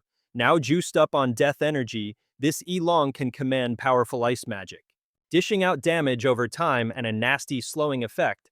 Just then, a graceful silhouette appeared right below it. It was the Siwang Zhi NV, and her stats for strength, constitution, intelligence, spirit, and agility were also completely empty. Aptitude, diamond rank. Her skills included Frozen Bone Arrow, Magic Silence Power Attack Aura, and a special talent, Enchanted Archer, Dark Arrow, and Life Drain. She was once a righteous knight of the elf tribe, but after her demise she was resurrected by the king of the undead to become a swift death-dealing shadow archer, wielding a magic bow that infuses her arrows with death energy, turning anyone she kills into her personal shadow slave. Staring down the two monsters, Lin Ye turned to Zhou Lao Shi with a grin. "This secret dungeon? This one-time only deal, which one do you think is scarier?" He wasn't about to let anyone else snag that SSS rank evaluation. With that, he shot into the sky and unleashed his reversal magic, shouting, "Starlight, descend from the heavens into hell," reversing the Sea of the Undead. A crimson tsunami instantly crashed down, causing the Siwang Zhi NV's health bar to plummet. 1,555 furious, she drew her bow and aimed. "You despicable cowards, how dare you sneak attack me?" And with that, the Siwang Zhi NV let her arrow fly. A scathing retort right at Lin Ye. He just smirked. "Oh, trying to turn the tables, are we? Now this is a genuine surprise." He then casually sidestepped. Seeing her arrow hit its mark, she burst out laughing. "Is that all you've got?" But just then, Lin Ye, with his bare hands, caught her arrow and crushed it to dust. Encountered Icebone Attack, health increased by 845. Encountered Frozen Bone Arrow, attack health increased by 748, movement speed greatly increased. Frozen Effect dispelled, area of effect attack power greatly increased. Area of effect movement speed greatly increased. Witnessing this absolutely bonkers scene, the Siwang Zhi NV's eyes went wide as she screamed, "Impossible! My arrow clearly pierced his heart. How was the skill nullified? Is he just immune?" Just then, the Siwang Yilong showed up, ready to unleash its own attack. She frantically tried to stop it. "Wait, something's weird here. You should first..." But it was too late. It blasted a stream of ice bones at Lin Ye, only for his health to go up by another 512 points with every single hit. And just like that, Lin Ye's health shot up by 539. You've dispelled the freezing effect, gaining another 699 HP. You've shaken off the freezing debuff, and while the Lady of Death was still gawking in disbelief out from the hazy mist, the Dark Cursed Knight made its grand entrance. The moment she drew her bow, it was already charging straight at her like a freight train. Seeing this new threat, the Lady of Death instantly switched targets, spinning around and firing a volley of arrows at the knight with a furious snarl. Too bad for her, the Dark Cursed Knight dodged every single arrow with the grace of a seasoned Manhwa protagonist. The Lady of Death backed away, gasping, "Such speed!" But she wasn't about to give up, screaming, "No way, I can't let this thing get into melee range, ah!" So she unleashed the King of the Six Undead and bellowed, "All you spirits heed my command. Stop that enemy." The second she finished speaking, a horde of undead minions swarmed out, charging headfirst at the dark cursed knight. Without a word, the knight unleashed Moonlight Pierce, scattering the monster mob like bowling pins, and then it blitzed towards the Lady of Death for a massive critical hit. Her health bar plummeted by more than half in an instant, forcing her to cast a silence spell. Silence! She smugly activated her lifesteal ability, draining its health. The Lady of Death's HP ticked up by 347, then 256, then 277, but her victory lap lasted all of 2 seconds before the Dark Cursed Knight was on her again with another slash. She shrieked in a panic, "Curse you! This stupid, treacherous human only knows how to fight up close." In a desperate move, the Lady of Death lunged forward and grabbed the Dark Cursed Knight, screaming, "Kill yourself!" A talisman was already in her hand, and the system window popped up, "Curse Talisman." Uses the talisman's power to control a creature. The weaker the target, the longer the control duration, it can last for a maximum of 60 seconds or a minimum of 1. After the Lady of Death is defeated, this effect can be broken, but it cannot be dispelled, and with that she activated the control command, forcing the knight to attack itself. Its health dropped by a clean 300. This nasty skill commands the controlled creature to attack itself, dealing 300 damage per hit until the curse effect wears off. But the Dark Cursed Knight immediately shattered the mind control. The Lady of Death, however, wasn't done yet. She followed up with Frozen Bone Arrow, clicking her tongue. "Even if it was just for 1 second, that's all I needed." The words barely left her lips before the Dark Cursed Knight was impaled by a storm of ice arrows, losing 792 health. Its legs were frozen solid, hit with a massive area of effect speed debuff. By now its health bar was well below the halfway mark, and its entire body was slowly being encased in ice. Seeing this, Lin Ye frowned and yelled, "Curse Knight, switch to defensive stance." On command, the Dark Curse Knight summoned a massive black shield. The weight slowed it down even more, but its damage reduction shot up by 70%. Seeing that it could still fight, the Lady of Death let out a hysterical roar. "You've tanked so many of my skills. Once I break through that shield, your head is mine." With that, she unleashed a relentless barrage, chipping away at the Dark Cursed Knight's dwindling health bar. Seeing it in such a weakened state, she cackled maniacally. "Running on empty, are we?" The Lady of Death gloated, "This time you're definitely going down. Once I'm done with you, your little friends are next." But just as our hero was about to strike, the Daughter of Death found herself completely snared by a reversal and imprisonment spell. Lin Ye emerged from the shadows, his face a thundercloud. "That's some big talk coming from you," and with that he unleashed Azure Sea Tide to ensnare the Death Dragon, instantly healing for 1,233 HP and cleansing all debuffs. Lin Ye asked with a smirk, "Now who's dealing with whom?" The Daughter of Death, now completely tangled in his heaven and earth reversal, was absolutely freaking out. She shrieked, "What in the world is this? How are you not dead yet?" Just then her pet vicious death dragon in the back decided to open its big mouth, gearing up for an attack, but the moment it twitched, the Dark Caster Knight had it in its sights. It leaped into the air and casually skewered the vicious death dragon's head with a power shield bash, followed by a staggering blow and a classic rising dragon slash that sent it flying. Down below, Lin Ye coldly uttered a single command, "Starfall," and just like that, he instantly ripped its colossal body to shreds. With a single devastating move, a system notification popped up. "You have slain the vicious death dragon." Seeing her precious pet get absolutely obliterated in a scene straight out of a brutal manhwa, the Daughter of Death completely lost it. "Vicious death dragon," she screamed. You monsters!" She let out a furious roar, unleashing her full power. It was a classic bully the weak power-up. Lin Ye just frowned and muttered, "Reverse divine artifact, calamity descent?"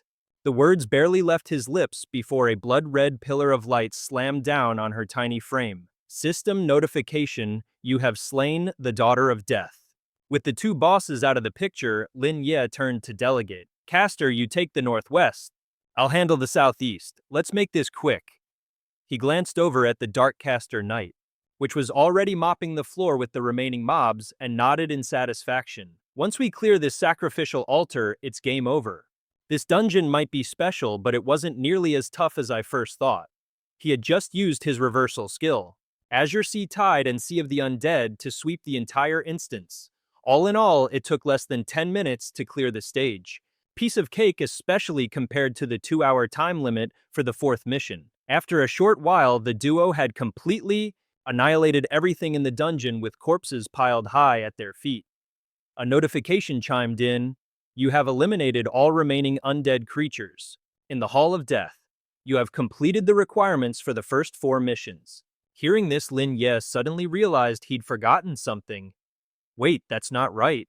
Ding, the avatar of the twin-winged angel Kuro is about to descend, activating the 5th special mission. The Choice of Destiny.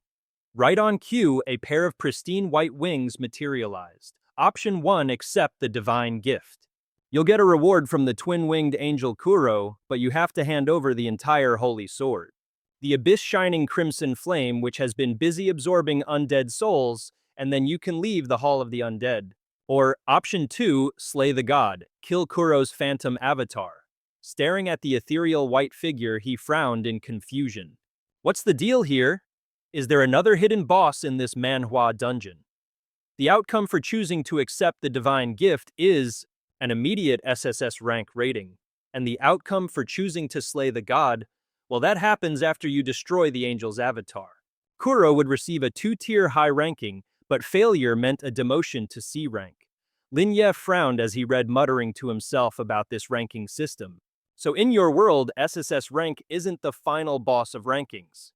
Do the other top players even have a clue about this? Or is this juicy piece of intel being kept under wraps by the top dogs in the Alliance? Or are they just as clueless as everyone else? He immediately shook his head. Nah, no way.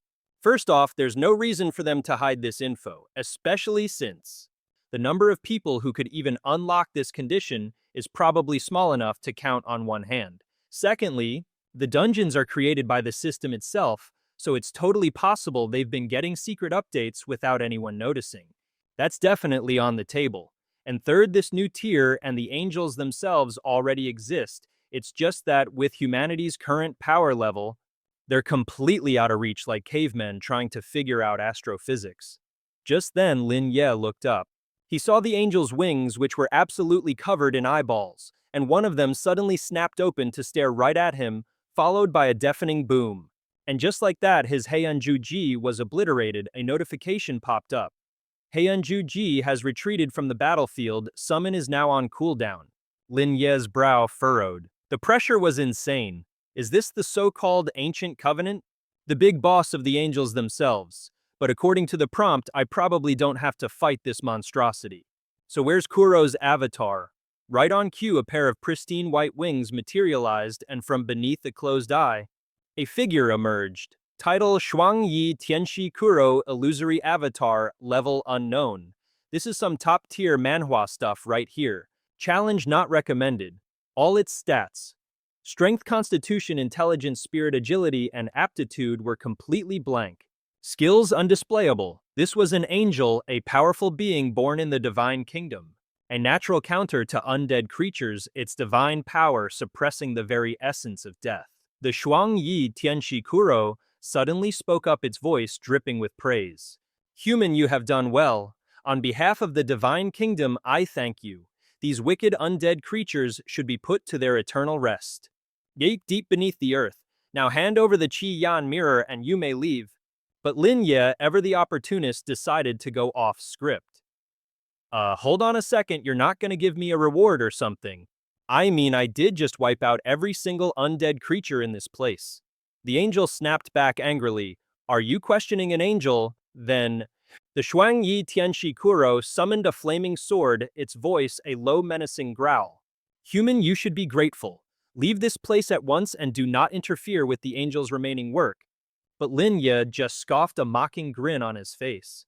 Wow, I never expected the angels here to be so noble and righteous, not taking humanity's side in the slightest, and even treating us like cannon fodder. He then glanced at his system screen, a thought popping into his head. Remaining work? Lin Ye's brow furrowed before he let out a chuckle.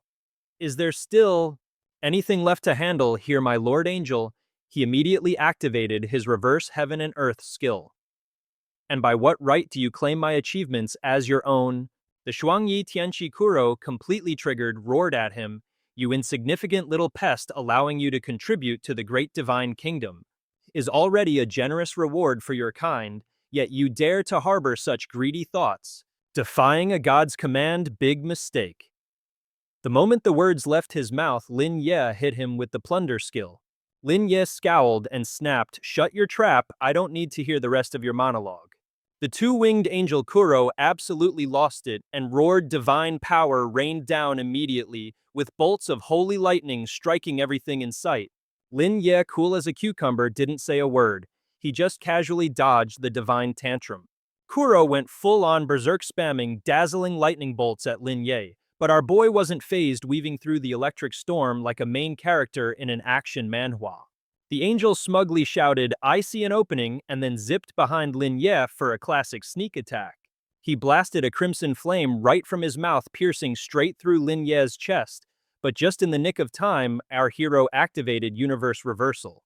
Instantly, Lin Ye's health shot up by 1,678 points. The two-winged angel Kuro saw this and was utterly baffled, letting out a confused roar. "Don't you dare use your cheap tricks to escape divine punishment!" Kuro shrieked, unleashing Thunder's call. A whopping 7,749 lightning bolts came crashing down. They formed a dense net of pure electricity, but plot twist, Lin Ye's health just went up by another 2,647. He frowned and muttered, "Reverse All-Stars, Divine Curse." A skill, along with Fallen Heaven and Hell, slammed right onto Kuro's head, dropping his health by 1,531 points. The angel roared, "You filthy ant, you're asking for death." Meanwhile, Lin Ye got a damage buff, which only made Kuro even more unhinged. "Behold the fate of those who oppose an angel, divine judgment," he screamed, launching a zillion fireballs. Lin Ye swiftly threw up a shield to block the barrage, smirking mockingly. "You know, you were pretty intimidating at first, but now I get the feeling this angel isn't the sharpest tool in the shed. Is it because you're just a phantom and not the real deal?" Seeing Lin Ye completely unscathed, Kuro was horrified. How is this possible? Physical attacks, magic attacks, long-range skills, close combat skills? You despicable human. Why can't I even scratch you? In fact, you just keep healing yourself. Lin Ye just laughed, smug as can be. Anyone who's seen how I take down bosses wouldn't be asking such a silly question. Suddenly, it dawned on Kuro, who shrieked in disbelief. "Invincibility. You have an invincibility skill. No, that's absolutely impossible." Lin Ye finally decided to speak up. "That's right, so the most you can do is snip off a strand of my hair or tear my coat. That's it." He frowned and softly muttered, "Reverse Azure, Sea Tidal Life." Instantly, the Sea of the Undead surged forward and completely swallowed the two-winged angel Kuro.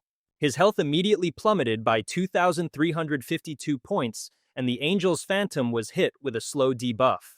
The phantom of the two-winged angel Kuro was practically frozen in place, its attack power nerfed significantly.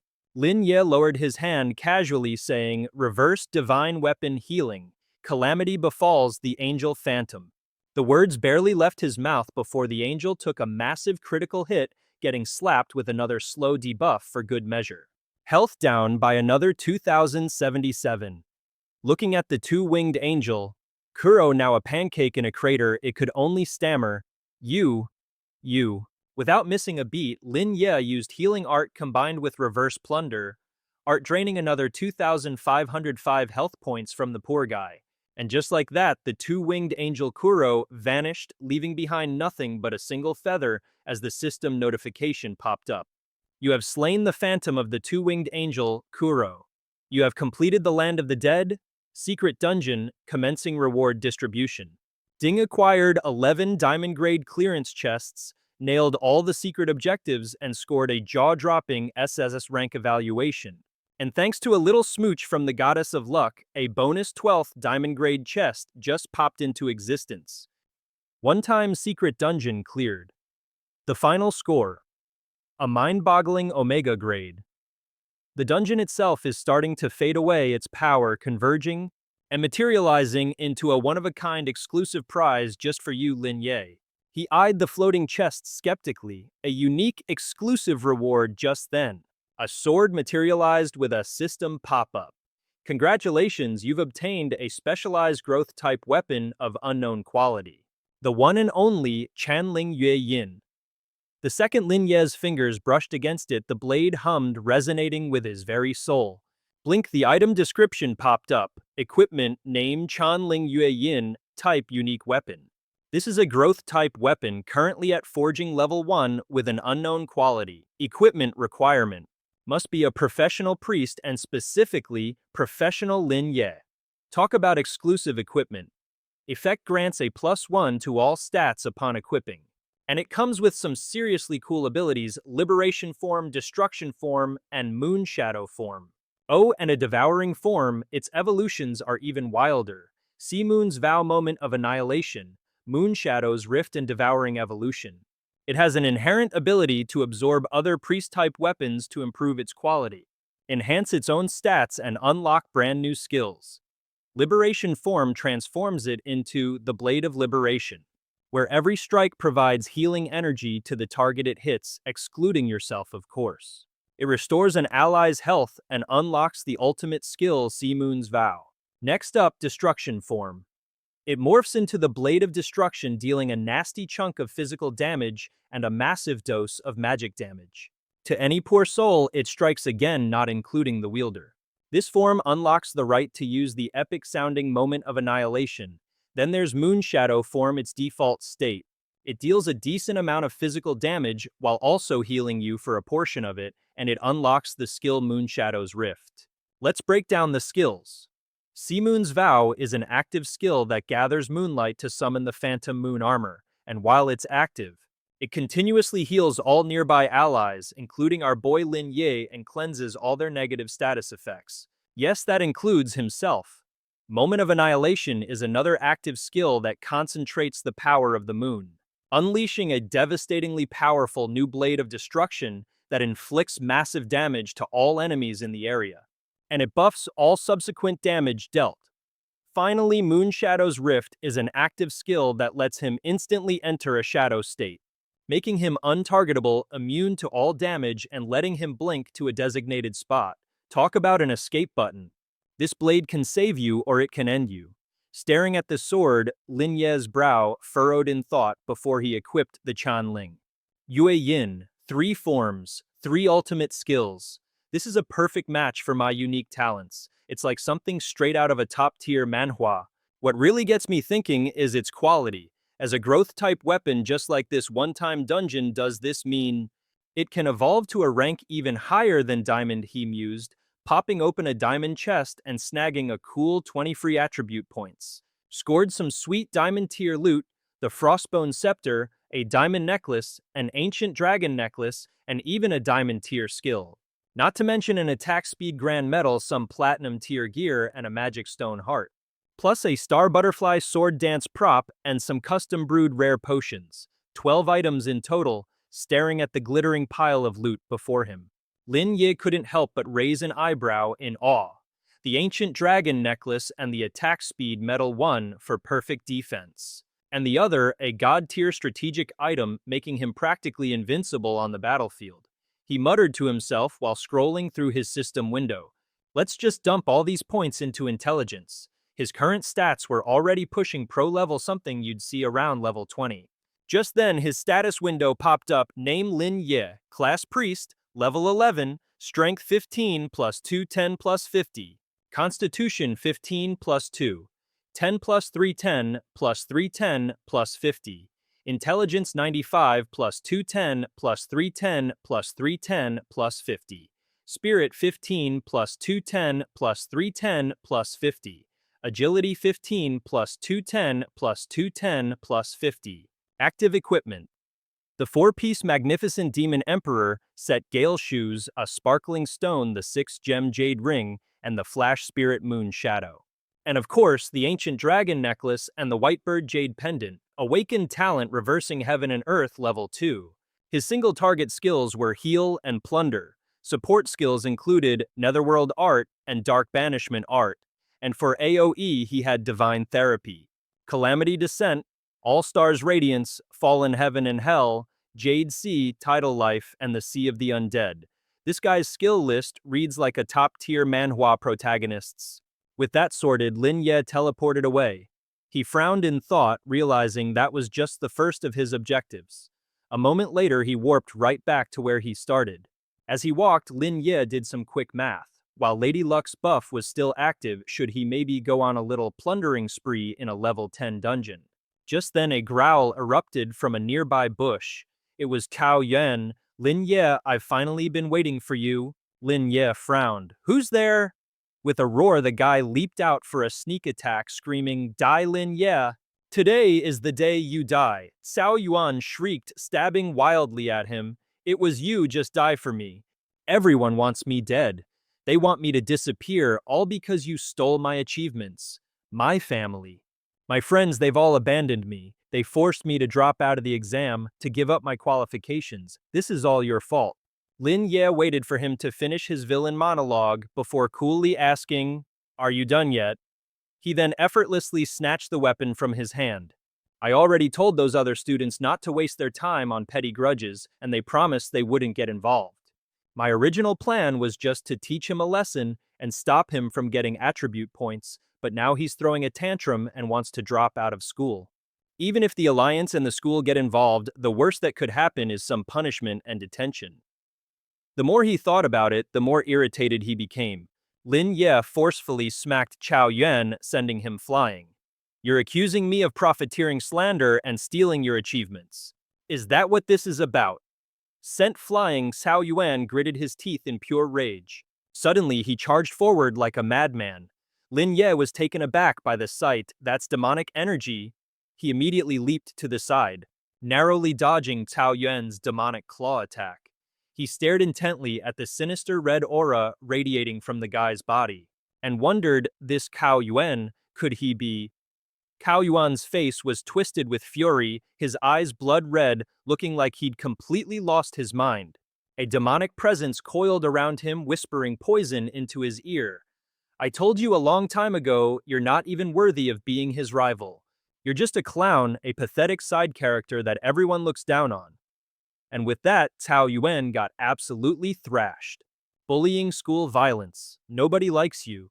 Even the girl he was chasing couldn't care less, tossing the roses he gave her like yesterday's trash, and just walked away without a second glance. Nobody cares about you, the demon whispered, replaying every single painful memory.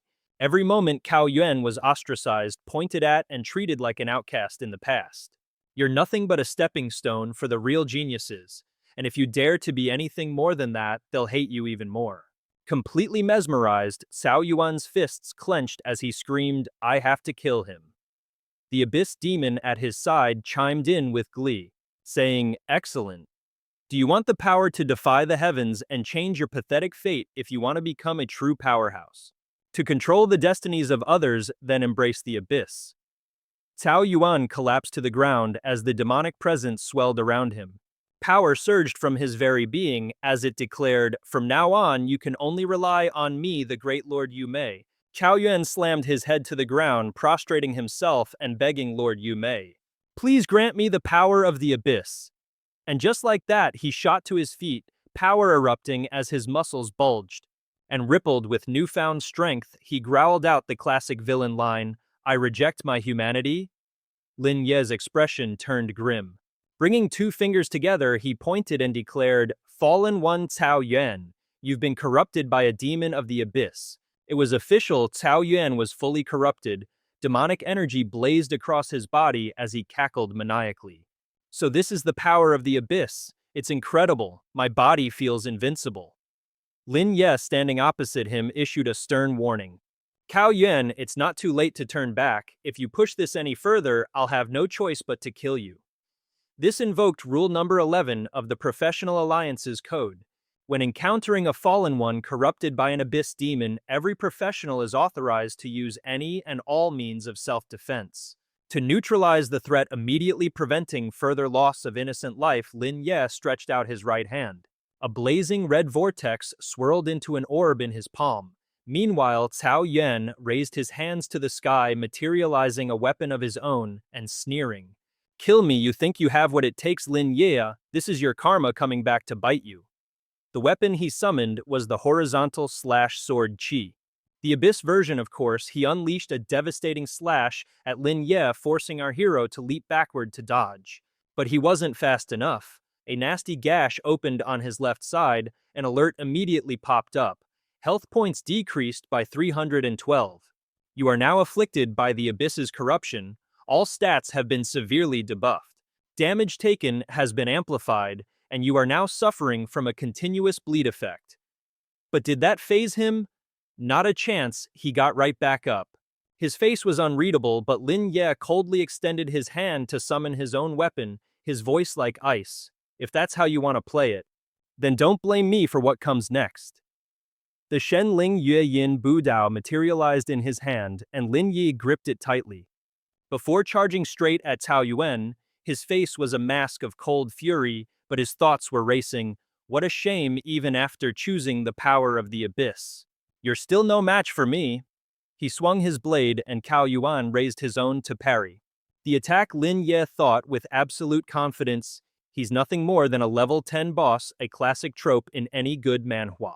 Cao Yuan managed to block the strike and declared boldly, a sharp analysis, you really are just a priest. Who dumped all his stats into strength, you're a dead man walking. But Lin Ye paid no mind to the trash talk, his eyes gleaming with sheer arrogance. Staring him down, Lin Ye figured he didn't need to bust out his ultimate move, Heaven and Earth Reversal, just yet. He knew some Abyss demon was probably lurking around watching the show. If that creep spotted his nearly invincible skill, it would just scurry away and tattle to its demon buddies. And that would create a seriously annoying situation. A second slash came flying, but this one had a little extra spice on it. Cao Yuan couldn't block it and got sliced. He stared at the wound in utter disbelief. A gash ran from his shoulder to his stomach, demonic energy swirling around it. Nonsense, how did I get weaker? How could a single strike from you make me lose this much blood? Lin Ye cheekily scratched his cheek and said, looks like I managed to nick you a little. A smirk played on his lips as he admired his handiwork. He thought to himself, this clone buddy of mine is terrible at both theory and observation. He can't even sense a physical damage spell below level 2. I'd better use him as demon bait and get this over with. Instantly, before Cao Yuan could even blink, Lin Ye unleashed a fatal blow, his eyes glowing a menacing red straight out of a horror manhwa. Sparing Cao Yuan's life for now, Lin Ye turned, slightly holding the Shenling Yue Yin in his left hand. His right hand gathered a red orb of energy. He looked coldly at Cao Yuan. Time to invite the demon into the vessel. High above, the demon had seen it all. Just as it thought picking a pathetic weakling wasn't enough, his combat power was still this trash, even after the transformation. A swordsman with boosted stats can't even beat a priest. What kind of messed up manhwa logic is this? Oh well, he was just a lowlife anyway. Then it possessed Cao Yuan's body, and the wound vanished completely. It thought smugly, Lin Ye, you're toast. Now that Cao Yuan and the demon were one, it had a dirty thought. If Lin Ye dies, Huang Xiaofeng's spirit will be crushed, making it easy for me to move in. And if Lin Ye lets me use him, wouldn't that little brat Huang Xiaofeng just join my demonic army directly? The fully demonized Cao Yuan spoke. However, I much prefer the second option. As if reborn, he immediately lunged forward. Lin Ye took a hit, his HP dropping by 534. Cao Yuan pressed the attack relentlessly, taunting, surprised. The main course is coming right up, but Lin Ye was unfazed, parrying every single blow and even casting full heal dispel. His HP shot up by 634. Cao Yuan was absolutely livid, watching him heal at a speed that would make any manhwa protagonist jealous. The two clashed fiercely. Lin Ye asked, "You're not Cao Yuan, are you? You're an Abyss demon." The Abyss demon inside Cao Yuan erupted with power, roaring, "Too bad the folks from the Professional Alliance are already on their way. I don't have time to waste on you, so just hurry up and die." Lin Ye sheathed his sword, slung it over his shoulder, and just grinned at the demon, leaving it completely baffled. The demon, still in Cao Yuan's body, pointed to itself and tried to tempt him. Or, you could choose to join us. This was the moment Lin Ye was waiting for. He took the bait, he thought gleefully. He relaxed his hands, feigning harmlessness and interest in the offer. He asked, "Oh, join you guys, so what kind of perks can you abyss demons offer me?" All right, listen up. Demonic energy starts rolling out like a fog machine at a goth concert. He sneers, "You think this ain't enough?" And with that, his demonic power just explodes outwards. The wind howling like a banshee on a bad hair day. Tao Yuan, flexing for all he's worth, taunts, "You see this now? This," he boasts, "is the power of the abyss." Lin Ye, looking about as impressed as a cat watching a laser pointer, muses, "Oh, that's strong, huh? How interesting." He casually forms an orb of his own, then retracts his power and asks, "Speaking of abyss demons, you wouldn't happen to know a guy named Huang Xiaofeng, would you? I heard he turned down a generous invitation from your little club, and even told you guys where to shove it, right?" The moment Cao Yuan hears the name Huang Xiaofeng, he gets totally triggered and starts his villainous monologue. "I was the one who invited him. But that little punk didn't know a good deal when he saw one. He actually dared to look down on the power of the abyss. If his compatibility with abyss power wasn't so ridiculously high, I would have turned him into a smear on the pavement ages ago." Lin Ye goes, "Oh, so you're saying you gave this fool a golden opportunity and he just didn't know how to take it." The abyss demon then has a dramatic flashback, where a younger Huang Xiaofeng chucks a pillow at him, points right in his face, and declares, "I am the genius Huang Xiaofeng." Back in the present, Cao Yuan is clutching his head, practically tearing his hair out, screaming, "What kind of monster doesn't even realize he's a monster?" Lin Ye just watches the demon fuming, getting more and more worked up. He thinks to himself, looks like Huang Xiaofeng wasn't lying after all. Or hiding anything, for that matter. This demon's intelligence seems to be on the same level as his, which is to say, not very high. Clutching his chest dramatically, Lin Ye nominates himself, chiming in with the demon. Even if that guy got the abyss power, he'd just blow his own cover and get hunted down by the Alliance. You'd be much better off giving it to me than to him. The demon-possessed Cao Yuan eyes him suspiciously. "Oh, and why is that?" Lin Ye lays the manipulation on thick. "I've already earned the trust of the professional alliance. Based on my strength, I can quickly become a core member. And then from the inside, I'll secretly bring human society to its knees and destroy this wretched world." Cao Yuan asks suspiciously, "Why do you want to destroy the world? Aren't you a professional? The most beloved one at that?" Lin Ye clenches his fists, getting into character. "Ha, humanity is nothing but a bunch of hypocrites." He's really selling the performance, launching into a tirade against the so-called professionals. This is some top-tier manhwa drama. Do they really protect their weaker comrades? If that were true, then why did my parents have to die back then? Those so-called heroes with all their power just ignored us. In the end, my parents had to lure the monster away themselves. Just so I could survive, they died a horrible death under its claws. Lin Ye's eyes well up with tears, recalling all the fake pitying faces. Then he gives a dark, mysterious smile. "The professionals exploit the weak, and the weak in turn prey on those even weaker than them. There's no justice or fairness in this world. Only greed and selfishness. There is no light of humanity. Only a darkness ruled by the strong. No one is innocent. They all deserve to die." Hearing this heart-wrenching confession, Cao Yuan actually starts tearing up. Brilliant, absolutely brilliant. His body begins to transform, his muscles bulging like they're about to rip his clothes to shreds. "I have felt your pain." The demon's true form manifests. He grabs the orb of dark power, rushes over to Lin Ye, and says, "Come on, join our abyss family. I will grant you the ultimate power of the abyss." The demon beckons. "Together, let's destroy this garbage world."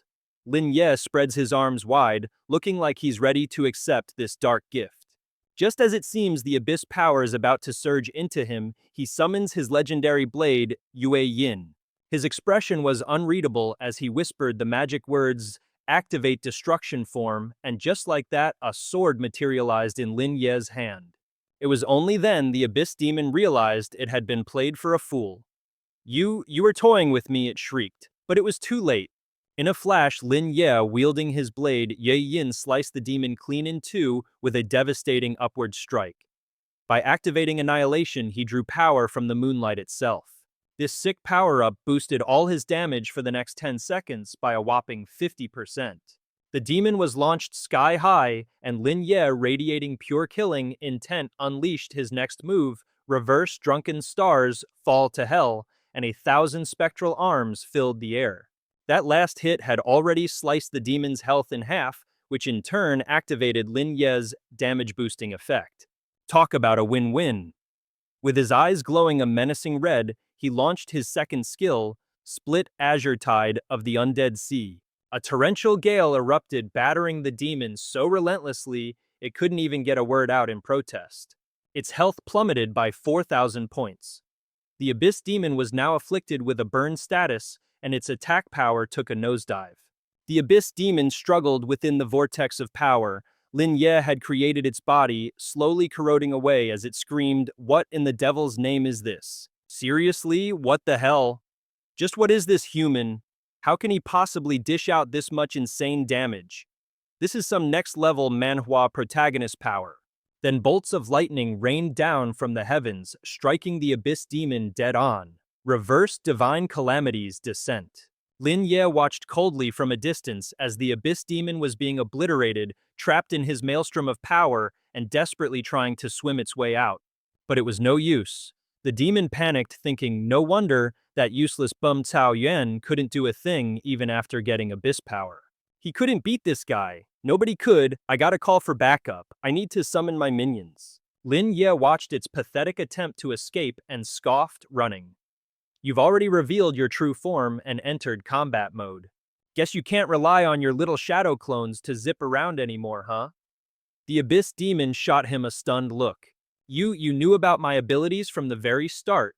Did you intentionally take a hit just to set this trap for my real body? Power billowed from Lin Ye's form as he replied with a single cold word, correct? The Abyss Demon, absolutely livid, spun around. It unleashed the Abyssal Demon's hand, its claws lashing out at Lin Ye. You treacherous human. I'll end you. In the blink of an eye, the claws sliced through empty air. Lin Ye was gone. A system notification popped up, skill missed. Damage evaded. Lin Ye had already teleported right behind the Abyss Demon. The demon glared furiously. Fine, you've used up your dash skill now. It swung its arm, attacking Lin Ye with Abyssal Claw. The attack landed, chipping away 508 points of Lin Ye's health. The demon cackled. Let's see you dodge that. Where can you run now? Seeing Lin Ye finally take some damage, the demon laughed triumphantly. Gotcha. But in the very next instant, Lin Ye's health shot back up. His health was restored for the exact amount he had just lost. Our boy just stood there looking down on the demon with an icy glare. It's over, Abyss Demon. His eyes were razor sharp as he uttered the name of his next skill, Reverse Healing Art. Lin Ye raised his sword high and brought it crashing down. The immense power of his Force Plunder technique slammed directly into the Abyss Demon. A notification chimed, Abyss Demon has been defeated. But Lin Ye was taken aback. When he saw his blade, the Qianling Yue Ying, shimmering with a strange light as it absorbed something. A system notification pops up. The Moonshadow Blade is now slurping up the remnant soul of the Abyss Demon. And just like that success, the Moonshadow Blade gets a sweet upgrade from +1 to all stats, to a whopping +5 to all stats. Lin Ye grins, holding his newly buffed blade and thinking, well, this is weird. The actual fight gave me 0 experience points, but my growth-type weapon levels up by killing these Abyss Demons. Is it only Abyss Demon souls that work for this upgrade? Or can I just go soul-sucking on any old monster? Back in the real world, the locals are freaking out. A blonde dude asks, what in the world just happened? A pink-haired girl on the phone is just as clueless. I have no idea. Couldn't see a thing or the pros here yet? Hey, why is someone passed out on the ground? It's chaos out here, but don't worry. I already called the city's professional patrol. They said they're on their way. On the ground lies the corpse of the Abyss Demon's true form, and a knocked-out Cao Yuan. The pavement is a mess covered in cracks from all the sword slashes. Lin Ye is just admiring his Moonshadow Blade, completely tuning out the chaos around him. He's deep in thought about this whole situation. A weapon that grows by eating demon souls. Yeah, I should probably report this to the Alliance. And as for this Cao Yuan dude... Just then, the city patrol squad storms in, led by a fiery redhead who yells out, You there, drop your weapon and take off your gear now. Lin Ye glances at the approaching squad and thinks to himself, I was just about to head over and they're already here. The redhead aims his weapon right at him, barking, hands on your head, don't move. Or I have the right to open fire. Lin Ye, ever the cooperative citizen, just drops his sword. All right, all right. The moon shadow blade clatters to the ground right at the redhead's feet, who immediately fires a skill. It's a paralysis toxin hitting Lin Ye square on. Sorry, kid, standard procedure, the man says. You won't feel a thing. Lin Ye's hands go numb and are bound behind his head, but he just calmly watches the scene unfold. These guys are the pros, the ones who keep the city safe. They use paralysis skills to stop suspects from pulling any funny business, but hey, at least it's a humane approach. No point in fighting them. Lin Ye watches as the other officers start questioning the witnesses about what went down. The whole team is a well-oiled machine. Some inspect the crime scene, others provide medical aid, and the rest comfort the shaken residents. The medics are wheeling Tao Yuan away. Everyone's doing their part, Lin Ye notes just as another officer rushes over. He reports to the redhead, Sir, the unconscious victim is a student, but he's reeking of abyss power. We suspect he was corrupted by an abyss demon and became a fallen one, and sir, we also found the skeletal remains of an abyss demon. The abyss demon's corpse is laid out on the ground, covered in slash marks. The redhead pulls up the surveillance footage to see what really happened. A level 20 abyss demon, covered in blade wounds. Looks like our long sword-wielding suspect here is the one who took it down. But why is it just a pile of bones now? Don't tell me. This is getting as mysterious as my favorite Manhwa plot. The screen plays back the exact moment Lin Ye delivered that epic final slash, cleaving the abyss demon in two. The two professionals gawked at the scene in utter shock. How could this be, seriously? The system displayed Lin Ye's info name, Lin Ye, level 2, top-ranked professional of Jiangcheng City. A third-year academy student, Lin Ye stood there confidently listening to everyone's stunned commentary about him. That abyss demon was killed by this student. I knew the kid was a genius, but this is just next-level insane. A student killed an abyss demon. From behind the group of professionals, a man with red hair tied in a high bun emerged looking like a character straight out of a manhwa. He said, Lin Ye, hello. I'm the captain of Squad 1 of the Abyss Demon Containment Task Force, under the Jiangcheng Professional Alliance Wang Ma Chao.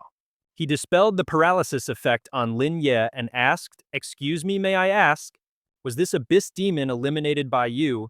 And about that nearly dead student, was he lured by the abyss demon, turned into a fallen one, and then subdued by you? Lin Ye rubbed his wrists, which were still numb from being bound. Standing opposite Wang Ma Chao, he answered, that was me. This student is Chao Yuan from our school. He turned into a fallen one right in front of me and intended to assassinate me, so I took action. Wang Ma Chao crossed his arms and continued questioning, but how did you manage to catch the abyss demon normally? They don't appear in their physical form. Lin Ye's face was a mask of confidence and a hint of arrogance as he said, I guessed it was always observing potential. Fallen one candidates from afar, so I had Tao Yuan pretend to be extremely interested in becoming a fallen one. It then revealed its physical form to grant me power. The group of professionals was astonished. That actually worked. Wang Ma Chao's face darkened as he listened to Lin Ye's answers. Indeed, to use such a method to deceive a sinister and cunning abyss demon was something even high-level professionals with extensive combat experience couldn't guarantee. But this student who was about to take his professional exam, he thought with a grim face, had single-handedly fought a fallen one and a physical abyss demon and remained completely unscathed. Most importantly, this fallen one's health was stopped at exactly 18, leaving him in a critically injured state on the brink of death, unable to escape or resist. Nor would he bleed out and die. Forget a student, even official professionals who weren't high level couldn't accomplish this feat. Lin Ye's hands were once again bound in front of him by paralysis as Wang Ma Chao declared. Therefore, we'll need you to cooperate with us and come for a visit to the Alliance's branch office. The red-haired man disagreed with this approach. But he's no ordinary student. Captain, haven't you heard the rumors about Lin Ye? He's incredibly famous. Wang Ma Chao crossed his arms, his expression serious. I'm not completely out of the loop, But considering the seriousness of this incident and the safety of all Jiangcheng residents, standard procedure is necessary.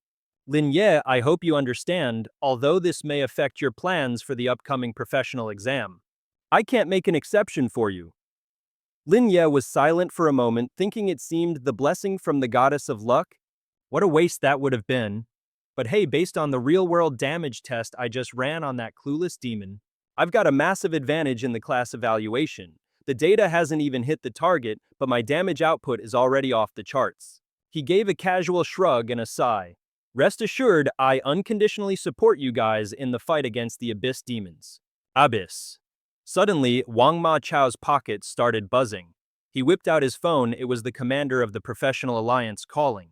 The commander told him that Wang Ma Chao didn't need to drag Lin Ye back to the investigation department, nor did he need to keep an eye on him. Hearing this, Wang Ma Chao was stunned. Boss. The commander continued, this Abyss demon case is on ice for now. Wait until he finishes his class evaluation. Then we'll deal with it. Wang Ma Chao wasn't having it. But that's standard procedure. How can we just bend the rules? He protested with a frown. If I just let him walk headquarters, we'll have my head right. The commander of the Professional Alliance shot back with absolute certainty. Nobody is going to give you any grief, and this isn't just my opinion. It's the opinion of the headquarters president and every single minister. You've heard of the legendary Curse Master, haven't you? He's the one who took it down without a scratch and even earned a pass into the legendary Forgotten Hidden Division of Professionals. Completely floored by the news, Wang Ma Chao's expression soured as he glanced at the seemingly harmless Lin Ye, who was just scratching his head like a doofus. And here I thought those online rumors were just a bunch of exaggerated nonsense. Could it be that he really has an unprecedented god-tier talent straight out of a manhwa, or maybe it's a specialized talent that just happens to be the perfect counter to Shadow Knights? Lin Ye turned to the phone and asked the commander, excuse me? So does this mean I don't have to go in for questioning anymore? The commander replied, of course not, you just focus on what you need to do. The commander even added, and if you need a hand, feel free to call on these professionals. Don't you dare hesitate. Wang Ma Chao respectfully presented the Qianling Yue Ying, returning it to Lin Ye. My sincerest apologies, Lin Ye, but I still have one question for you.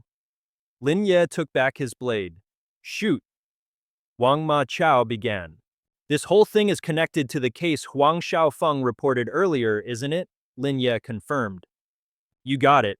This brain-dead demon is the very same one that tried and failed to tempt Huang Xiaofeng. Since its first plan flopped, it decided to make Cao Yuan its second target. Lin Ye mused internally. Just as expected from a top-tier professional, he connected the dots in a flash. Guess I don't need to play dumb anymore. The commander's voice chimed in, adding more details. That's right, we ran a check on Huang Xiaofeng's constitution. Turns out he's a one-in-a-million genius when it comes to being a fallen one. Lin Ye picked up where he left off. And yet I managed to bamboozle the Abyss demon with ease. Meanwhile, Huang Xiaofeng couldn't pull the wool over its eyes and just kept bringing me up. Hugging his blade, Lin Ye grinned. The Abyss demon got the brilliant idea that Huang Xiaofeng had a crush on me. And that's why he was resisting its temptation. So its grand plan was probably to replace me and lead Huang Xiaofeng down the dark path itself. The commander laughed out loud, hands in his pockets. Brilliant, a young hero emerges. This is better than any manhwa plot. Not only did you take down an Abyss demon, you also captured a fallen one alive and squeezed out some juicy intel. You're already worth more than a dozen of those lazy bums in the office. Among the top-tier professionals for years, so we won't get in your way any longer. But Lin Ye calls out, hold up, I've got something to discuss, but it's kinda top secret. Could you do me a solid and clear the area of any nosy Parkers? The commander of the Professionals Alliance was totally on board with Lin Ye's request. All right, let's clear out. Wang Ma Chao, lead your squad away and hand the comms device to Lin Ye for now. Wang Ma Chao snapped to attention. Yes, sir. The entire action squad promptly fell in line and bugged out. Hearing Wang Ma Chao's order, the professionals scattered in unison, shouting Roger that he then handed the comms device over to our boy Lin Ye. Please forgive my earlier intensity. Here, take this. Lin Ye just shrugged, no biggie. Once the secure channel was activated, the commander's voice came through. All right, the coast is clear. Lin Ye, the floor is yours. Without another word, Lin Ye whipped out his blade.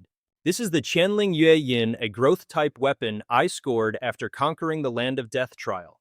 After I used it to slice and dice an abyssal demon, the blade literally absorbed its power. The commander's brow furrowed. What are you getting at? Lin Ye explained that the intel on growth-type weapons is ridiculously scarce, even in the best libraries. You can't dig up any real details, so I have to ask, can all growth-type weapons level up by slaying abyssal demons in the real world? The commander's mind flashed to a top-secret file. Growth-type weapons are rarer than a humble protagonist in a manhwa. Since the Alliance's inception, only 3 have ever been officially recorded. However, this involves some major state secrets, so even I don't have the full scoop on them. A projection of a dark blue, intricately patterned sword materialized. The commander continued. But I can tell you this, all the growth-type weapons I'm aware of gain experience by grinding. Monsters in regular old dungeons. None of them level up by killing otherworldly beings like demons for power in the real world. Lin Ye glanced at his blade. So you're saying my weapon is a first? The commander let out a warm chuckle.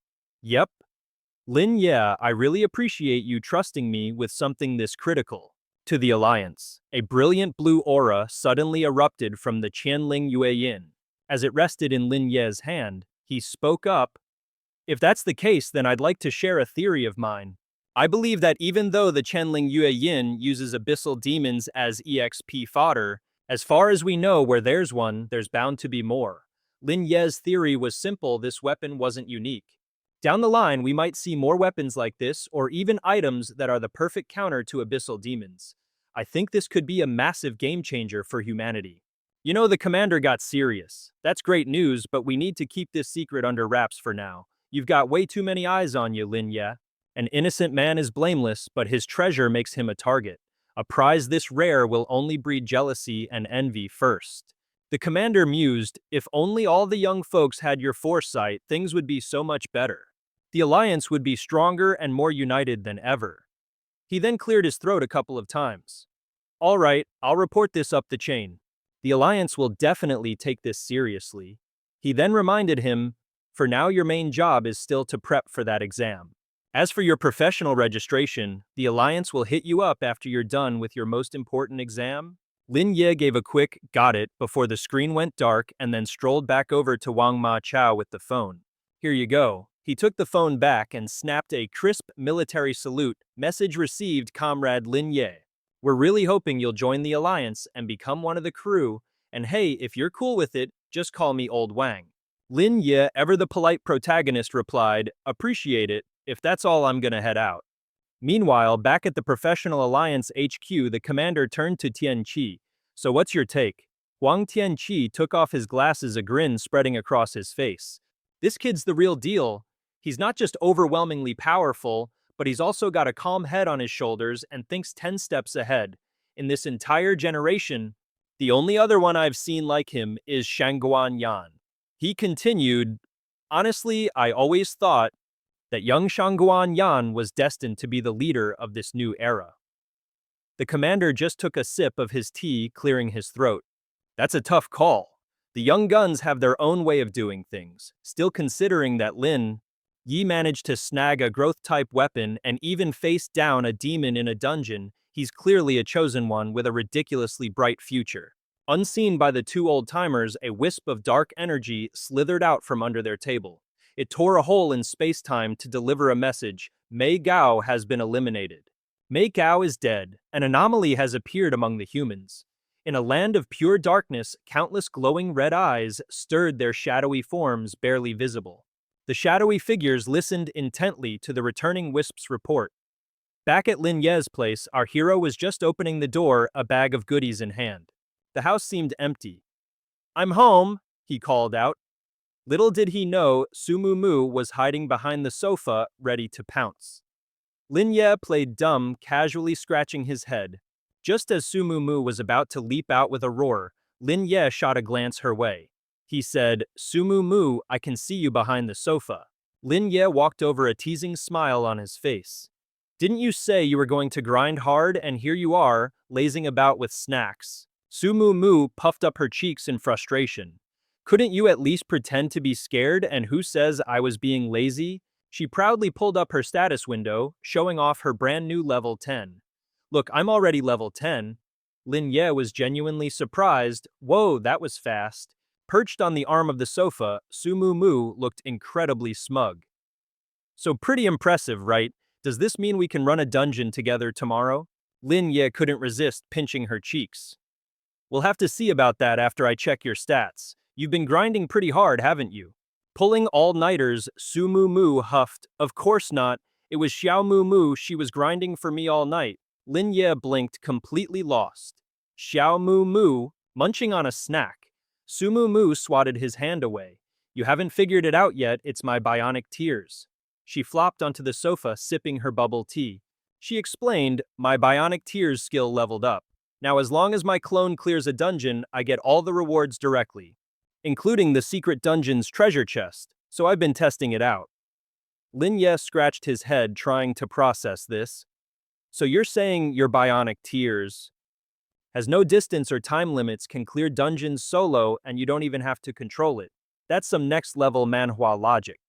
Cut to Xiao Mu Mu, currently in an epic battle with a dragon that's down to its last sliver of health. You got it, Sumu Mu confirmed. Right now she's in the Nightmare Lopez Lake dungeon. She pulled up a screen. Look at the system alerts. The final boss has entered a critical state, it should be over any second now. Overjoyed, Lin Ye gently bumped his forehead against hers. So your unique talent basically lets you auto-farm dungeons and level up whenever you want. And you can even track its progress in real time. Sumumu, suddenly finding him way too close for comfort, blushed, beet red, and started to stammer. That's right, my little Mumu can do absolutely anything for me. You jealous? Lin Ye nonchalantly plopped down right beside her, peering at the display screen and saying, yeah, I want an all-powerful assistant like that too, but I have one question. Does the Bionic Tear dungeon not have a fatigue limit? You can just grind it infinitely. Sumumu puffed out her chest proudly. But of course, how else do you think I managed to hit level 10 in a single night? She cleared her throat dramatically. Master Lin, why are you being so dense all of a sudden? Without even looking at her, Lin Ye pulled out his phone and started scrolling. He replied, I'm just surprised your talent is actually this broken. Looks like I'll need to completely rethink your stat allocation strategy for levels 10 through 20. Hearing this, Sumumu thought to herself. It's just useful, he says. Suddenly, her eyes lit up as she stared at him. Wait, what was that? You're making a stat build for me. Lin Ye, still glued to his phone, answered, Yep, I need to combine your unique talent with your current skills, your gear and attribute effects to create the most optimal stat build for you. This is some next-level Manhwa protagonist treatment. Sumumu gave him a big okay sign. All right, I'll send you my stats right now. But Lin Ye casually added something else that made her freeze. I also need your height, weight, and your measurements. Sumumu instinctively backed away and gave his leg a light kick, flustered. What are you trying to do? Lin Ye threw his hands up in a gesture of pure innocence. Hey, get your mind out of the gutter. It's related to the modification ratio for higher tier attributes. He continued, besides, your personal stats will directly influence the stats of the Bionic Tear. This is how we maximize its potential. Meanwhile, little Mumu was in the dungeon, landing a critical hit with her hammer and absolutely wrecking the monsters inside. Lin Ye, still scrolling, commented, in low-level fights, steamrolling a few small fry is no big deal. But in high-level combat, every little detail and micro-action counts. Even a tiny bit of extra stats can be the difference between winning and losing. And in the late game, trying to make up for that tiny deficit will cost you a fortune. Sumumu shot up, crossing her arms in a huff. Yeah, I get it, but what does any of that have to do with my body measurements? Fine, just wait here and no peeking. You hear me?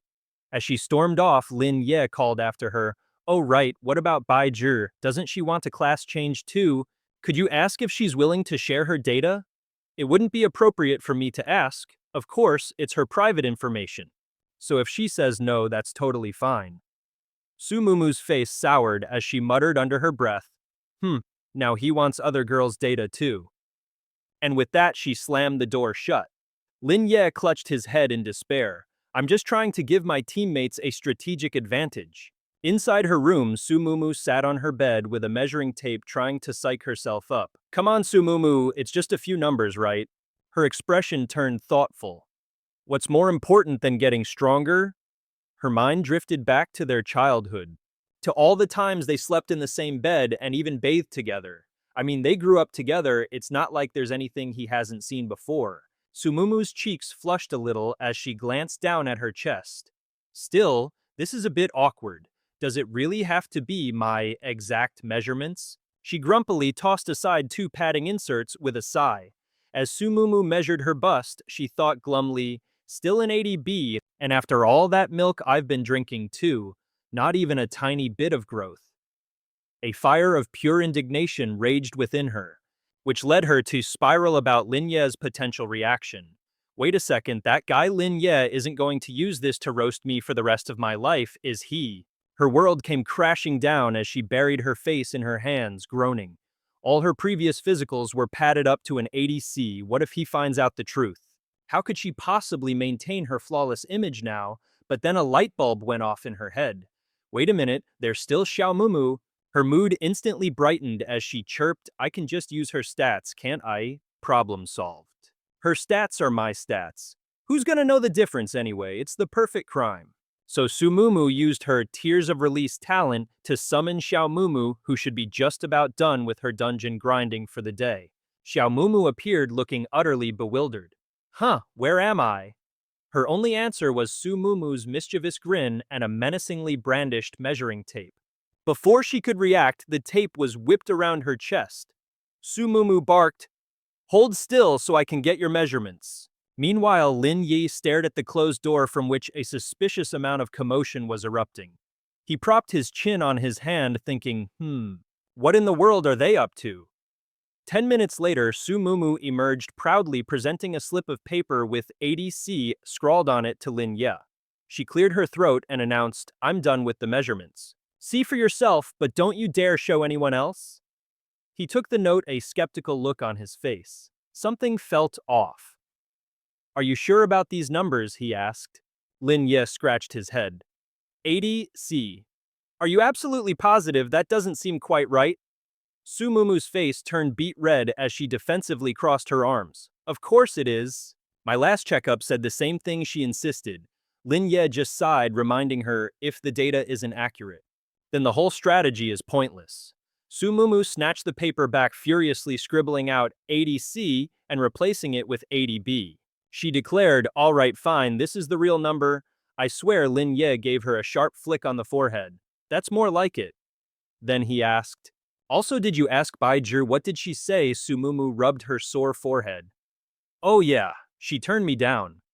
Su Mumu then launched into a full-on impression of Bai Zhi recounting the conversation. Little Bai said, I can't possibly trouble the great master. It would be too much work and effort for him to handle such a tedious task. Su Mumu clasped her hands together, her eyes sparkling dramatically. The great master has already blessed me with so much amazing equipment and resources. I've earned a bit of money and some free attribute points. How could I possibly ask for even more? Then Su Mumu gave a playful wink and held up her phone. And this sweet, silly girl even went out of her way to explain that she wasn't just making excuses because she was afraid of leaking secrets. She also wanted to make it clear she doesn't think adding attribute points is useless. And to prove it, she sent me her full health report to show how much she trusts you. Lin Ye facepalmed, sighing. If that were anyone else, I'd suspect it was some kind of elaborate honey trap. He thought back to Bai Zhi's pure, almost gullible nature. But knowing her, she genuinely just doesn't want to be a bother, and at the same time she's terrified we'll think she doesn't trust us. He took Su Mumu's phone and transferred the data to his own device. But we're teammates, he said. What kind of reason is that not to help each other out, especially when she has such an incredible talent? Su Mumu then chimed in. Oh, speaking of talents, Lin Ye raised an eyebrow. What about them? Su Mumu summoned Xiao Mumu again, and a system notification popped up reporting that Xiao Mumu had learned a new skill. It's called Soul Exchange Spirit, and it can summon a spirit to fight for her. The catch: there's absolutely zero information on what kind of spirit it summons. Lin Ye's jaw dropped as he pointed at the little clone. Wait, she can summon things too. Are you guys playing some kind of infinite Russian nesting doll game here? This is some next-level manhwa plot. Sumumu just shook her head. No way, it's not like that at all. She held her wand like a professor about to drop some serious knowledge, explaining that the soul spirit summoning skill is exclusively for use inside Secret Realm dungeons. But here's the catch. Unlike our dear little Mumu, this skill can't be brought into the real world, and when a soul spirit dies, it's a permanent game over for them. But little Mumu can be resurrected, she said with a casual shrug. As for the rest, I haven't tested it, so I'm clueless too. Lin Ye nodded in understanding. I get it. With a crisp snap of his fingers, he said, then let's test it out in a dungeon right now. Let's see what this thing can really do. The two of them immediately entered the Lizardman Tribe Secret Realm Dungeon, a level 8 to 10 instance, with a difficulty of hard. The description read, Lizardmen are a massive race with an incredibly powerful reproductive ability. Their warriors are ferocious combatants unafraid of sacrifice and possess a surprisingly high level of intelligence. They're known for using various tactics to annihilate their foes. Fortunately, their individual strength isn't overwhelmingly powerful. Only the absolute strongest among them are recognized by the system and become powerful class holders like something straight out of a manhwa. After changing into their gear, Sumumu held her scepter and asked Lin Ye, did your priest weapon get an upgrade? It can even take that form. He drew his Qianling Yue Yin blade and said, yup, I can let you test it out a little. Instantly, he slashed towards her, taking little Mumu completely by surprise, but there was no wound to be seen. Instead, Sumumu's health points just kept on rising. He asked, see what I mean? She waved it off dismissively. Pfft, that's nothing special. Little Mumu let your big bro put on a real show as wisps of green energy coiled around Sumumu's fingers. Tears of Rebirth used the special skill Soul Spirit Exchange. Little Mumu immediately followed the command. She held out a small tinkling bell, and the green aura around her grew even thicker. A notification popped up. Tears of Rebirth is using Soul Exchange. A mysterious soul spirit has heard the summons, is establishing a link with your world, and is about to descend into the dungeon to fight for you. Lin Ye watched the entire process as a colossal figure appeared from above and slammed into the ground. The landing created a massive tremor. The Treant Guardian Soul Spirit has descended. This was the spirit summoned by little Mumu. So it was a level 10 knight. Its other attributes ranged from 20 to 35, and it had skills like Heavenly Shield, Bash 1 Strike, and 3 consecutive slashes, Death Protection Despair, and Heavy Strike. This was a soul spirit from another world. Lin Ye stared at the behemoth standing before him, already running the numbers in his head. Although it was a gold tier, it had clearly surpassed that rank, becoming a boss with overwhelmingly superior stats. He was reminded of that soul spirit in the white armor. If Mumu levels up in the future, she'll be able to summon even more powerful bosses corresponding to her new level. It seems Soul Spirit Exchange is like a warlock's summoning item, but the difference is that the warlock's summons don't die for good. Plus, those items are incredibly difficult to obtain and have a long cooldown, especially for summoning a massive green treant of this size. But this little girl's talent allowed her to summon her big bro the moment she entered the dungeon with no cooldown whatsoever. He watched Sumumu patting the Trent's leg and thought to himself, this has to be considered a demigod-level talent, right? Seeing her having fun, he shouted, Mumu, hurry up and start the test. She turned back and replied, oh, okay. Sumumu then issued a command. Go Trent Guardian and annihilate these lizard men. The Trent Guardian charged forward, coming face to face with the Lizardman tribe. Letting out a bizarre squawk, it growled in a deep voice. Mere insects. Then with a massive bam, it unleashed Heaven's Strike. It ripped right through the Lizardman's body with a massive explosion.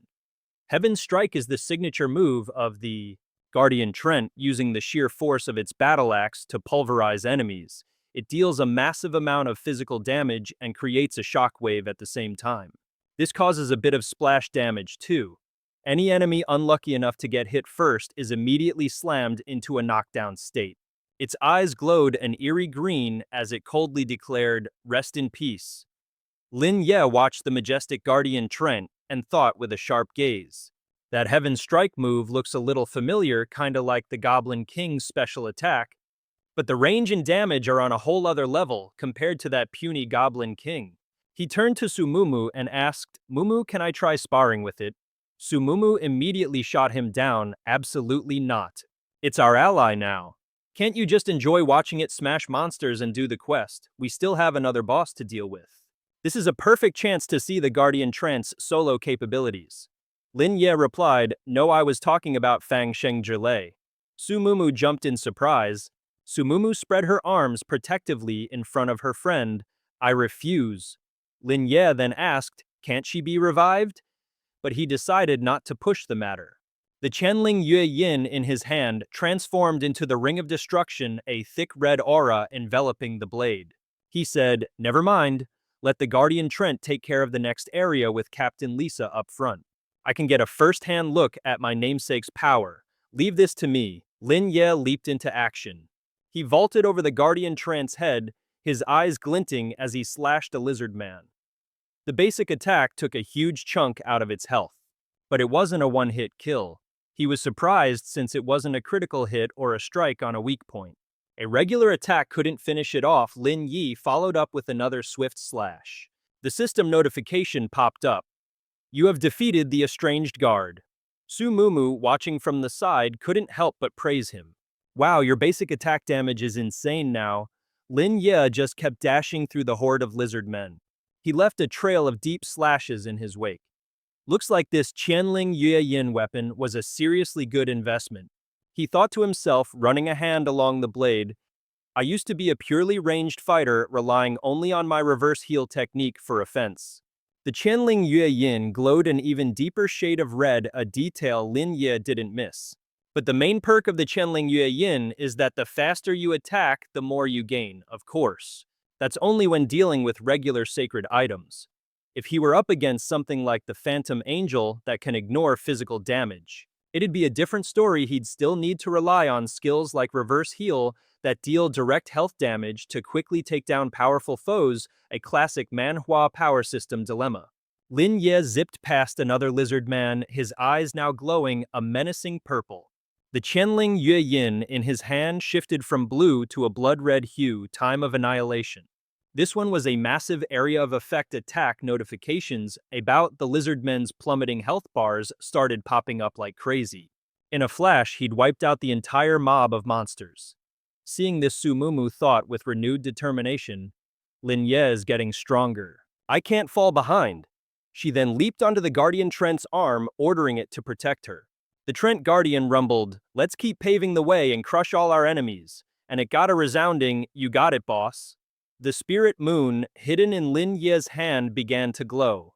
It morphed back into the ring of the ancient Trent, bathing him in a healing green light. Lin Ye smirked. All right, everyone, it's your time to shine. I'll be on healing duty." But of course, our boy Lin Ye had his own grand strategy cooking. It was time to see what Moon Shadow's deceitful gap and the body of the sea moon could really do.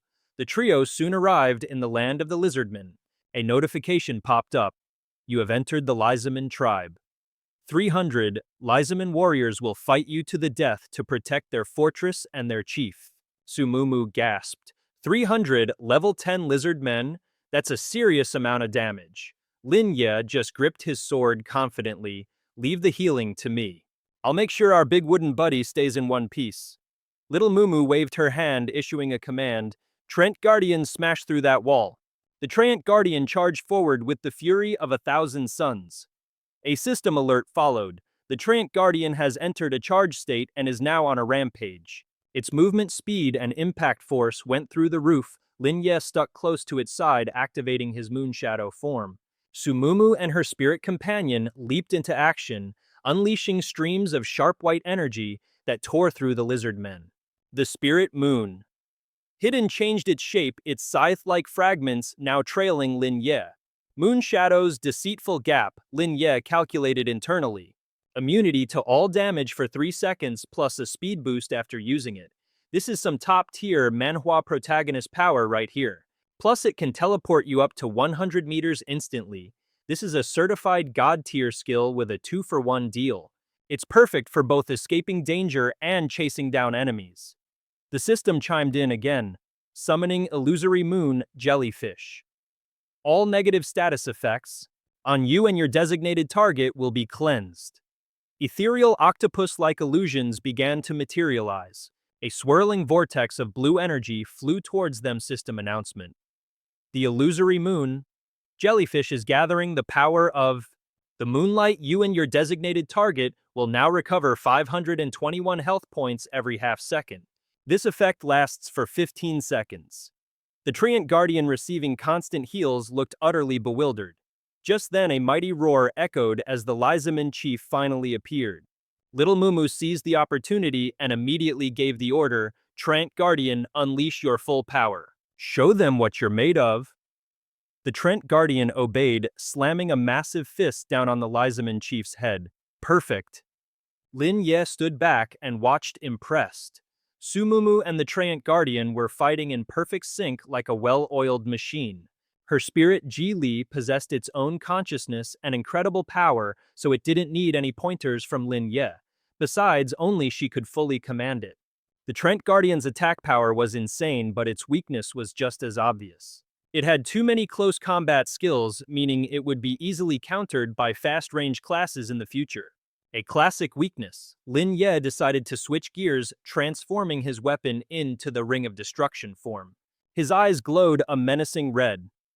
Alright, I've seen enough, he mused. I've pretty much tested all the functions of the spirit moon hidden.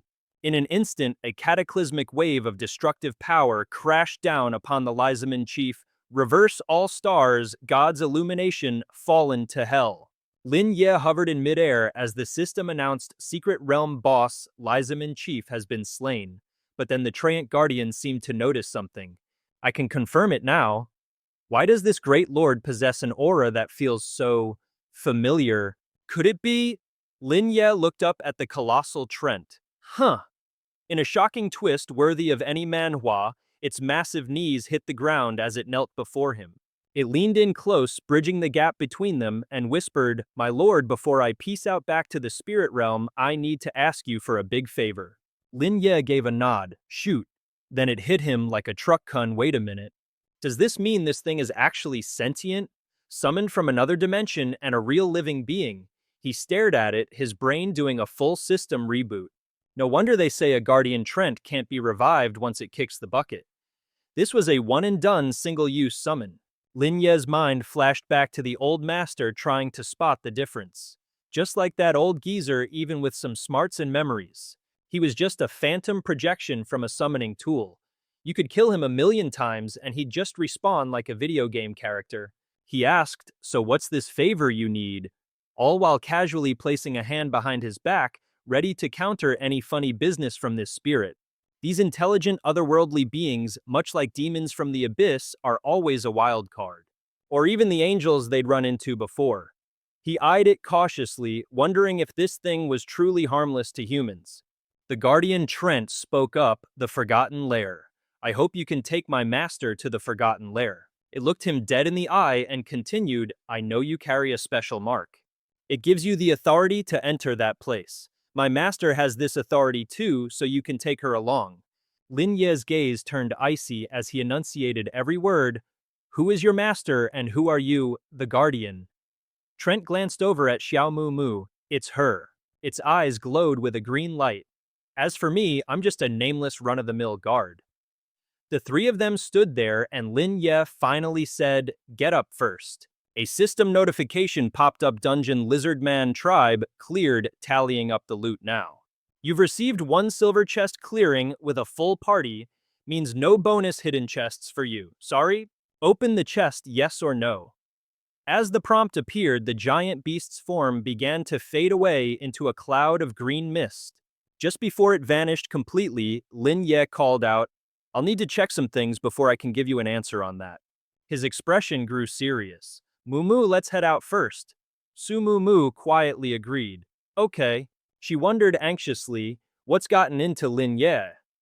And with that, the trio exited the dungeon. Lin Ye left the dungeon with a heavy heart and a lot on his mind. Normally, a professional's awakened talent is supposed to be an absolute, no questions asked power-up. For an awakened with a class, you get an awakened talent. And it's that talent that makes the class truly powerful, a core mechanic in this manhwa world. Think of it like the bond between a man and his wolf.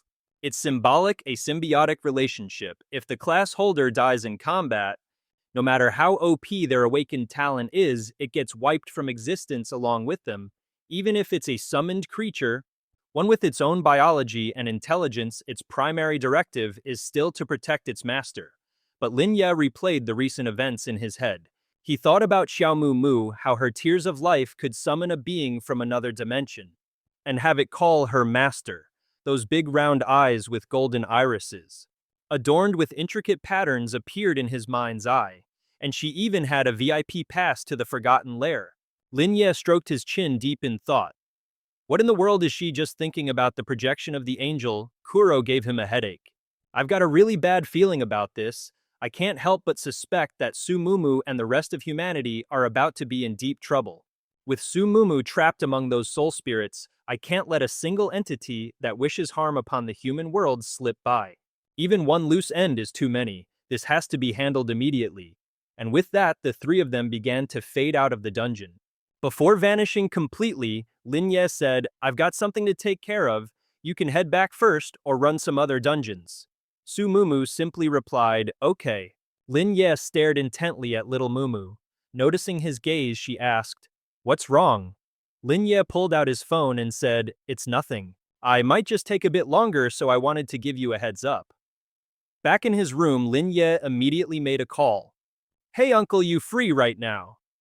And just like that, he was on the 20th floor of the Tiandu building, right in the heart of Jiangcheng. Lin Ye had arrived. Huang Tianqi asked, what's so urgent that you had to come all the way here to talk to me in person? He picked up a steaming cup of tea and took a sip. Uncle Huang, you and the other leaders of the alliance, you must have known I could access the Forgotten Lair, right? Huang Tianqi poured more tea and said, yes, so you want to ask why none of us gave you the memo about this particular dungeon, correct? Lin Ye just stared at him silently. Hey, since Huang Tianqi brought it up himself, it would be a shame not to dig for answers. Steam rose from the teacup in front of him. He asked, yeah, that's one of the issues. Were you guys worried it would mess with my head? Trying to get me to finish my class advancement test first? Huang Tianqi sighed and began to explain, that was part of the reason, but since you're asking, I might as well tell you. You probably have no idea just how insane the difficulty of this dungeon is. We're talking mountains of bones. It's dozens of times harder than any secret dungeon you've ever stepped foot in. Even the basic mobs start at diamond rank. So many challengers died horribly in there before they even had a chance to run. Huang Tianqi then asked him, but the geniuses who managed to get an entry pass still risk their lives, charging in without a shred of fear. Do you know why? Lin Ye guessed, is it the equipment and skills that are higher than diamond rank? Huang Tianqi agreed, bingo, defeating a boss can drop legendary rank gear. Go even higher, and if you can somehow solo the entire map, you might even get mythic rank equipment and skills. Lin Ye lowered his head in thought. So that's how it is.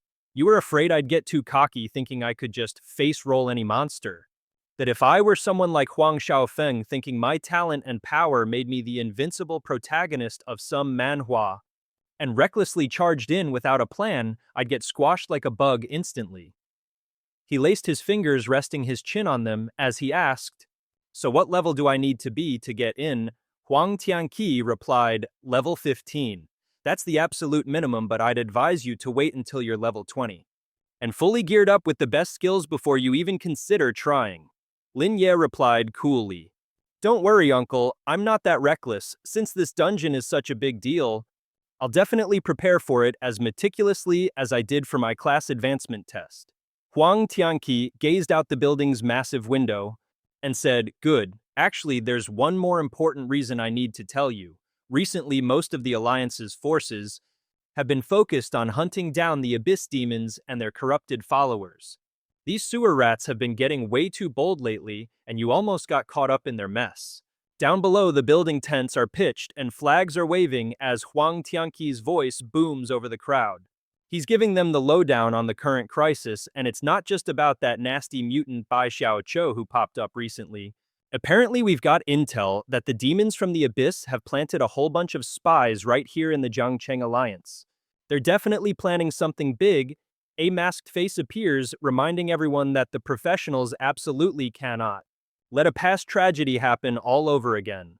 Huang Tianqi doing his classic anime glasses push ads, so our upcoming plans might see a few adjustments. So make sure you keep an eye on my messages. Lin Ye, ever the curious one, asks, "What exactly do you mean?" The old man just pours him another cup of tea and continues. Well, to be on the safe side, the Alliance has put the entire city on lockdown and is conducting a little internal spring cleaning. We're sniffing out any professionals who seem a bit unstable and putting them in a timeout for a while. He explains this with a dead serious look. The big professional exam is just around the corner and we can't have these sewer rats messing with our candidates. That's why we're keeping this on the down low to avoid a city-wide freakout. And so the two of them continue their little chat in the room. Huang Tianqi gives Lin Ye a little pep talk. So don't you worry your pretty little head about these abyss demons, just focus on acing that exam. We've got their number, even if they've got spies, trust me, we have a plan to deal with them. Lin Ye doesn't seem too fussed. He takes a casual sip of tea and says, "All right, but I do have one question for you." His mind drifts to Bai Zhi gears turning, so let's say a professional's awakened talent is the summoning type. And the summoned creature is from another dimension with its own consciousness and memories from its past life. Is there any chance it could betray its master? Huang Tianqi's answer is swift and cold, impossible. Lin Ye is completely taken aback. Huang Tianqi then asks him, "You do understand that an awakened talent and its professional are basically two halves of the same soul, right?" He gestures towards Xiaomumu and Bai Zhi as prime examples, then continues his explanation. This power is born from our very being. Think of it as an extension of your own brain. It lives with you, it dies with you, it's your most loyal ally, period. An angel and a giant guardian, Trent, appear to illustrate his point like something straight out of a manhwa panel. Huang Tianqi continues to school Lin Ye on the subject, so it doesn't matter what kind of creature you summon or which dimension it's from. It can never ever harm its summoner, even if it seems to have its own personality, whether it's a saint or a total jerk. But its core programming is absolute unconditional obedience. He then flashes back to a time his own team fought against one of these otherworldly beings. He recalls in a past battle we even tested a high-level mind control ability, one that could literally mess with people's thoughts, but even that couldn't force a summoned creature to turn on its own master. Lin Ye, still skeptical, presses on, "Okay, but what if you summon an actual abyss demon?" Huang Tianqi's response is unwavering, "Still won't happen." An image of a gnarly abyss demon pops up as he elaborates. "We actually have a few prodigies like that in the Alliance. The abyss demon one of them summoned didn't just fail to corrupt people into joining the abyss. It did the complete opposite. It actively infiltrated the abyss's ranks and became our double agent, feeding us intel." Regarding the abyss's latest moves, he pushed up his glasses and eyed Lin Ye, asking, "So was it you who awakened a talent like that? Or was it someone else?" Lin Ye replied, "Not me, it was my friend and teammate." Lin Ye mulled it over since he'd been clearly told that summoned otherworldly creatures would never betray their master. Besides, trying to sneak the tears of false life into the Forgotten Cave would be a surefire way to get caught by the Union. He spoke up, "Her awakened talent summons an otherworldly creature. And that otherworldly creature recognized the access pass I was carrying for the Forgotten Cave, so it asked to come with me." Hearing this, Huang Tianqi shot up from his seat. "Oh, it can get access too," Lin Ye said with a straight face.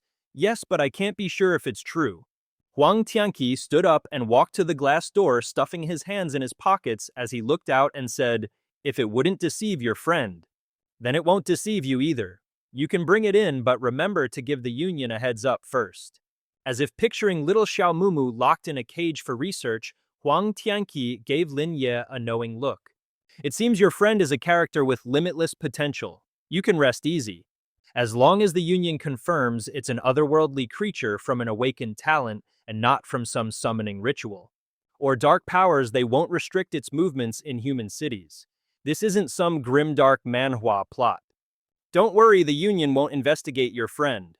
On the contrary, someone with abilities like that will be highly valued and trained.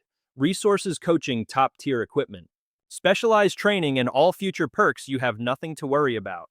Lin Ye's expression darkened, his fists clenching as he said through gritted teeth. If that's the case, then I'm relieved. Inside, he was absolutely furious. I really hate this tense feeling of not being in control of the situation. Huang Tianqi tapped the arm of his chair and asked, "Seems like you've asked everything you wanted to." Lin Ye grunted, "Mm-hmm." The old man pressed on. "Then would you mind if I asked you something?" Lin Ye gave him the go-ahead. "Go on." A rectangular box was labeled number 31 Mei Gao. Huang Tianqi held up a file and said, "I have the autopsy report for the abyss demon Mei Gao right here, according to the senior medical examiner's findings. The actual cause of its death was a very special type of magical attack. Mei Gao was the demon that possessed Cao Yuan before," Huang Tianqi explained. Mei Gao's body appeared to be burned, but in reality, its cells and organs had suddenly weakened and atrophied, its bodily functions vanishing in an instant. The specific symptoms are somewhat similar to an old-school weed killer. Paraquat, to be precise. He handed the file to Lin Ye, asking him, "Could it be that your awakened talent is some kind of toxic support skill?" Lin Ye took the file and read it, thinking to himself, "A brilliant coroner actually unraveled the effects of my reverse heal." However, outwardly he told the man, "You guessed right, toxic support is indeed my awakened talent." Huang Tianqi smiled gently and said, "Well then, that's excellent. You know, we were just having a massive debate about this back at HQ. All the pros were in a heated argument over Mei Gao's injuries. The big question was whether you were the one who actually dealt the final blow. Some experts claimed it was a pre-existing critical wound. They argued that another player had inflicted it earlier, and you just swooped in to snag the kill. We've been going back and forth on it for ages. We were trying to figure out if the glory truly belongs to you and if it should count towards your achievements." Lin Ye just scratches his head, looking completely lost, like, huh. Huang Tianqi clasps his hands, looking dead serious, and says, "Hold on a second. I thought you were some kind of know-it-all genius. You're telling me you have no clue about the bounty system for abyss demons, do you?" Just then, an old man with silver hair approaches, with a crown ready to place it on Lin Ye's head. The Professional Alliance officially records the achievements for every pro who successfully takes down an abyss demon. Huang Tianqi comes over and claps him on the shoulder, saying, "Get ready for the medal ceremony and a reward of your choosing.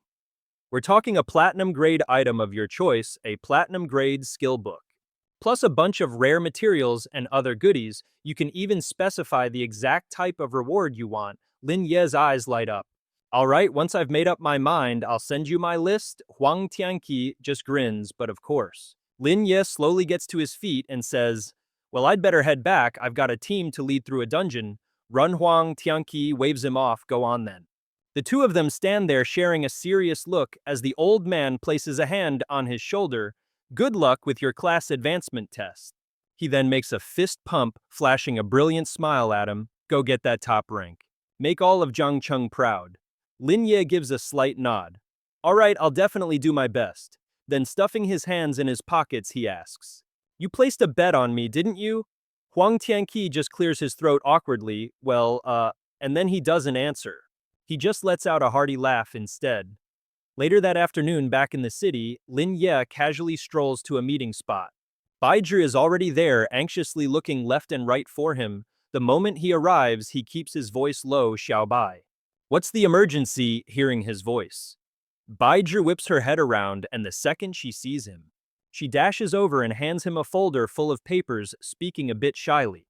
"I've made up my mind. This is all the data I've collected." A satisfied smile spreads across Lin Ye's face. He's genuinely surprised that Xiao Bai trusts him this much. With this level of faith, he can't let her down. He has to run the numbers perfectly for her. With that thought, Lin Ye immediately reassures her, "Don't worry, just leave it all to me. Oh, and by the way, once your talent hits level 2, I'll take you on a dungeon run next time. We'll combine our efforts with the data I'm about to calculate, and then we'll see if it's the right time for you to change your class." Bai Zhi's eyes sparkle with excitement, just like a shoujo manhwa character. "Really? In that case, I'll get ready right away. I'm gonna keep at it then. My fatigue meter isn't even maxed out yet, so I'm heading off." And just like that, she turns and bolts. Lin Ye shouts after her, trying to stop her, but Bai Zhi is already long gone. He lets out a helpless sigh. Ah, forget it. I probably shouldn't snuff out that fiery determination of hers just yet. Later, Lin Ye heads back home. He starts by analyzing the data from their last three-person dungeon run, adding in his current physical stats. To run the calculations, he's got all the skill and equipment data he needs, but the muscle fluctuation amplitude, that's another story. Her reaction time and ingrained habits are also crucial data points, but since the last dungeon run involved three people, the data on Bai Zhi is still a little bit skewed. After crunching the numbers for a bit, Lin Ye couldn't help but let out a heavy sigh. Right now, aside from her legendary luck, Bai Zhi's performance was frankly not cutting it. As a precaution, he first needed to draft a plan, one that would ensure she could pass the final exam without revealing her true talent. After all the solo dungeons for the class advancement test, can't be cleared with good luck alone. Elsewhere, deep in the underground city, in a dark cellar under a single flickering light, a few shadowy figures were gathered around a round table.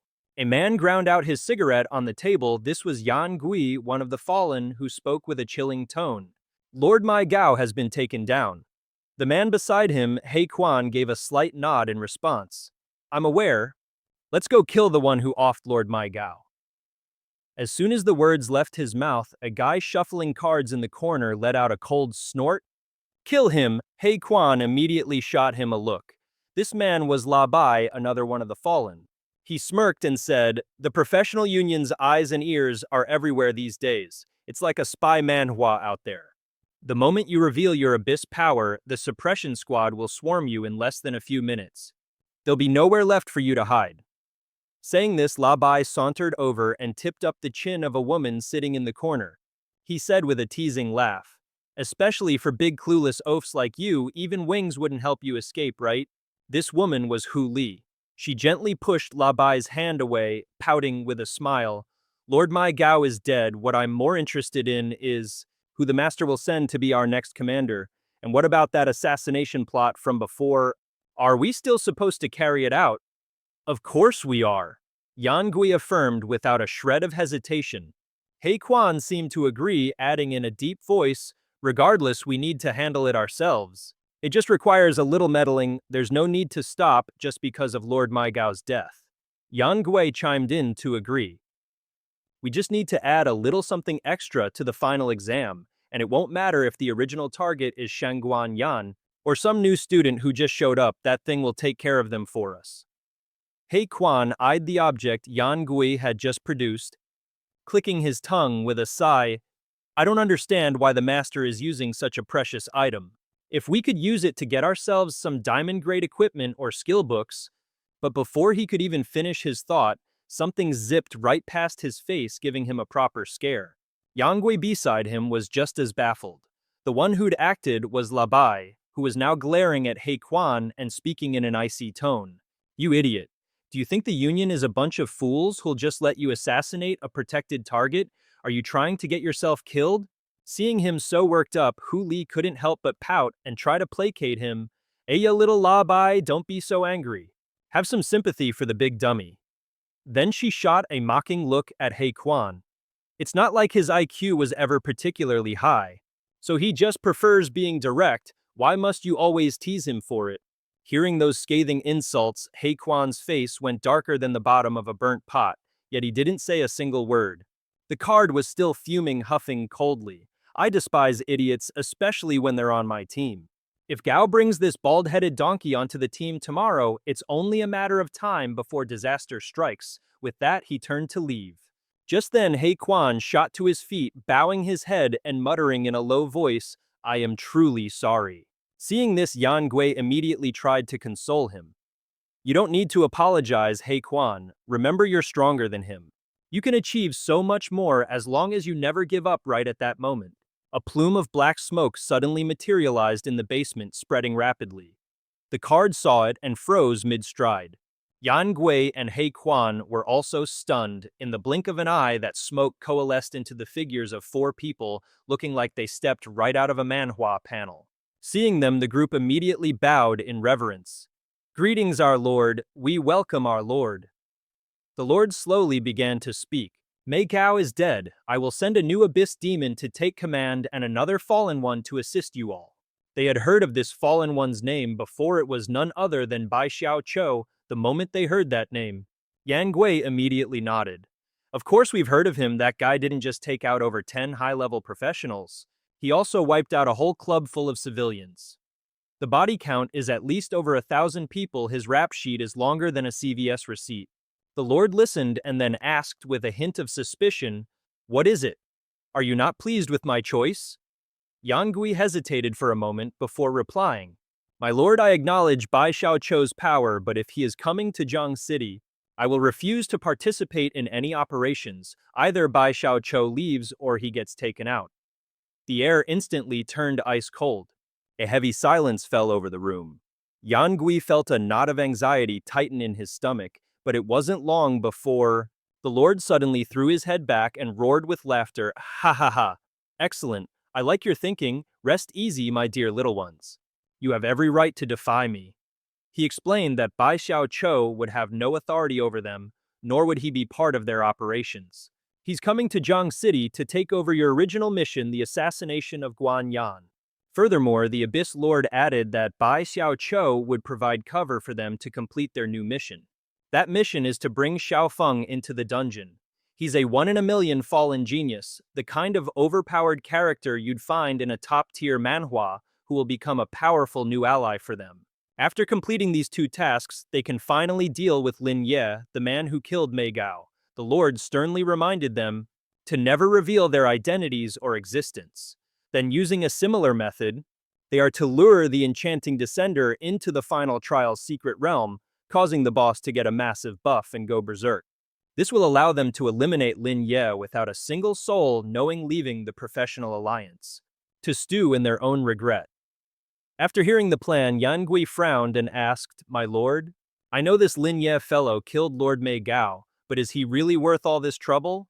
We're using an item that can create permanent diamond-grade gear," but He Quan just grinned excitedly. "So you're saying, once we all have diamond-grade gear, our lord can kill anyone he wants, right?" Yang Gui slowly began to speak again. "Tomorrow, Gao will only be a measly level 20, posing absolutely no threat compared to Shangguan Yan. So if we're going to use the Seducer's Advent skill, wouldn't it be way better to use it on Shangguan Yan?" Just then their master teleported right beside them. The smoke demon spoke with a chilling tone. "This Lin Ye fellow has most likely obtained the qualification for the Forgotten Lair. His life is far more important than Shangguan Yan's. Right now, Shangguan Yan's secret bodyguards have already shifted their focus to Lin Ye. Even if they team up with Xiaoqiu, it's not a guarantee they could even scratch him." At this, the master asked in an icy voice, "Do you understand?" The smoke demon immediately bowed his head and replied, "Crystal clear, this subordinate understands." Their master continued, "Once you complete the mission, I will bring you all back to the Abyss and grant you the baptism ritual. You will become true warriors of the Abyss." Hearing this, the 4 card-themed lackeys immediately dropped to their knees and roared, "We swear not to disgrace our mission. We will absolutely fulfill the task you've entrusted to us." The next day at Zhangcheng's #1 Academy, an award ceremony for our boy Lin Ye was in full swing. Everyone at the academy was buzzing about Lin Ye's incredible achievements, which made Su Mu beam with pride just listening. But when she heard about the dangers Lin Ye had faced, her expression darkened, eventually twisting into pure annoyance. "He faced all that danger and didn't even tell me a thing, that idiot." At that moment, the principal called Lin Ye to the stage to receive his certificate. He spoke warmly.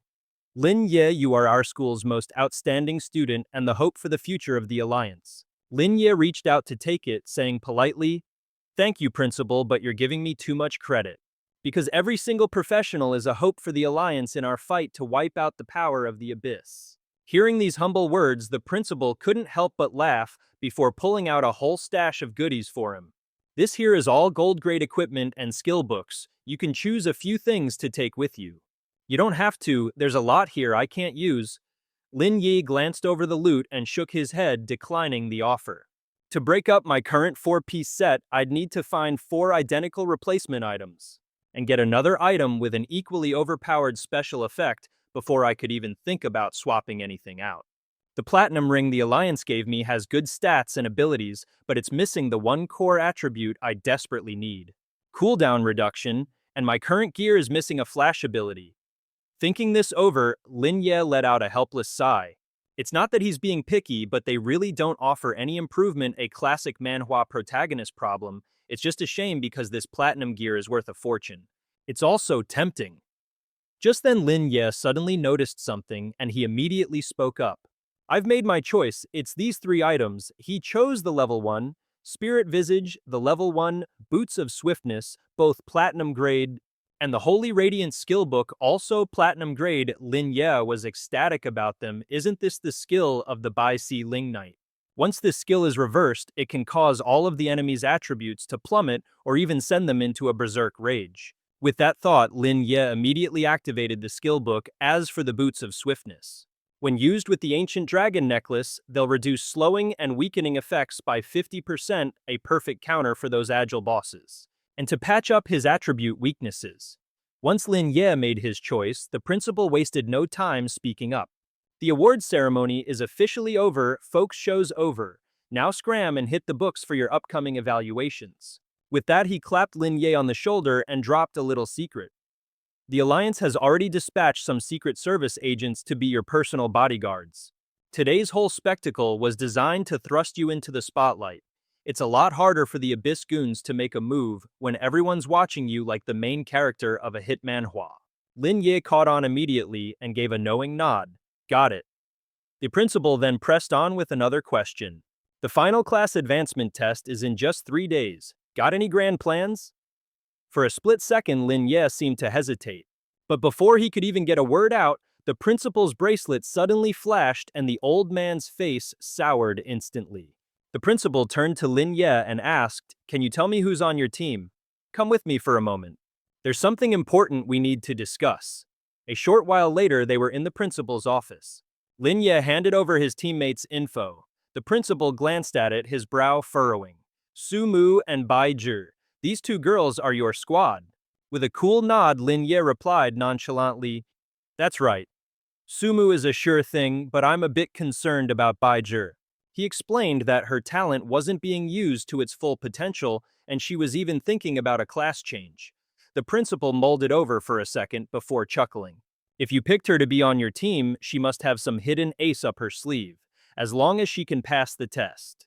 Her future path should be smooth sailing. He told Lin Ye not to overthink it and just focus on prepping his team for the exam. With that, he handed our boy an envelope. Lin Ye took it, and as he opened it, his eyes widened in pure shock.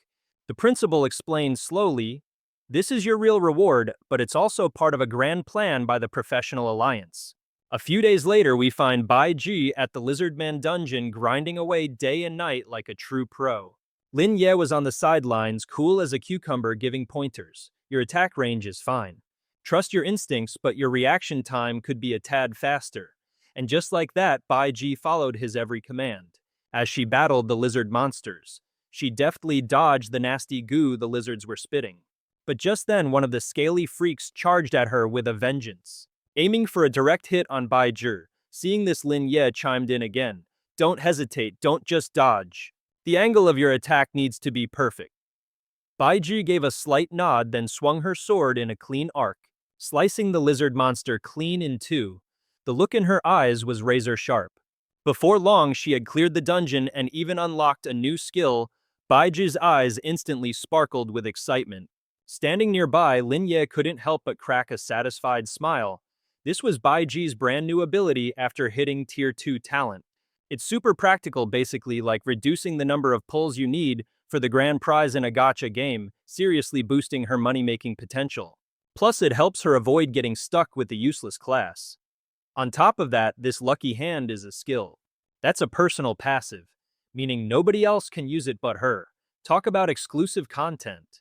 But hey, from another perspective, you could say it's a bit of a raw deal for Lin Ye since he gets absolutely nothing out of it. Bai Zhi was on a roll with epic loot dropping left and right. She practically skipped over to Lin Ye, her eyes sparkling with hope, and asked him, "I followed your advice to a T with this new gear setup and stat build. So what's the verdict, sensei?" Lin Ye gave a slight nod, a rare smile gracing his lips.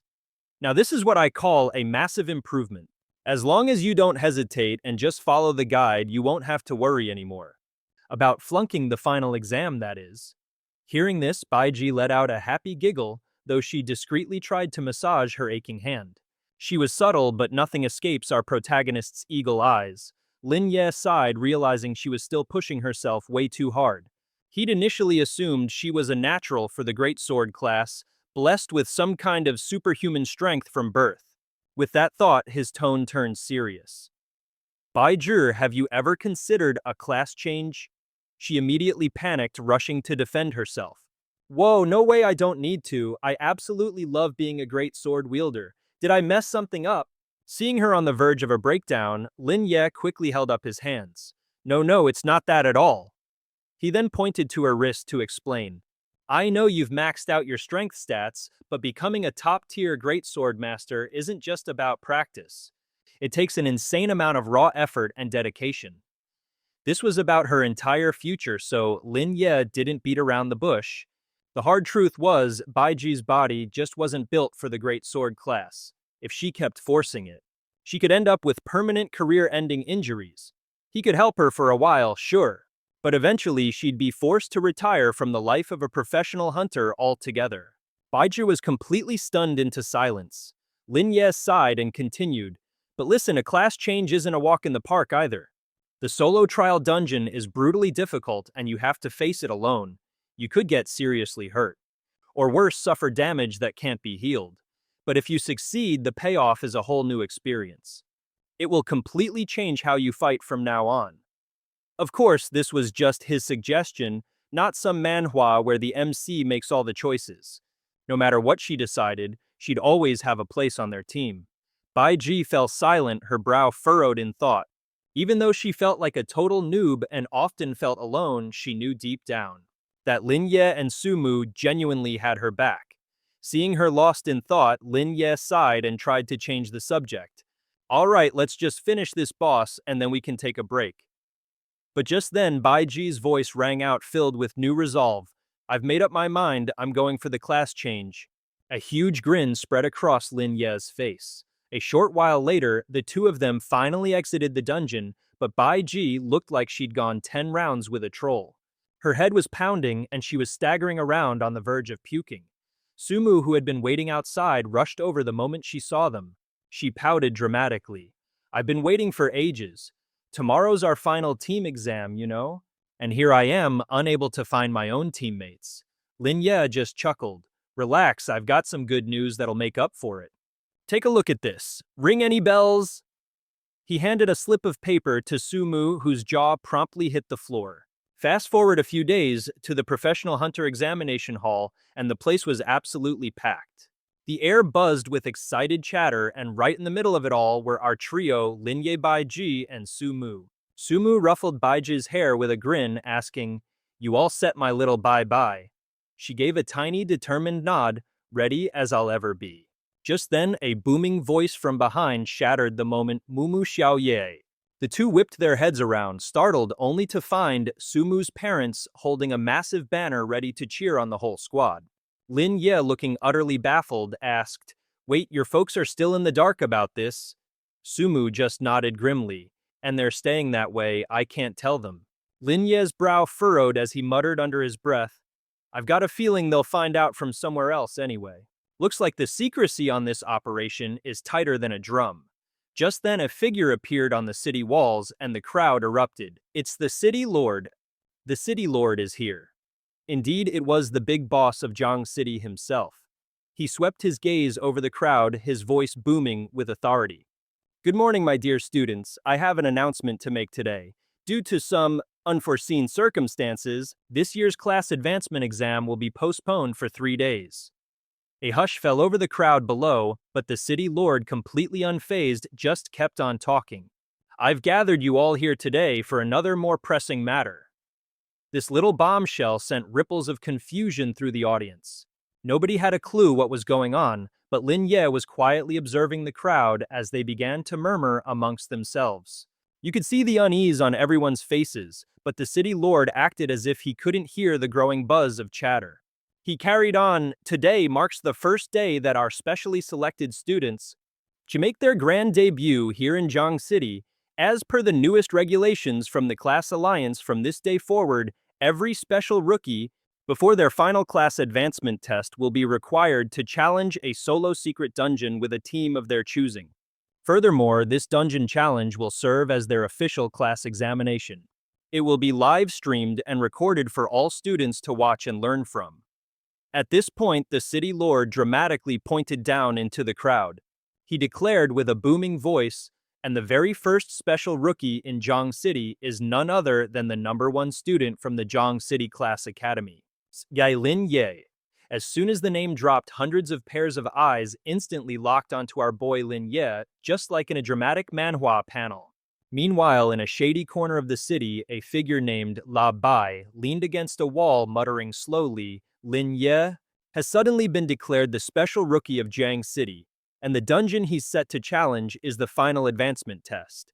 Yang Gui frowned upon hearing this. "Did you plant the enchanting descender yet?" Bai gave a slight sinister nod. "Already done, but it's way too convenient that they didn't switch to a new dungeon. I've got a bad feeling about this, something's not right." Yang Gui shot back aggressively, "It doesn't matter. Our orders from the master are clear, just get it done. Anything else is not our problem. If nothing else goes wrong, head straight to the base for rendezvous. And absolutely no wasting time on side quests." Bai, however, still looked deeply concerned, but his worry quickly melted into a sly chuckle. "Oh, don't you worry about that. The little trap I set is so subtle not even the gods would notice. Let alone the demons. That useless excuse for a city lord didn't suspect a single thing." Little did these clowns know the entire city was rigged with surveillance cameras with eyes on them at all times, 24/7. On top of that, the city's army of class holders was constantly on patrol. These villains are in for a surprise. On the other side, after saying his piece, the man known as Card used a card in his hand to slowly phase into the wall. He let out a faint smirk, saying, "My first move is to retreat, but I'll be keeping a very close eye on things over there." The target is about to enter the dungeon. Has that muscle-brained He Quan dealt with Huang Xiaofeng yet? Yang Gui gave a slight nod in response. "It's done, he's in our hands now, but as for that Xiaoshi guy, we still haven't been able to contact him." Just then, He Quan was sitting in the distance, casually using the unconscious Huang Xiaofeng as a seat cushion. Meanwhile, on another front, Xiaoshi was desperately evading pursuers to get a shot at assassinating Guan Yan. Back at the examination hall, everyone was buzzing non-stop about the city lord's recent announcement. The city lord paid them no mind, walking right up to Lin Ye and saying, "Just stand right here, that's all you need to do. The principal already gave you the heads up, didn't he?" Lin Ye gave a small nod, yes. The city lord seemed relieved to hear that. The scepter in his hand suddenly flashed, and in the next moment a portal materialized before everyone's eyes. Lin Ye's trio quickly reached out to touch it, and in a flash, all three were sucked into the dungeon. But it wasn't long before the dungeon suddenly issued a warning that made Lin Ye's heart skip a beat. Due to the influence of the enchanting descender, the dungeon's difficulty has been upgraded to disaster class. The heat was so intense that Bai Zhi felt a searing pain. Sumu quickly released her energy, causing the blistering heat to subside. She cried out in a panic, "Lin Ye, could this be?" Before she could finish, Lin Ye nodded grimly. "Yep, it's a mutated dungeon. The secret realm has been cranked up to disaster class difficulty, and its structure has been specially mutated." Lin Ye glanced at his team with a warning look.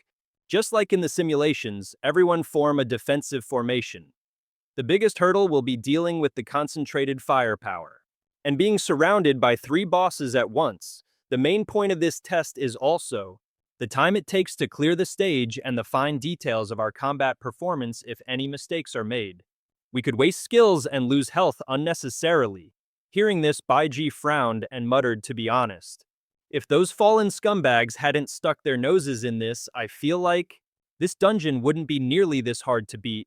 "Exactly." Lin Ye nodded in agreement. The crowd outside heard this and went wild. The hall immediately erupted in chaos, with everyone marveling at Lin Ye's sheer audacity. At the same time, a figure hiding not far away couldn't help but sneer in contempt an ignorant, arrogant genius and his disgusting mob of followers. The good old days are over. Inside the dungeon, Lin Ye spoke up again, but the thing is no one knows how the enchanting descender will change the world's terrain and dungeon bosses. This is a whole new level of manhwa plot twist. Just then monsters appeared up ahead. Sumu immediately cried out in alarm, "It's the Lamia tribe." It's like they've been waiting for us for a while they were still in shock, one of the monsters fired a poison arrow right at them. In the blink of an eye, the poison arrow exploded, splashing its toxic contents all over Lin Ye's trio. Lin Ye's brow furrowed, his eyes turning razor sharp. Immediately after, he used a poison-dispelling skill, and in a mere moment, the toxins vanished completely. Seeing this incredible scene, the snake monster's jaw dropped in disbelief. Seizing the moment, Lin Ye barked out orders. "Moo moo, first up round, up those 5 scattered snake men over there. Bai Zhi, hit 'em with your ultimate skill and wipe those 5 snake dudes off the map." Without a second's hesitation, the two girls nodded in sync. Sumu sprang into action with Lin Ye acting as her personal GPS. "Moo moo to the left. 9 o'clock, you've got a party of 3 snake men, light 'em up with a flamestorm, then give 'em the deep freeze with your ice magic." Just as he commanded, flames erupted everywhere. The snake men, too slow to react, got a serious case of the crispy critters. And seizing this fiery opportunity, Bai Zhi swooped in with her ice magic, turning them into scaly popsicles before shattering them in the blink of an eye, and just like that, Sumu and Bai Zhi became the ultimate dynamic duo.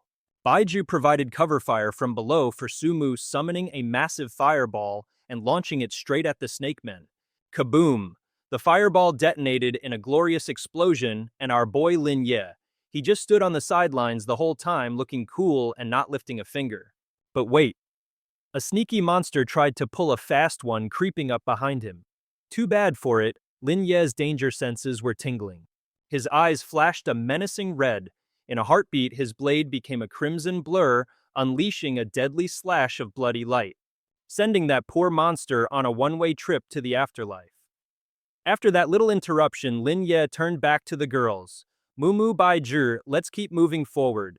Heads up, we've got a wave of elite monsters coming, watch your mana pools, ladies." Sumu and her pal immediately nodded, ready for the next challenge in this real-life manhwa. Meanwhile, on the outside, the crowd was glued to the screens, the air buzzing with excited whispers and hot takes. Even Sumu's parents couldn't help but get emotional. "Wow, that young Xiaoye has really grown up, he's become so dependable." But at that very moment, completely unnoticed, a shady figure known as the Card had slipped into the crowd. Hearing everyone's praise for the heroes, he ground his teeth in fury, muttering under his breath, "Bunch of idiotic weaklings, if you really want power, you should be begging to join the forces of the Abyss. All this bootlicking just proves how pathetic you are." With that villainous monologue complete, he quickly slipped away. And as if on cue, another figure materialized out of thin air. The newcomer whispered into his comms, "Target number 3 has left the premises. I repeat, target is on the move, requesting confirmation. Just wait and see if target number 1 opens a gate to the Abyss. Then we spring the trap at the same time on the outskirts of the city." A team of elite hunters lay in ambush, their leader a sharp-eyed young woman. She spoke softly into her mic. "Spring the trap, surround the Abyss demon. Team 2, coordinate your attack now." The man on the other end processed the intel instantly. His eyes narrowed as he replied with grim determination, "Our number 3 hunt target is the fallen one, the Card." Right after that, both teams converged on their target's location. Meanwhile, back outside the examination hall, the Card, blissfully unaware he'd been spotted, arrogantly began to show off his unique card-based skills straight out of a fantasy manhwa. In a flash, his body began to transform. The Card sneered to himself, "You foolish hunters! Don't even dream of stopping my grand destiny. Today I officially become a true warrior of the Abyss." The more the Card thought about it, the more smug he became. He threw his head back and let out a maniacal laugh. "I'm not the same weakling I was before. The Card the Avenger, reborn from the Abyss, will bring this entire world to its knees." But just as the fallen villain, the Card, was getting into his big speech, a sudden sound echoed from right behind him, which totally freaked out the Card Master. The newcomer was none other than the leader of the professional players, and she laid down the law with an icy glare. You've got 10 seconds. Dispel all that spooky mist, get rid of that abyss energy, and stick your hands up where I can see 'em, otherwise you're toast. The look in her eyes was absolutely savage. Before the cardmaster could even blink, he was swarmed and pinned down by her crew. He thrashed around like a fish out of water, spewing curses left and right. Damn it! How is this possible? Wait a minute, there's a traitor I've been set up. Who was it? While he was having his meltdown, the girl coolly started her silent countdown. But the cardmaster was a stubborn one, screaming, "You wish go to hell," and just like that, he lashed out with an attack. The girl just scoffed, looking down on him. So you've chosen the hard way. Fine, take him down. The second the words left her mouth, her team of pros swarmed the cardmaster without a shred of hesitation. The cardmaster whipped out one of his trump cards, but before he could even play it, someone else lunged at him from behind. Bam, an arrow slammed right into his back, seizing the moment the others unleashed a barrage of fire attacks. In a flash, the cardmaster was completely engulfed in flames, but this guy just wouldn't quit, his eyes glowing with pure malice. He roared like a madman, "Professional Players Alliance? If I'm going down, I'm taking you all with me." And just like that, he summoned the power of the abyss, instantly purging all his debuffs and activating his berserker mode. Seeing this classic Manhwa power-up, the leader shouted a warning. Watch out, he's about to unleash the full power of the abyss. And just like that, the cardmaster's health bar shot back to full. He cackled triumphantly. Come at me, you pathetic weaklings. If you can't finish me off, I'll slaughter every last one of you, and everyone else in this entire hall. No one gets out alive. The moment he finished his villain monologue, he charged forward like a maniac, but just then a figure silently materialized right behind him. Without a single sound, a dagger plunged deep into his back. The cardmaster roared in fury, "You damn assassin!" The attacker was none other than the man from earlier. He just smirked and said, "Looking for me." Then he immediately launched into a devastating combo, laying into the cardmaster with a flurry of strikes. Meanwhile, over at the trial plaza, the crowd was going wild watching Lin Ye's dungeon run, his current opponent, a massive, highly venomous frog. But Lin Ye wasn't even breaking a sweat, he calmly activated his reverse healing skill. Instantly, a crimson aura flared up to counter the frog's venom. But the giant amphibian didn't back down an inch. It just stood there, tongue lolling out, ready for a throwdown. Outside, the audience was roaring with excitement. But then in a shocking twist, the frog's tongue shot out and pierced right through Lin Ye. The crowd went dead silent, completely stunned. No one could process what just happened. The venomous frog, thinking it had scored a one-hit KO, started to retract its tongue. But Lin Ye just raised his weapon high and bellowed, "Reverse healing, divine artifact, holy advent." And there he was standing completely unharmed. The spectators were baffled, he clearly took a direct hit. But there wasn't a single scratch on him. Wasting no time, Lin Ye dashed away, putting some distance between himself and the poison frog. He needed to stay out of range of that deadly tongue and its poison. Seizing this opening, Bai Zhi and Su Mu, who were in the back, prepared their move. They were gearing up to activate their skills, just waiting for the perfect moment to pounce and double-team the giant toxic toad. Their flames went absolutely berserk on it, but it only chipped away a measly 2,544 of its health points. Seeing this pathetic display, Bai Zhi couldn't help but sigh. No wonder this is an enhanced disaster-level dungeon, even the mini-bosses are tough as nails. Sumu also shook her head and said that's totally normal. Even though it was a combo skill, they were just low-cost spells that barely use any mana. And what about the cooldown? How many seconds has it been since we disengaged? Bai Zhi quickly replied, 30 seconds on the dot. While they were busy strategizing, Lin Ye had already used his deprivation technique to attack the toxic toad. Just as the timer hit exactly 40 seconds, its entire health bar was sucked dry. Seeing this, Sumu let out a joyful cry. Not a second more, not a second less, a perfect 40 seconds. Bai Zhi was also hyped. The loot is ours. At the same time, on the outskirts of the city, the target card had also been eliminated. A female professional immediately reported in "He's down." Target number 3 has been neutralized. She then turned to the male assassin and ordered Wu Liu lead the army to the Abyss Gate at once. Join forces with the other squads and push into the Abyss. This is a rare opportunity, we have to seize it. Wu Liu gave a slight nod, showing he understood. He glanced at his comrades and spoke with a grave tone. Brothers, you all saw that, right? The battle ahead will be far more brutal than any enemy we've ever faced. Hearing this, the other professionals fell into a heavy silence, but Wu Liu paid them no mind. He continued, "This is no different from facing a massive demon tide head-on. There's a high probability that none of us will make it back. If anyone wants to retreat, stand up now."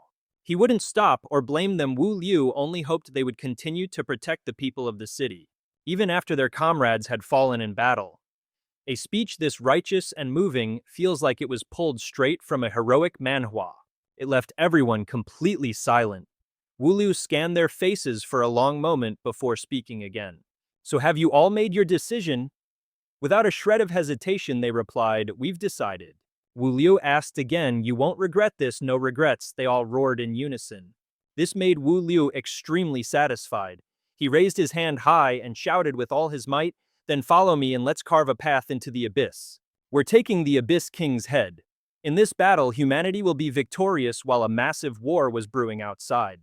It was a similar story inside the dungeon, as Lin Ye's team was continuously wiping out hordes of monsters. Sumu was on a killing spree and became the MVP. She cheered happily. "Did I finally get stronger? Or is this dungeon just way too easy? I can still take on 10 more." Lin Ye glanced at the two of them and spoke up. "It's still early. We haven't even seen the first stage's main boss yet." Little Moo Moo summoned the Guardian Trent for protection. Hearing that, Sumu immediately took out a bell, and the Queen of Tears began to ring it for the summoning. In the blink of an eye, the Guardian Trent appeared. But surprisingly, under the influence of the Seducer's advent, the Guardian Trent's talent was permanently increased, all the way to Platinum rank. This shocking development left Sumu and the Queen of Tears completely stunned. Even Lin Ye couldn't help but let out a sigh. What in the world is this joke? You can actually break the system's upper limit just by flexing your biceps. The City Lord's posse outside was equally gobsmacked, yelling in disbelief. "Isn't that the secret dungeon's final boss? This kid's potential is absolutely limitless, and get this, that's just her summon clone."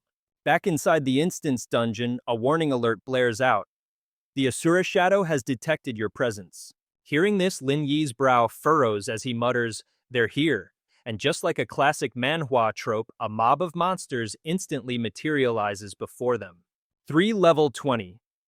Asura Shadow monsters, their only purpose in life is to attack and obliterate any living thing that dares to cross their path. Lin Ye doesn't even flinch, calmly issuing the order Guardian Trent defensive formation. Use Charging Knight, unleash Heaven's Strike, and predict the impact zone. The Guardian Trent heard the call and immediately shapeshifted, becoming the Charging Knight. It then rocketed forward to attack. It didn't take long under the Guardian Trent's absolutely relentless assault for one of the monsters to bite the dust. Lin Ye wasn't just chilling either, continuing to direct Sumu and Bai Zhi. "No need to conserve mana. Unleash every skill you've got and drain their HP to 0. Pronto Xiaomumu, you're on standby." Sumu heard this and raised a sassy eyebrow. "Time to show you what my training's been for ice prison jutsu." In the next moment, massive shards of ice erupted, completely encasing the monsters and causing their health points to plummet. Waiting for the perfect moment, Sumu shatters the ice, and now it's Bai Zhi's turn to steal the spotlight. The great sword in her hand, wreathed in brilliant flames, came crashing down, slicing away at the monster's life bar piece by piece. Just then, Sumu struck again, with Bai Zhi coordinating a flawless combo with her. Wind Shadow and Blade Light began a deadly dance in midair. Bai Zhi glanced at Sumu and called out, "I'm all out of range skills. Guess it's time for me to get up close and personal, huh?" At that very second, the Guardian Trent finished off the first Asura Shadow. Seeing its buddy go down, the last Asura Shadow activated its Berserk skill and went on a rampage, charging straight for Lin Ye's crew. But Lin Ye wasn't just a commander in this manhwa battle. He had already jumped into the thick of it himself. Meanwhile, on the outside, in the meeting hall of the Professional Guild Alliance, the bigwigs were gathered around a table for a serious powwow. Guan Yan scanned the room and spoke. "According to our intel, the Abyss faction plans to assassinate me to force a loot drop on the road. They're trying to kill 2 birds with 1 stone." Tenki nodded in agreement. "Precisely." And for some unknown reason, Lin Ye's appearance made them completely change their game plan. Prioritizing his elimination, while still targeting you. I have to admit, they're pretty smart. He said, a ghost of a smile on his face. Guan Yan just laughed it off, and here I was thinking the Abyss Lord was some kind of master strategist with grand vision. Turns out this Bai Cho fellow is nothing more than a reckless meathead. Charging headfirst into an ambush, he said himself. I can't tell if he's brainless or just suicidally overconfident. The good news those fallen ones have been receiving is all fake intel designed to make them careless. Tian Qi pondered for a moment before suggesting, in that case, let's tell Lin Ye the whole truth. Let him waltz into the secret dungeon on his own terms, which will make the fallen drop their guard even further. Got paranoid and jumped the gun by opening the Shenyuan gate early. This news made another person hesitate and worryingly ask, but what about your son? Tian Qi just chuckled softly and replied, oh, I already told him about this grand scheme. Plus, this is also a little test for the boy. He believes the Lord of Shenyuan wants to recruit Xiaofeng, so his goal isn't to actually kill him, it's a classic manhwa plot twist. As long as he stands firm and doesn't cross his own moral lines, the Lord of Shenyuan's people won't be able to harm Xiaofeng. Just then another person rushed in from outside. She went to Guan Yan's side and reported, Master, our main force has entered Shenyuan. We've seized a massive advantage for now, but it's projected that in about 5 minutes, a demonic tide will flood into Zhangcheng. Guan Yan nodded slightly, then glanced at everyone with a smile and said, in that case, we'll proceed according to the plan. Initially, everyone will temporarily. Let's move to the city center and wait for the main force to return. I'm telling you, this time we're guaranteed to win. No one's even got a scratch on them, and to top it off, we have a total wild card like Lin Ye showing up out of the blue. Meanwhile, back inside the dungeon, the giant Treant Guardian is still busy wrecking mobs, and it glances at Lin Ye to make a suggestion. My lord, please allow me to handle these insignificant insects. Lin Ye just gives a slight nod. In an instant, the Treant Guardian unleashes a taunting slash, and its aura is absolutely overwhelming. With just a few swings, the Treant Guardian took down 2 bosses. Seeing this incredible sight, the city lord's entourage watching from the outside couldn't help but gasp, whispering amongst themselves in disbelief. An observer from one of the major academies frowned and muttered, to be perfectly honest, I know a thing or two about these things. And I'm really not optimistic about a pre-student going down this full-on damage dealer path. He explained that while the damage output is high and he can heal HP and mana, he's not nearly as tough as a dedicated tanker. He also lacks the ability to parry and counter like a swordsman or the super armor and lifesteal of a warrior. He doesn't even have the mobility and agility of an assassin. He's a total glass cannon, putting himself in an extremely dangerous position. The risk is just too great. The city lord was speechless listening to this guy. But the bald professor kept on rambling. Think about it, everyone on a real battlefield, if he faces an enemy with strong crowd control skills, what chance does he have of escaping? Seeing him constantly dissing Lin Ye, the city lord couldn't help but chuckle and say, you don't think this kid is hiding his true power, do you? After all, this is a special recruitment event, and he was personally scouted by the Zhangcheng Professionals Alliance. The aide next to the bald professor immediately tried to explain. You misunderstand, sir. What my professor means is that this kid's skill level is extraordinary. From his attention to detail, the timing of his attacks and dodges, to his reactions against enemy assaults, it's all at a god-tier level, like something straight out of a legendary manhwa. But the limitations in actual combat are just too massive. If his awakened talent doesn't grant Lin Ye enough survivability, throwing him onto a chaotic battlefield is pretty much a death sentence. He claimed the professor was just lamenting such wasted potential. The bald professor just sneered dismissively. He's just some temp from a guild who got lucky with a powerful summon. There's nothing special about him. The city lords group looked like they wanted to shut him up permanently, but they managed to hold back to save face. But this clueless bald professor continued his commentary, this time about Sumu, though he was laying on the praise pretty thick. Too bad it was all empty words that no one was listening to.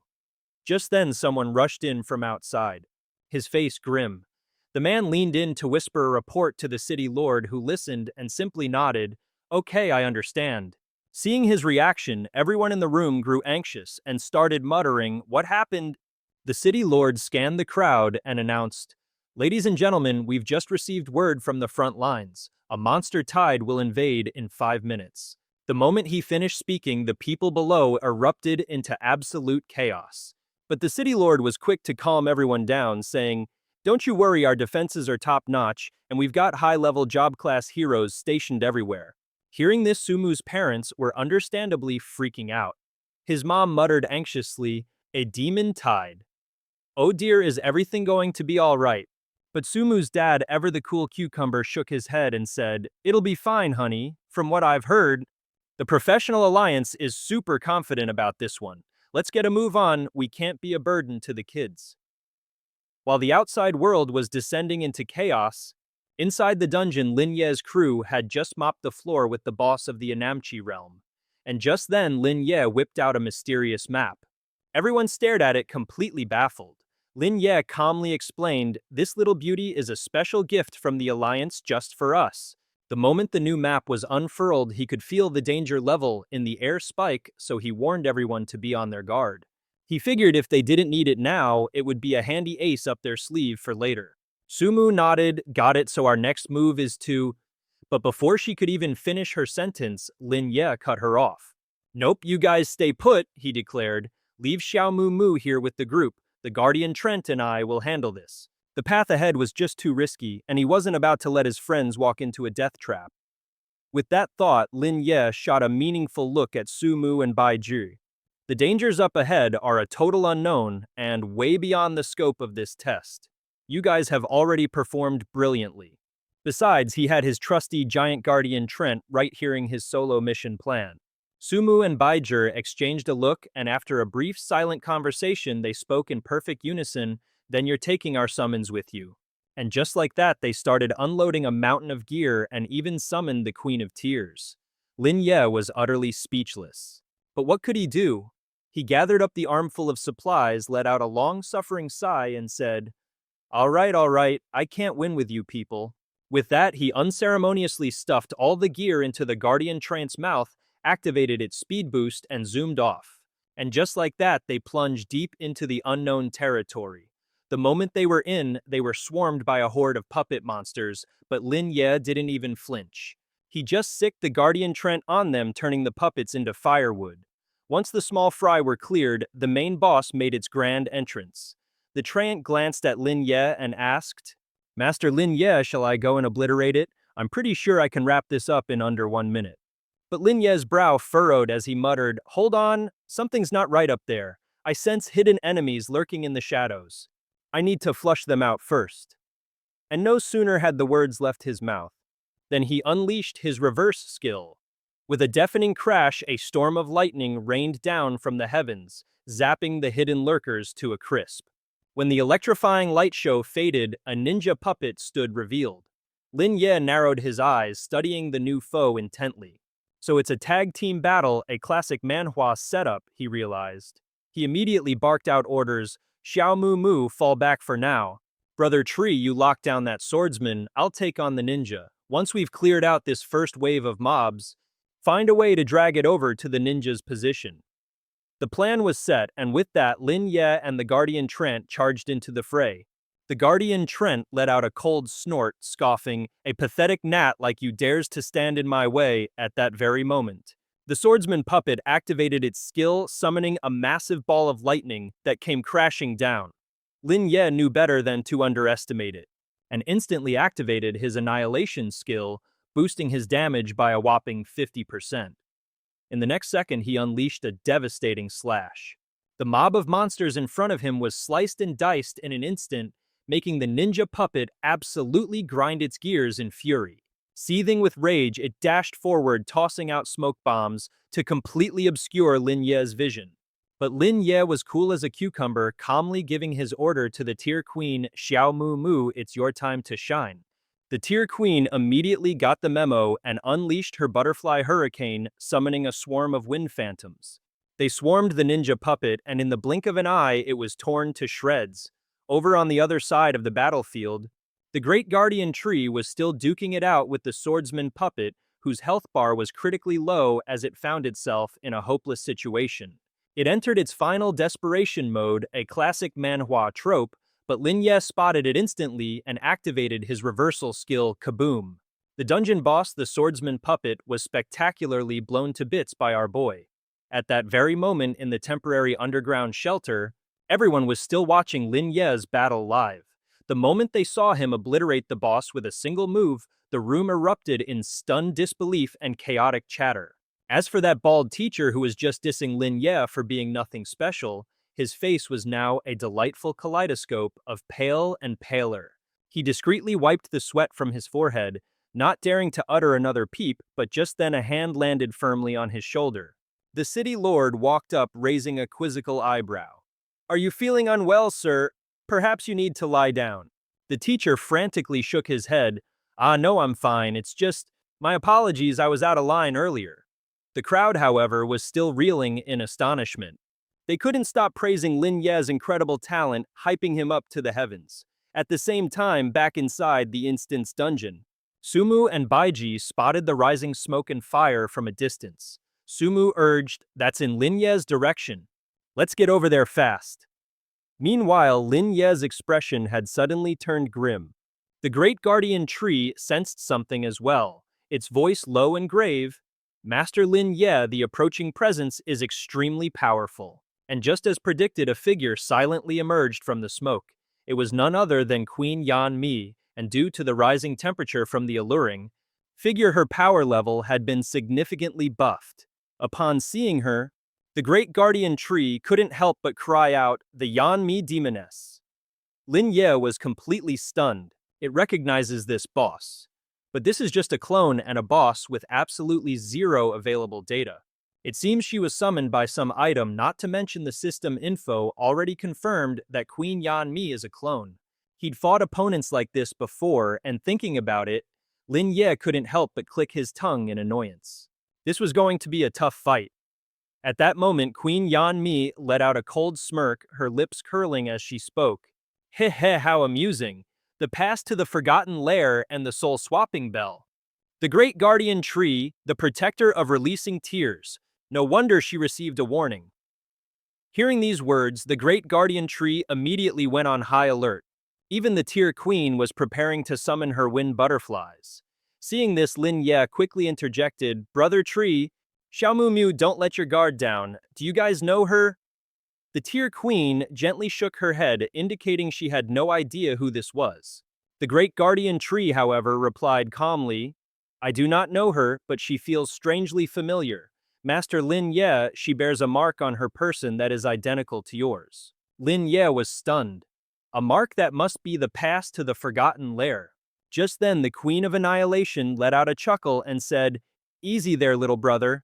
No need to give me that death glare. Seeing as fate brought us together, I'll give you a free pass on this stage. Here's hoping you can actually make it through the Forgotten Lair." And just like that, poof, she vanished while her puppets actually bowed to Lin Ye. Before taking their leave, this whole situation left Lin Ye completely dumbfounded. Like, wait, she just left. What was that all about? Is it because I have the VIP pass to the Forgotten Lair? Don't tell me she's one of the creatures from that place too. The guardian tree pondered for a second before chiming in, although I can't quite place her aside from the mark of the Forgotten Lair. She also carries several other marks that seem to share the same origin. It suspects the Queen of Annihilation isn't native to this secret realm. Maybe when the Queen of Tears summoned her, she absorbed some power from a descender, which is what lured her into this secret realm in the first place. Lin Ye frowned, deep in thought, as much as he wanted to get to the bottom of this Manhwa-like plot. The guardian tree's soul had been swapped, so it probably didn't retain any crucial memories. No point dwelling on it now. With that thought, he finally spoke up. "Tree bro, let's put a pin in the whole Queen of Annihilation mystery for now. The real issue is that the general puppet summoned by that witch has also bailed on us. So who's the final boss supposed to be? The dungeon system hasn't given us any updates whatsoever." Right on cue, a female voice echoed from behind, making Lin Ye jump and whip his head around. And there they were, Sumu and Bai Zhi, rushing towards him. Sumu quickly explained, "We felt a shift in the dungeon's energy. We were worried something major was going down, so we came to regroup with you ASAP." Bai Zhi let out a visible sigh of relief. "Thank goodness you're all right." But just as she said that, the Queen of Annihilation's minions suddenly froze in their tracks. They glanced back, having found a new target, and so they immediately spun around and charged back the way they came. Mu panicked. Oh no, did I make the wrong call again? Lin Ye quickly calmed her down. Don't sweat it, if you hadn't shown up, we wouldn't have triggered the stage clear, so I'm guessing they are the actual final bosses we need to take down. Sure enough, that dark puppet returned in no time. An energy orb materialized in its hand, sending Lin Ye's crew into a panic, but our boy Lin Ye was quick on the draw and intercepted the dark puppet's energy blast. The rest of the team wasn't just standing around either. They immediately launched a counter-offensive against the dark puppets. Lin Ye threw up a shield to protect everyone, then yelled out an order freeze the rest of their energy orbs to prevent any secondary explosions. Sumu nodded, ready for action. She then unleashed her ice seal technique. Frost instantly spread out, freezing the energy projectiles mid-air. Seeing this, the dark puppet faltered for a moment, but it quickly composed itself and began chanting an incantation. The divine tree recognized it instantly and yelled in alarm, "That's a summoning circle." In the blink of an eye, the sky was swarming with dark puppets, and they all started raining down attacks like a scene from an epic manhwa. On Lin Ye's shield, Bai Zhi couldn't help but cry out in terror. This is insane, I never imagined there would be this many. The giant tree guardian was sweating bullets, asking Lin Ye, "My lord, what's the game plan here?" But our boy Lin Ye, cool as a cucumber, just cracking a sly grin. No need to panic, if they're bringing the whole squad, then I've got to call in some heavy artillery myself, right? And just like that, he started his summoning jutsu. In a flash, the sky cracked open and bolts of pure lightning came crashing down. And when the smoke cleared, standing right behind Lin Ye was the one and only dark-cursed knight. Wasting no time, the Dark Knight went straight to work. With a single epic sweep of its sword, it wiped out more than half of the shadow puppets. Witnessing this absolute carnage, Sumu's jaw hit the floor. Lin Ye, isn't that the level 15 gold tier boss? How in the world did you level him up so fast? Lin Ye just casually shook his head. I didn't. The guy basically levels himself up. Meanwhile, back in the real world, the crowd went absolutely wild. Seeing the Dark Knight appear on screen, everyone was losing their minds. Everyone was cheering for Lin Ye's insane special ability, a power straight out of a top-tier manhwa, but little did they know, a shady group was plotting in the shadows. One of them whispered, "Have you guys lost contact with your higher-ups too?" Another dude nodded grimly. "Yeah, they're all gone. What's the plan now? We're stuck in here with them. Screw it. Let's just make our move." After a moment of hesitation, the first guy declared, "This means they can't control us anymore. We don't have to be their meat shields. Let's just summon the demonic tide portal right here, right now." Back in the dungeon, Lin Ye gave his knight some pro-gamer advice. "Master Zhou, hold off on the Moonlight Raid. The enemy is trying to rush us with sheer numbers. Your job is to just pull aggro and drag them out of formation, got it?" The Dark Knight gave a curt nod, then unleashed its dark blessing, causing all of its stats to skyrocket. Then it charged forward like a freight train, its intimidating aura making the shadow puppets tremble as they desperately tried to attack it. But the knight was unstoppable, weaving through the horde like a deadly dancer. Lin Ye watched from the ground, a satisfied look on his face. He nodded in approval. Perfect. Master Zhou has completely drawn their attention and shattered their formation. And those four main bosses won't lift a finger until all these minions are gone. Their programming is pretty basic. They're just trying to wear us down with trash mobs while they keep pumping mana into that formation. They're not even attacking directly. Meanwhile, the Dark Knight was now completely swarmed by the shadow puppets. But did it look worried? Not a chance. An orb of pure energy materialized in its hand, ready to be unleashed. Seeing his opening, Lin Ye yelled at the top of his lungs, "Now's our chance!" Kaboom! The energy orb shot into the crowd of puppets and detonated in a massive explosion. It was followed by the Fallen Heaven and Hell skill engulfing them all. Not to be outdone, the giant tree guardian unleashed its own ability. It dropped a Heaven Strike right on the puppet horde. Lin Ye wasn't just standing around either. He cast Sea of Death, sucking the remaining puppets into a literal ocean of blood. Bai Zhi and the Queen of Tears were also going all out, unleashing a relentless barrage on the monsters. Under their ferocious assault, waves of shadow puppets were getting absolutely demolished. The Dark Knight finished it off with a massive critical ultimate. Black smoke filled the sky in an instant, and just like that, the puppet mages were completely annihilated. The formation shatters. Seeing his chance, Lin Ye immediately barks out orders for everyone to split up. Take them down, don't give them a single second to recover, and summon more minions. And just like that, he unleashes his forbidden dark arts, ensnaring the black puppet in shadowy chains. Lin Ye coolly declares, it's over. With a flick of his wrist, his white halberd comes crashing down on the mage puppet's body, annihilating it instantly. With that chore done, he casually glances over to see how the rest of the crew is doing. Sumu, not to be outdone, had just turned a massive tree puppet into firewood. The guards took down another one, but one pesky puppet was still kicking. It wobbled back to its feet, but the Dark Knight wasn't having any of that comeback story, ending its career with a single decisive slash. And with that, the final boss bites. The Dust Dungeon cleared. Lin Ye's party immediately gets the loot notification, and thanks to Bai Zhi's special ability. Every single treasure chest they open gets a free upgrade to Diamond Tier Lin. Ye wastes no time popping open the chest and inside. He finds a Diamond Tier Priest skill, Blessing of the Stars, and a Diamond Tier Mage weapon, plus a rare grade item to top it all off. This Blessing of the Stars is a Priest-exclusive skill that can mass heal every single designated target. Lin Ye gives the description a once-over, and can't help but whistle in appreciation. Now that's a Diamond Tier skill. This thing is basically a weapon of mass salvation. Meanwhile, outside, everyone is buzzing, dying to know what kind of epic loot Lin Ye scored. At that very moment in another room, the sound of urgent footsteps echoes. Ma Chao rushes to the city lord's side and whispers something in his ear. Whatever he said, it wiped the smile right off the city lord's face. His expression turns grim as he frowns and asks, "What's the status of the battle in the Abyss Demon Realm?" Ma Chao quickly replies, "We're on the verge of victory. We've pushed all the way to the Abyss Palace. Today is our golden opportunity to finally take down the Abyss Master for good. They're going down today, no doubt about it." Hearing this, the city lord's tense expression finally eases up. "Excellent," he says, pleased. "But I can't shake the feeling that this is all a bit too easy. We should still be cautious. Those Abyss demons are known for their dirty tricks. And they'll stop at nothing." Just as they're discussing this, Lin Ye's trio emerges from the dungeon. The crowd erupts, chanting Lin Ye's name like he's a rock star. Lin Ye scans his surroundings, his brow furrowing. Wait, we're already inside the shelter. Looks like the Professional Alliance's plan is in full swing.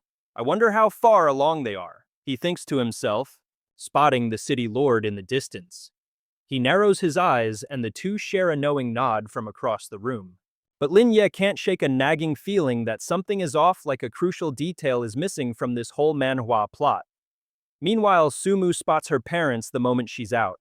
She eagerly waves to them and they beam back with proud smiles. Lin Ye, however, is still lost in thought, trying to piece it all together. If they could really wipe out the Abyss forces in one fell swoop, rooting them out completely, that would be perfect. But just then the ground begins to tremble violently. A sudden tremor sends a wave of panic through the crowd. Demonic beasts materialize out of thin air and begin their savage assault on everyone. Lin Ye's face darkens instantly. It's the demon tide creatures. The city lord is equally stunned, muttering in disbelief. How in the world did they get in here? In the blink of an eye, the shelter is filled with the horrifying screams of the ambushed crowd. The city lord frantically orders everyone to fall back, while Ma Chao, ever the hero, charges forward, barking orders into his communication device. A desperate call for backup goes out. A demon tide has erupted right inside the shelter, and it looks like a traitor teleported them in. He screams for immediate support, but the other end is dead silent, making him roar in frustration. "We need backup now." Seeing the chaos, Lin Ye zips into action. His eyes sharpen like daggers as he instantly activates his plunder skill. A bolt of lightning zaps the monster, forcing it to drop its victim. Only then does Lin Ye pull back his attack. But something feels off to him. The city guards posted outside are no slouches. This shouldn't be happening. Ma Chao had already gotten back to report to the city lord without a hitch, not to mention the Alliance higher-ups had everything planned. The only explanation is that these demon tide creatures were summoned by a mole hiding right here among them. More and more demonic beasts pop up, crawling out of every corner of the shelter and launching a frenzied attack on everyone in sight. The city lord sees things are going south fast and barks out an order, "Hurry all professionals present. Draw your weapons and protect the students immediately." And just like that, every professional in the room springs into action. They work together to take down the beasts, but there are just too many of them. One slips through the cracks, heading straight for a place. With no professionals on guard, Ma Chao spots it and yells, "City Lord behind you." The City Lord is there in a flash, planting himself between the monster and the civilians. He calmly reassures them, "Everyone, do not panic. The flames of my Yao Long only harm creatures of the abyss." And with that epic one-liner, the City Lord unleashes a deathly flame that engulfs the beasts, but it's like trying to put out a forest fire with a water pistol. He takes one down and a whole new batch pops up in its place. Ma Chao scowls fiercely. "Is it a summoning item? Where in the world is that traitor hiding?" Meanwhile, Sumu is also in the thick of it, protecting the crowd. She summons the Queen of Tears and declares, "Bai Zhi and I will handle this section. Xiao Mu Mu, keep an eye out for any new demon-tied hotspots."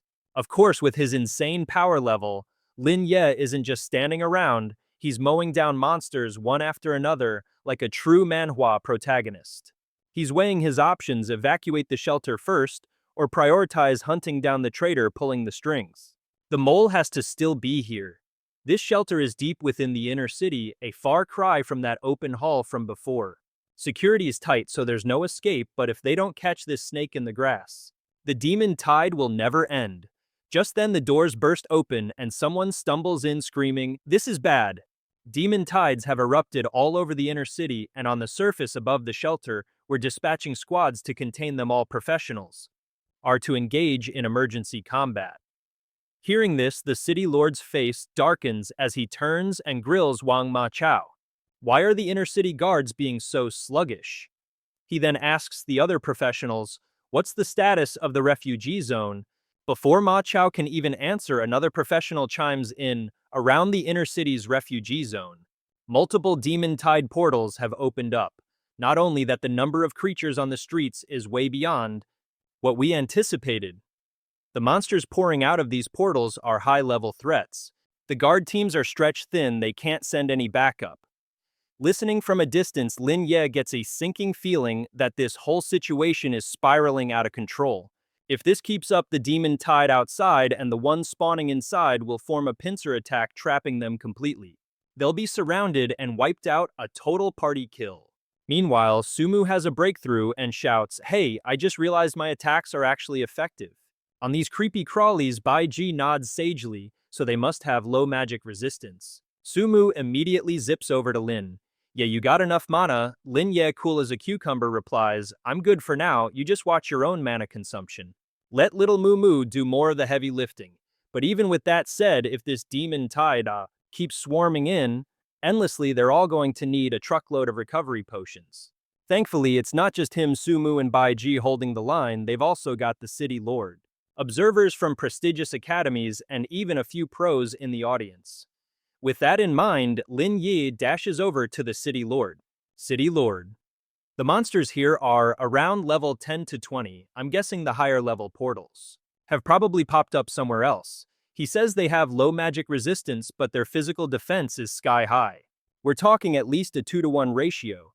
Can we get all the mage-class students to provide support from a safe distance?" Hearing this, the City Lord turns to the crowd and bellows, "All you mage-class students, you heard the man.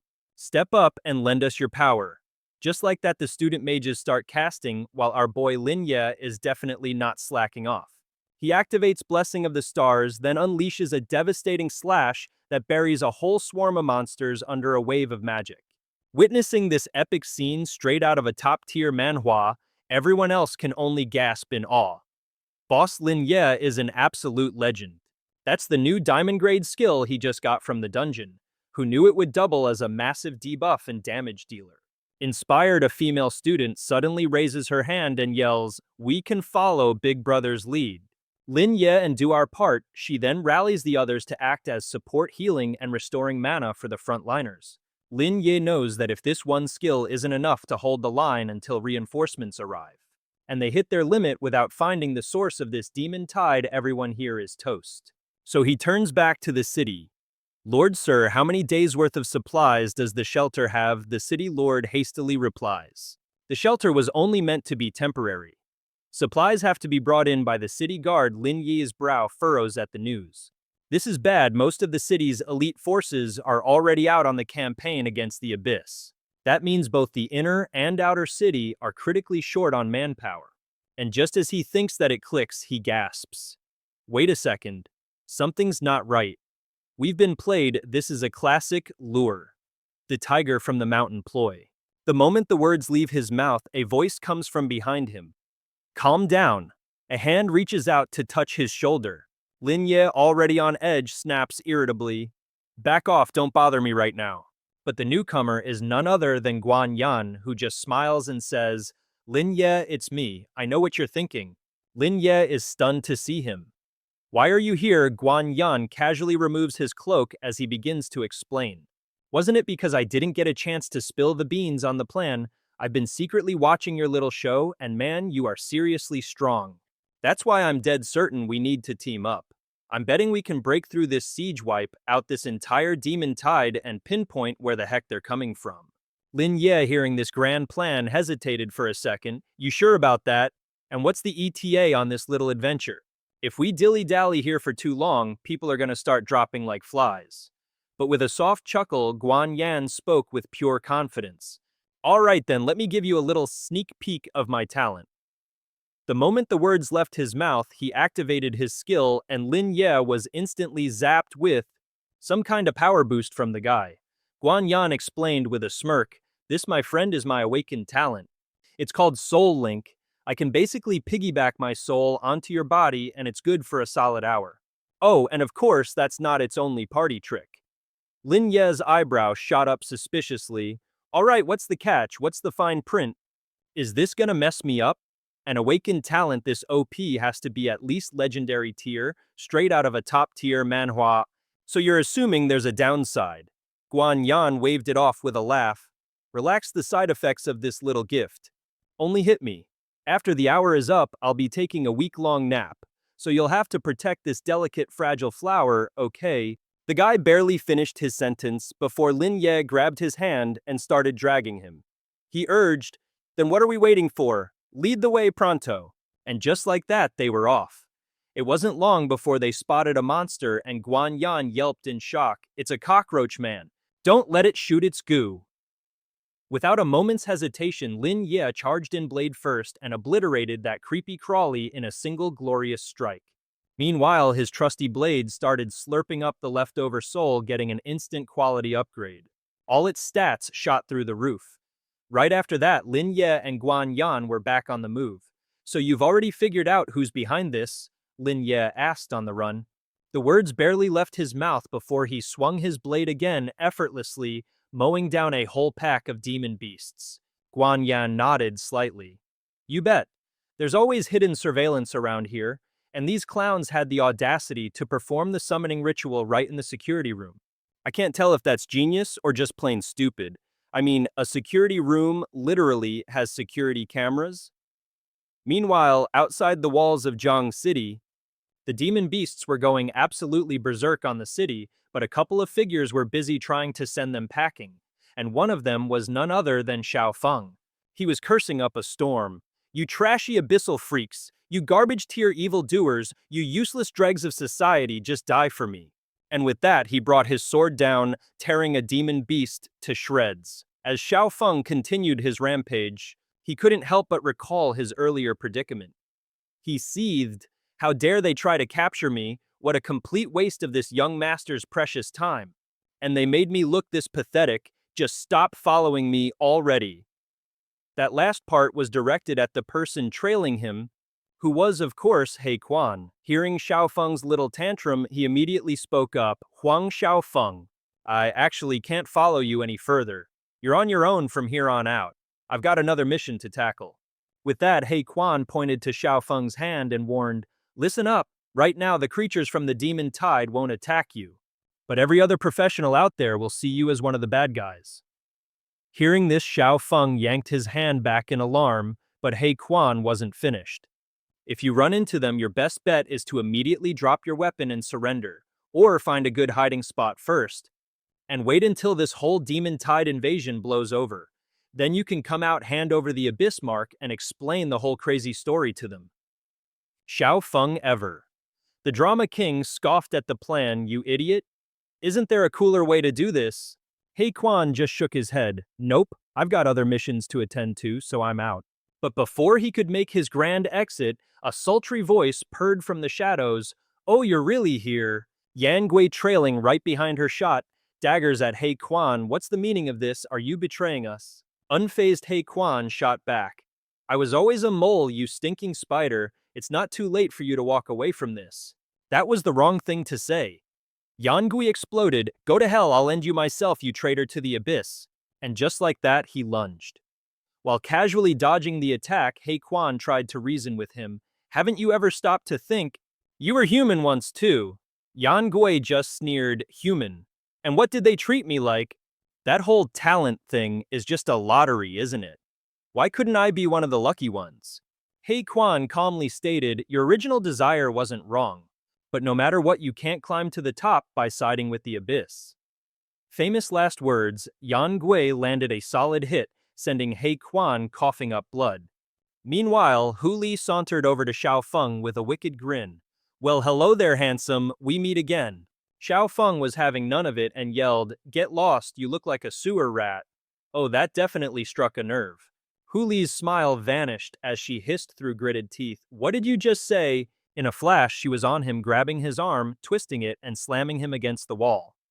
Think you can run? She sneered.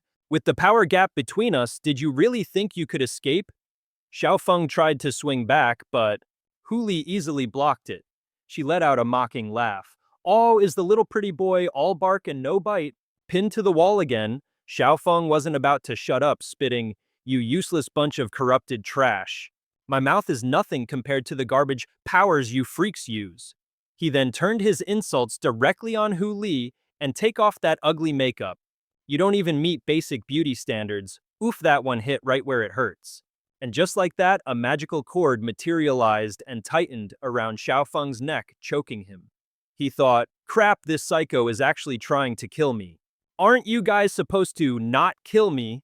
Just as Hu Li's rage peaked, her hand suddenly froze. Yan Gui's voice echoed in her mind, stop it. Remember the master's mission.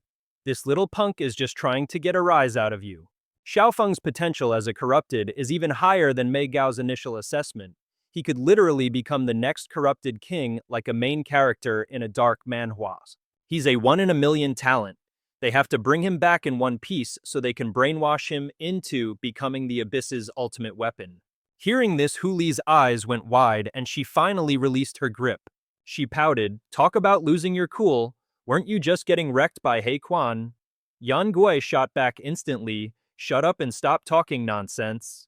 Just get over here and help me. This backstabbing traitor has been hiding his true power. Hu Li rolled her eyes, fine, I'm coming. But just then a cloud of smoke blasted towards her before she could even react. And bursting through it was He Quan, who delivered a heroic, world-saving punch right into Hu Li's gut, and he didn't stop there. He unleashed a relentless barrage of salvation fists right onto Hu Li's face. She was instantly knocked into a critically injured state. All her stats took a nosedive. Yan Gui's eyes practically popped out of his skull watching this beatdown. How is this even possible? They're both level 30 fallen ones, for crying out loud. He immediately roared in frustration. Don't even think about running away. Just die already. With that battle cry, the two of them charged in together. He Quan let out a weary sigh. It's pointless, guys. Even if you both go full-on beast mode, you're still no match for me. Especially since you Hu Li are basically just a walking power-up for me right now. The moment he said that, Hu Li's eyes went wide with disbelief. Suddenly, He Quan's entire body was engulfed in a massive surge of energy. The sheer power made Yan Gui jump out of his skin. With a massive boom, an explosion erupted right in front of them, forcing both Hu Li and Yan Gui out of their transformations. Hu Li couldn't stop crying, my skin. My beautiful face. He Quan just stared coldly and said, out of respect for our old ties.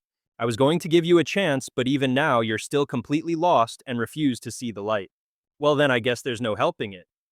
The second the words left his mouth, he moved like a blur, planting a solid punch right into Hu Li's gut. He scoffed coldly. Let's hope you choose to be a decent human in your next life, see ya. Immediately after, He Quan slammed another fist down, making Hu Li cough up a mouthful of blood, but our boy wasn't done yet. A massive palm print materialized behind him. With a thunderous crash, it slammed down on Hu Li's body, and just like that, she showed no more signs of life. One down, one to go, He Quan turned to find the other guy, but poof. He was gone. Yan Gui had already tucked tail and bolted. All he could do was send a silent apology to Hu Li. Hey, as long as you're alive, there's always a chance for a comeback, right? But was He Quan really going to give him that chance? He instantly appeared in front of Yan Gui, blocking his escape. He sneered, "Not so fast, you smoke addict." Realizing he was cornered, Yan Gui quickly transformed. He snarled through gritted teeth. "You're pushing me too far." And with that, Yan Gui went full beast mode, lunging forward, swinging his razor-sharp claws right at He Quan. But He Quan just stood there, cool as a cucumber. He didn't even flinch. Then in the blink of an eye, he vanished. This is some top-tier manhwa action. The next time he appeared, he was already behind Yan Gui, and then He Quan drove a fist straight into his gut. What's more, he even infused the punch with a critical hit. Yan Gui's body instantly exploded into a million pieces. In the end, only He Quan and an unconscious Xiaofeng remained. He Quan glanced over at the kid and sighed, "Is this brat completely brain dead or what? How can someone be this reckless?" But with no other choice, He Quan had to hoist Xiaofeng onto his shoulder. Gotta get him somewhere safe first. Just then the sky itself seemed to part, and a voice boomed from above. The voice echoed, "He Quan, where are you right now?" He Quan immediately froze in place. He answered in a low voice, "Outside the gates of Beijing City. I'm escorting Xiaofeng back to the city. He was ambushed by some fallen ones and knocked unconscious. He's temporarily out of commission," he continued his report. "The fallen ones who attacked him were Hu Li and Yan Gui. They used to be on my team. They've been eliminated." The voice on the other end sounded pleased. "Excellent, but there's been a change of plans. You don't need to take him back to Zhang City. Bring him directly to me." He Quan practically shouted in disbelief. "You want him to join us, but the kid is just a student. He's never had any formal training. Making him a mole is just sending him to his doom, isn't it?" His superior replied with a chilling calm. "I've just received intel. Huang Xiaofeng's talent for corruption far surpasses even the Abyss Demon's own assessments. In the future, his talent could make him the king of the corrupted." He Quan was absolutely stunned to hear this. His eyes bulged in shock, but his superior continued speaking. "He will undoubtedly attract immense attention and be highly valued. He'll get access to the most restricted areas within the Abyss. What's more, Xiaofeng himself has already resisted the temptations of the Abyss demons. That iron will of his is the absolute key. It's the ultimate guarantee that he will never truly fall to their side. With this advantage, Xiaofeng could even get close enough to eliminate beings far superior to the Abyss Kings. I am talking about the Abyss Emperor, and finally put an end to the war between humanity and the Abyss. A corrupted individual with talent like this hasn't appeared in the Abyss for a very long time. I've already confirmed it with the Alliance, as well as with Tianqi Xiaofeng's own father. Everyone is in unanimous agreement with this plan." He Quan's superior finished speaking and then added a final instruction. "You don't need to worry about the other details. I can bestow upon him the power of the Abyss and personally guarantee he won't be corrupted by it." He Quan furrowed his brow and voiced his hesitation. But what if he's not willing to go along with this? What if he just wants to stay human? In fact, the kid is constantly talking about someone named Lin Ye. If he wields the power of the Abyss, Xiaofeng will never get the chance to have a fair fight with him. He Quan's superior answered casually, "Don't worry about that, I have my methods. I know just how to persuade him he won't be able to refuse." Don't be fooled by his abrasive personality. For someone with such a strong conviction to resist corruption is truly remarkable. His true potential is beyond what ordinary awakened beings or even the Abyss demons can possibly comprehend. According to Tianqi, when he was just a child, Xiaofeng suffered some kind of major trauma. Also, Lin Ye was able to see Huang Xiaofeng's true power and nature, which is precisely why he didn't fight him seriously. Xiao Feng has the power to easily slay abyss demons, but for that very reason. His extremist personality has caused him to view Lin Ye as both an obsession and his ultimate goal. These two incredible geniuses might bicker like an old married couple and could never be teammates, but they can still work together from different angles to unleash their full potential. Therefore, the superior instructed, as for everything else, wait until He Quan brings Xiao Feng back. I will explain everything to you then. He Quan gave a slight nod in response. This disciple understands. I will bring Huang Xiaofeng back at once. As he said this, He Quan suddenly remembered something and hastily reported, oh, that's right. I heard there was some kind of incident in Jiangcheng right now, it's just... He hadn't even finished his sentence when his superior cut him off. Indeed, some unforeseen events took place and there was nothing I could do to help. Saying this, he sat up and added nonchalantly, but fortunately, that fellow named Lin Ye was there and the entire situation has been completely turned around. Meanwhile, back at the shelter, Lin Ye's steps grew ever more resolute. Everywhere he passed, every single monster fell before him. This is the kind of OP protagonist you'd expect to see in a top-tier manhwa. Lin Ye scanned the portal in front of him and let out a cold snort. Well, now this is interesting. These things clearly don't have a single brain cell, and yet they seem absolutely terrified of me. A teleportation gate this massive and not a single demonic beast dares to step out. Could it be the Alliance's pros already took out the Abyss Lord and the Demon Puppet Master pulling their strings? Guan Yan heard this and slowly chimed in. You're right, this whole mob is basically a fan club for the Abyss Demon all juiced up on Abyss power. They have a long-distance psychic hotline to their buddies in the Abyss.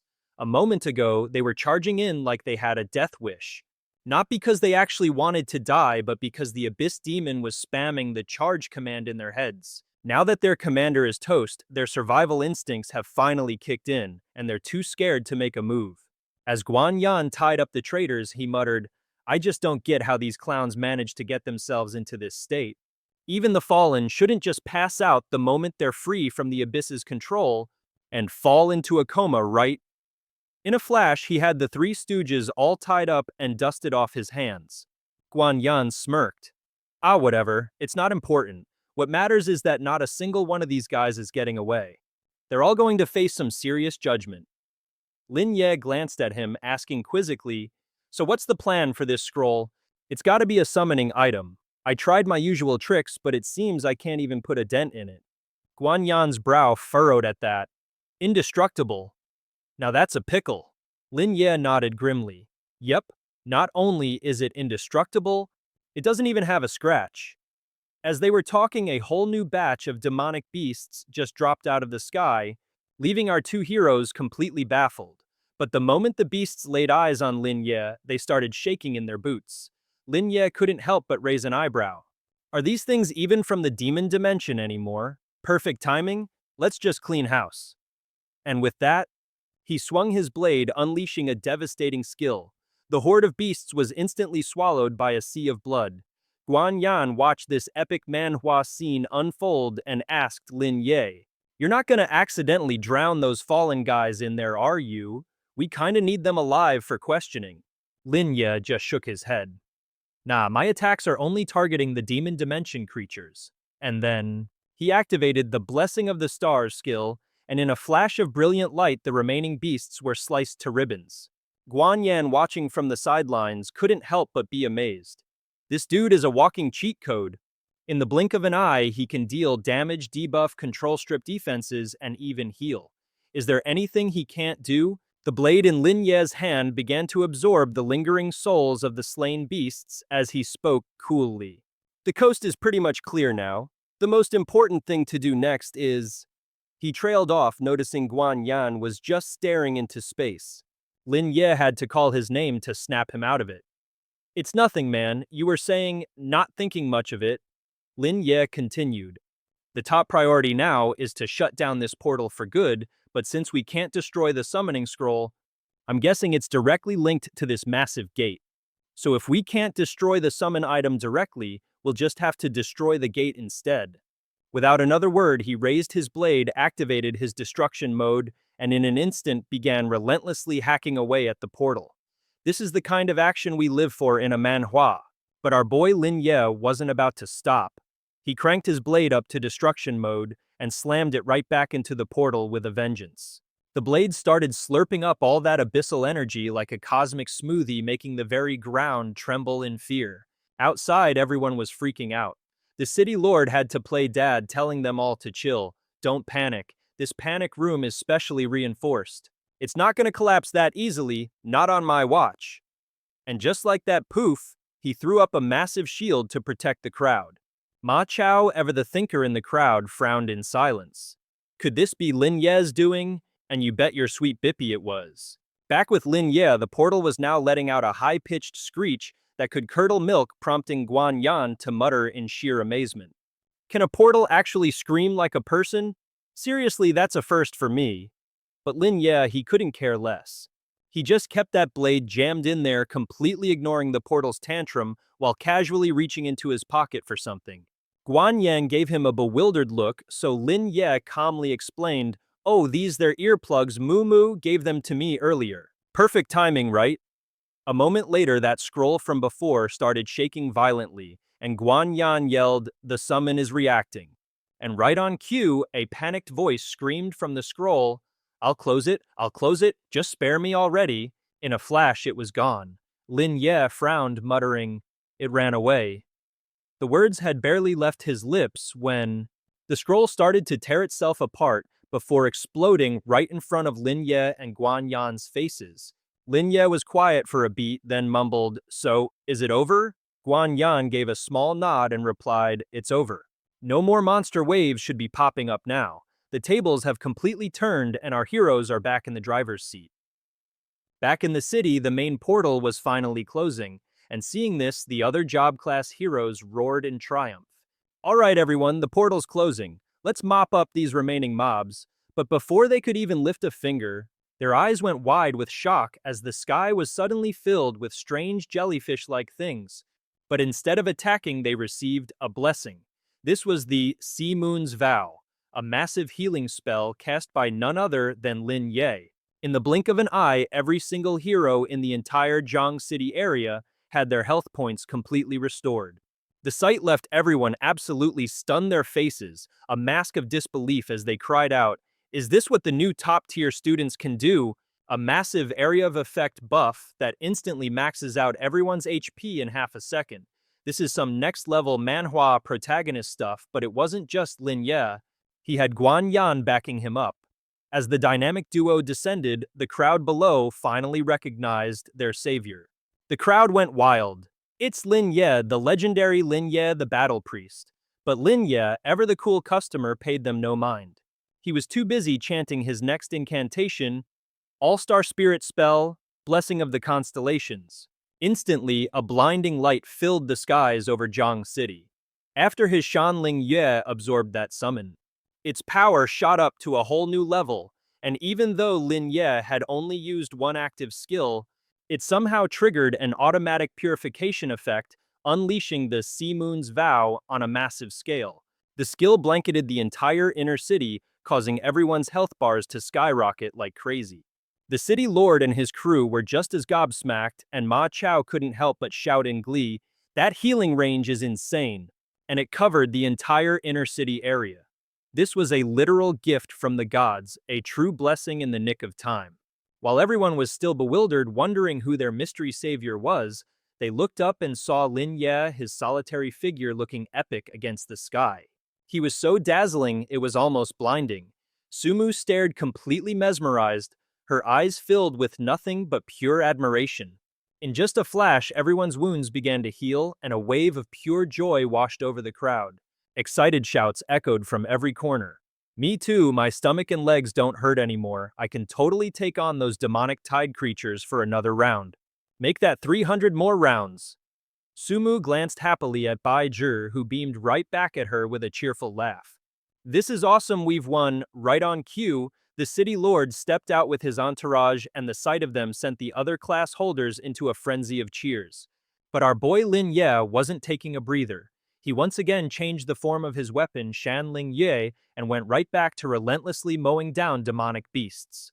Witnessing this absolute spectacle, Ma Chao immediately yelled out, "Brother Lin Ye, let me help you."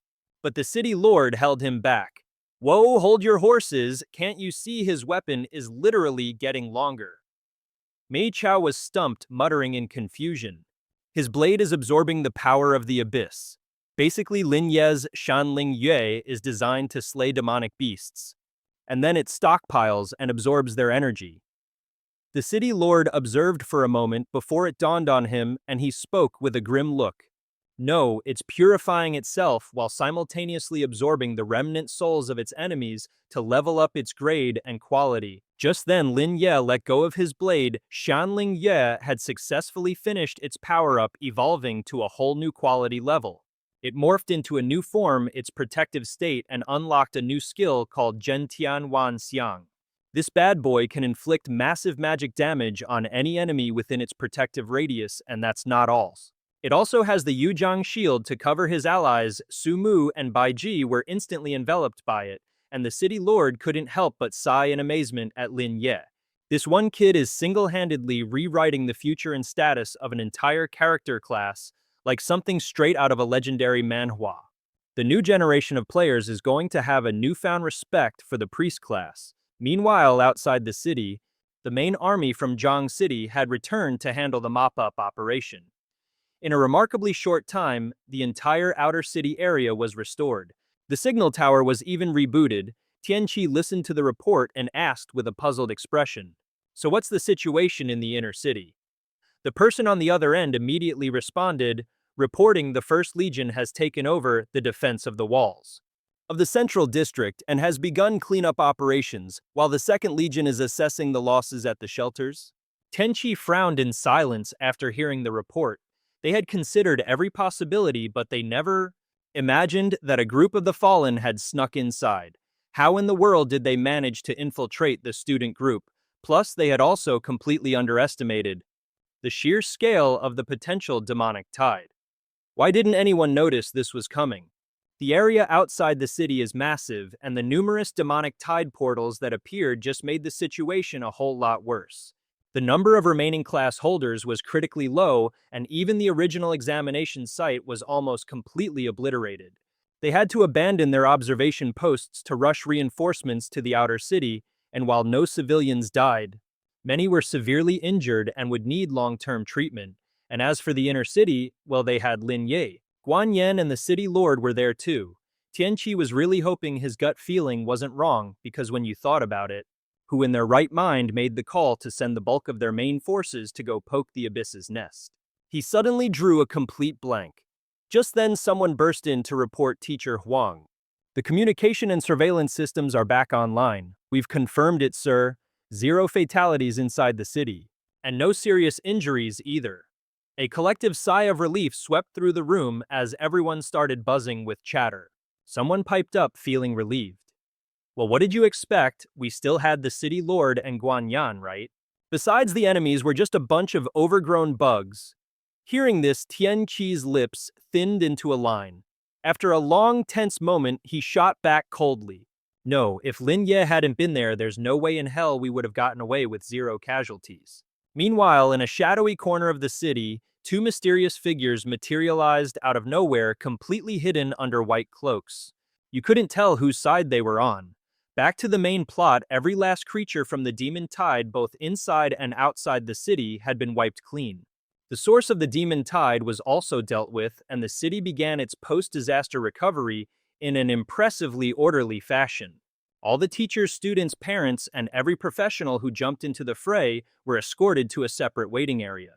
They were there for checkups and treatment, but luckily the medical reports for everyone came back showing they were all in tip-top shape with 0 lasting side effects. They even got some premium aftercare services.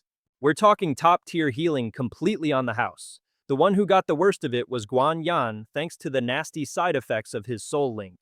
The backlash knocked him into a coma, and his people promptly whisked him away to the Lingyun sect to recover.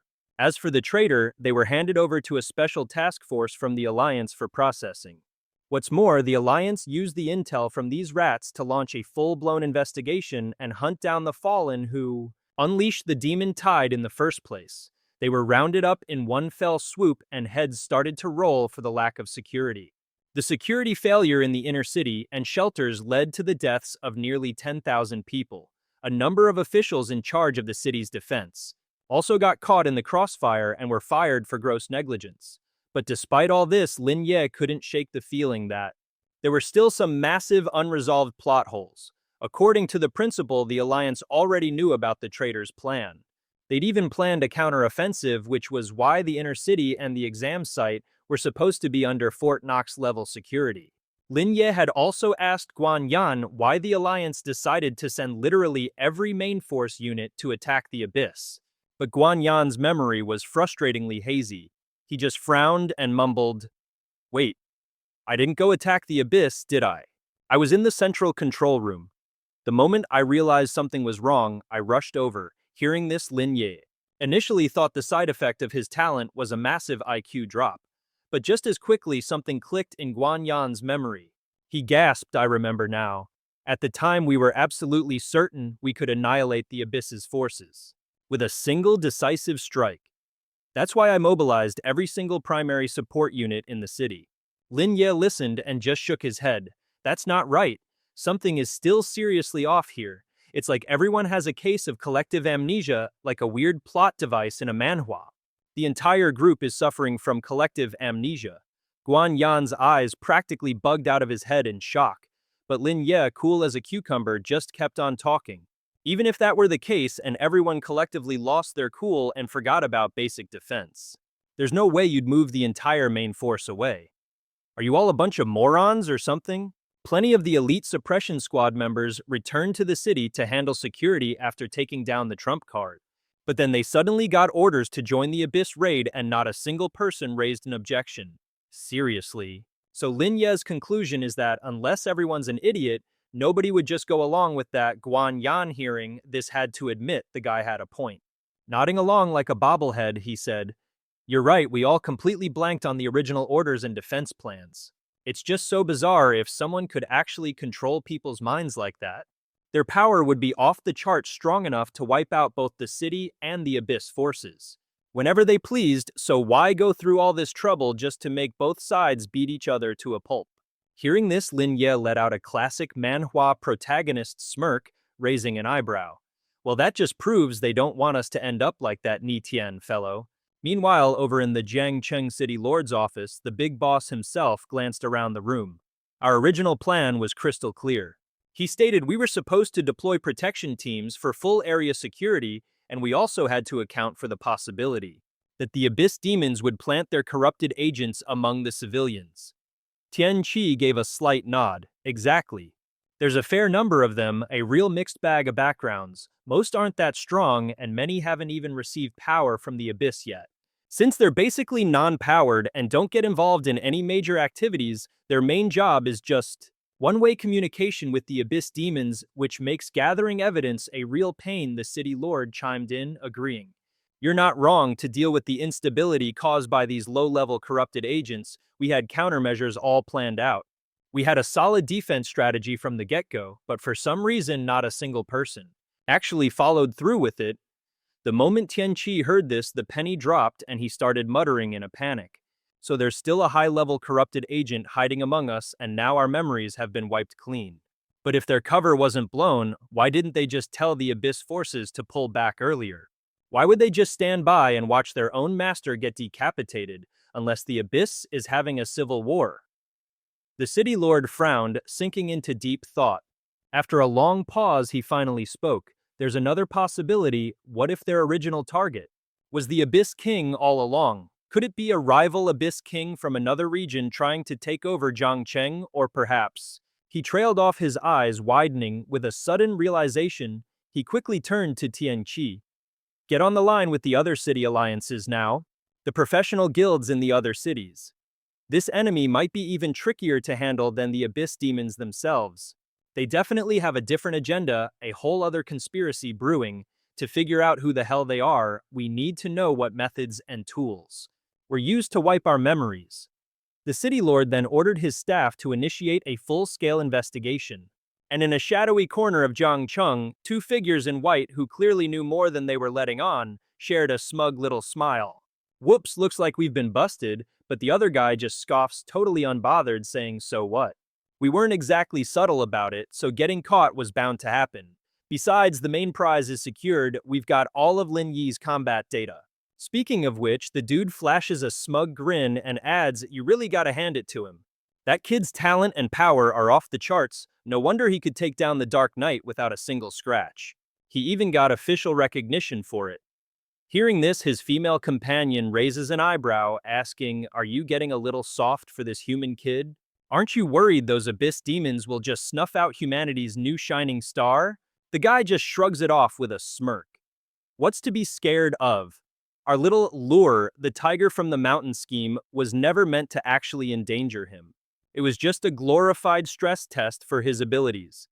Just then a screen flickers to life right in front of them. The man's eyebrow twitches as he mutters, it's here. In a flash, a playback of Lin Ye's three-person party clearing the dungeon appears. The entire thing was recorded a perfect play-by-play. After watching Lin Ye in action, the woman can't help but be impressed. Looks like you were right about him. I've never seen anyone quite like him. His power level is just insane, like something out of a top-tier manhwa. Hearing her eat her words, the guy scoffs. Oh, really? Weren't you the one rushing me to leave earlier? But just as he's about to gloat, the woman gasps in shock. No way, what in the world is that? Seeing her reaction, the guy whips his head back to the screen, completely baffled. And there it is, the Queen of Tears and the Great Guardian Tree, a guardian, the woman shrieks, that's not something you can just summon with a simple item. What the hell are we watching? Even the Queen of Annihilation, the creator of the beguiling Descender, was drawn to the scene. The guy is just as freaked out. He mutters in disbelief. No freaking way could we have been wrong this whole time, but then just as quickly, they see Sumu's ability in action and realize the Queen of Tears is her innate talent. Now they're really scratching their heads. Just who the heck is this Sumu to pull off something like that? After a moment, the man's face darkens and he clenches his fist so hard it starts to bleed. They were completely wrong from the very beginning. He grinds his teeth, muttering, damn it all, the prophecy from the third umbilical cord. It wasn't about Lin Ye defeating the cursed Dark Knight without a scratch. It was about this human girl. Sumu is the real chosen one they've been searching for all along. Meanwhile, somewhere else, Sumu lets out a sudden sneeze, completely oblivious that someone's probably talking smack about her. Lin Ye sitting next to her jumps a little, but his attention is immediately stolen by his phone. A notification just popped up. He's received 1 million CNY. Sumu gets one too, and she cheers. Hey, I got it too. Me too, Bai Zhi chimes in excitedly. Turns out it's a reward for everyone who helped out during the recent demonic tide invasion of the Alliance. And they're not skimping either. It's not just for the pros, even the civilians who were hit hard by the invasion are getting long-term financial aid. Amidst all the good news, Lin Ye suddenly lets out a weary sigh. I heard the final exam is scheduled for a month from now. That's going to be a huge challenge. For the other students' physical and mental recovery, he muses as the conversation continues. Suddenly, a knock echoed from the door. Lin Ye quickly went to open it, asking with a frown, who is it? The visitor was none other than Tian Qi. He greeted them with a smile, saying the city lord was swamped with work, so he sent me instead. With that, he presented a medal to Lin Ye. On top of that, you can also update your skills and get some new gear. Lin Ye's eyes scanned the pile of equipment provided. Seeing this, Tian Qi chuckled softly and said, but I have a sneaking suspicion you won't be paying much attention to this right now. Lin Ye shook his head slightly, replying, not necessarily. I was actually planning to replace my shoes and belt that boost self-healing. They seem a bit useless to me at the moment. To be honest, the excitement belt has far superior stats. He only chose that excitement belt to grind enough points for the final exam anyway. But now Lin Ye was thinking of replacing the light spirit shoes because the new gear could raise his power ceiling. After all, his permanent speed attribute couldn't get any higher. Whether it was the Dark Knight or the Guardian Trent, they all relied on one key stat. It was Lin Ye's attack speed that allowed him to overwhelm the masses and become the invincible dungeon boss in everyone's eyes. If his attack speed wasn't fast enough, their combat effectiveness would drop by at least 50%. This isn't your average slice-of-life manhwa after all, and any challenger could then defeat them with just a few waves of attrition attacks. After hesitating for a good while, Lin Ye finally made his choice. He chose the Flame Shoes and the Healing Wave skill book. The Flame Shoes were a diamond-grade item. Currently, they were only level 10, but they could be upgraded to a maximum of 20. Sumu, however, frowned and mumbled to himself. The Flame Shoes have raised your limit significantly, but why did you choose Healing Wave? It seems a bit plain compared to other platinum-grade skills. Lin Ye simply reached out and touched the book. Its abilities immediately appeared. It could release a healing wave restoring 500 health points each time. The cooldown is 10 seconds, and what's more, it can be reversed. When reversed, it can make the opponent lose 800 health points in a single blast after applying his unique talent, even though it's not an area of effect attack. It can deal higher single-target damage than both the heal spell and Holy Light.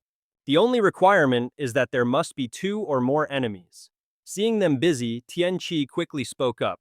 Well, you all should get some rest. I still have to find Shangguan Yan. That guy, for the sake of the Lingyun sect, is planning to squeeze some money out of us. Just as he took a few steps, Lin Ye called him back. Oh right, please wait a moment. Tianqi turned his head, looking at him doubtfully. After a long, dramatic pause, worthy of any manhwa, Lin Ye finally spoke. Huang Xiaofeng, are you guys sure there's nothing wrong with him? Nodding coolly, Tianqi replied nonchalantly. Xiaofeng can't compare to you, but that kid has his own talents and his own destiny. If anything happens, I, Huang Tianqi, will take full responsibility. After saying that, he left. Sumu, looking a bit confused, asked, so it seems Huang Xiaofeng is really missing. Do you know where he went? That's a secret, Lin Ye replied mysteriously, then patted Sumu's head. All right, everyone, go get some rest. I still have things I need to do. Hearing this, Sumu hesitated before asking, so we can't go together?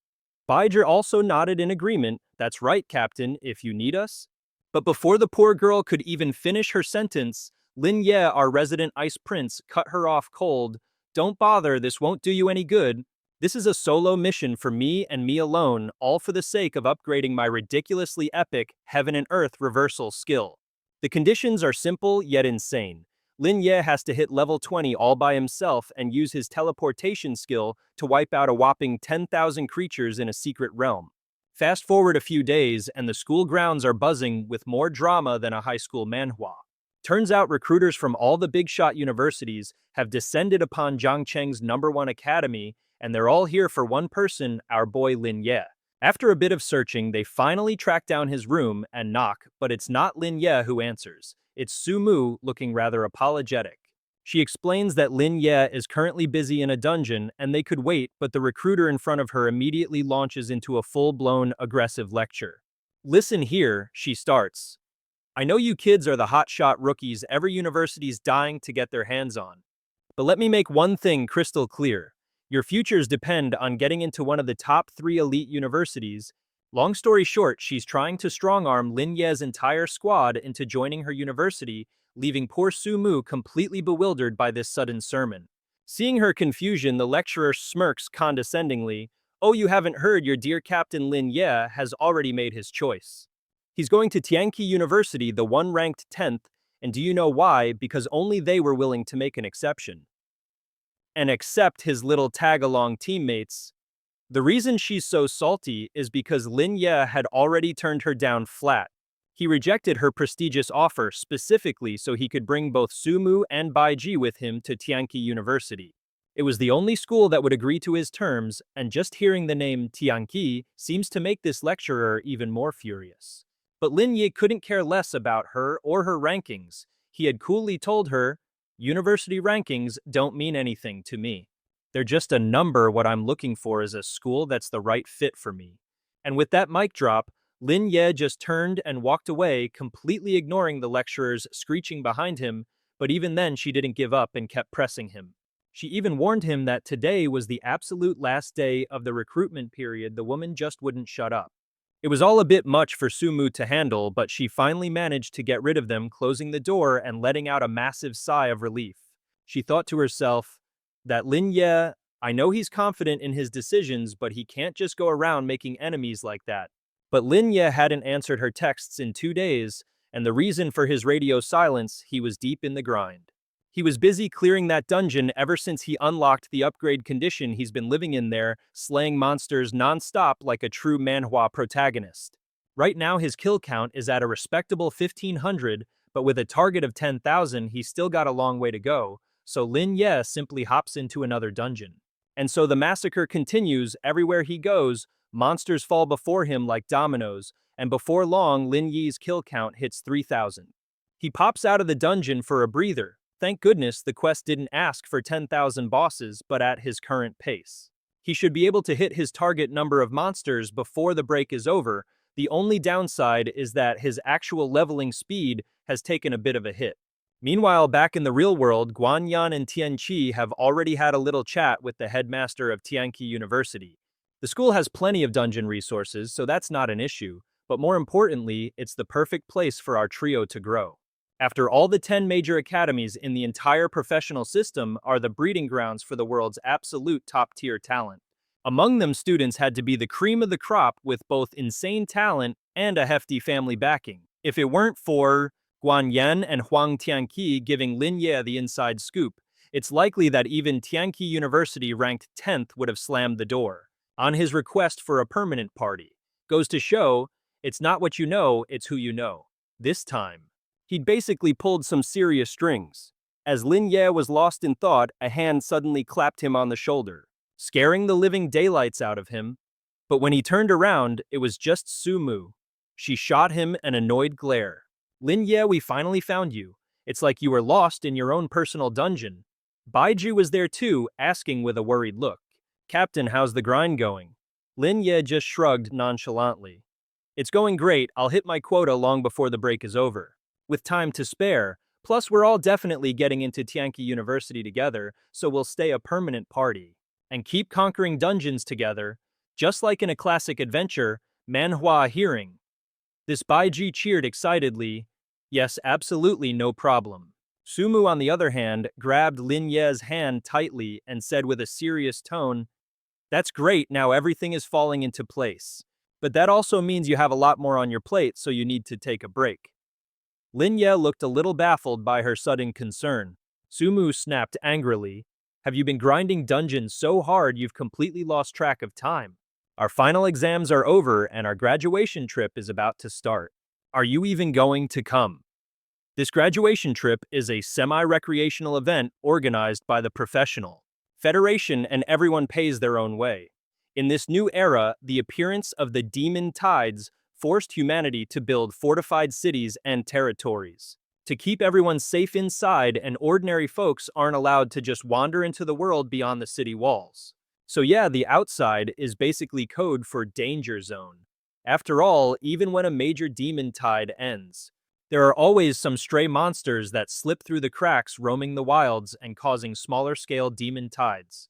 However, the Alliance does conduct regular cleanup patrols around each city, and they even have outposts monitoring the wilderness 24/7. These days, the areas just outside the city have been developed into semi-tourist spots, all to boost morale and human connection. After thinking it over for a second, Lin Ye finally nodded and said, "All right, I'm in. Real-world experience is crucial after all." Sumu's face lit up as she asked, "Wow, you agreed so easily." Bai Zhi, however, was just beaming. "That's awesome. See, Sister Mumu. I told you the captain would say yes." A few days later, on the day of the graduation trip, the train station was already buzzing with a massive crowd. The station was a chaotic mess of noise and chatter. Hiding in a corner, Lin Ye grumbled, "Can someone please explain to me why there are non-students crashing our party?" The non-student in question was none other than Guan Yan. He just smiled and explained, "Hey, I'm the right age. Besides, I'm about to enroll at Tianqi University too. So I figured I'd get a head start on making friends. Plus, I'm hoping to join your permanent party." At those words, Lin Ye's eyes went wide with shock, a classic manhwa reaction.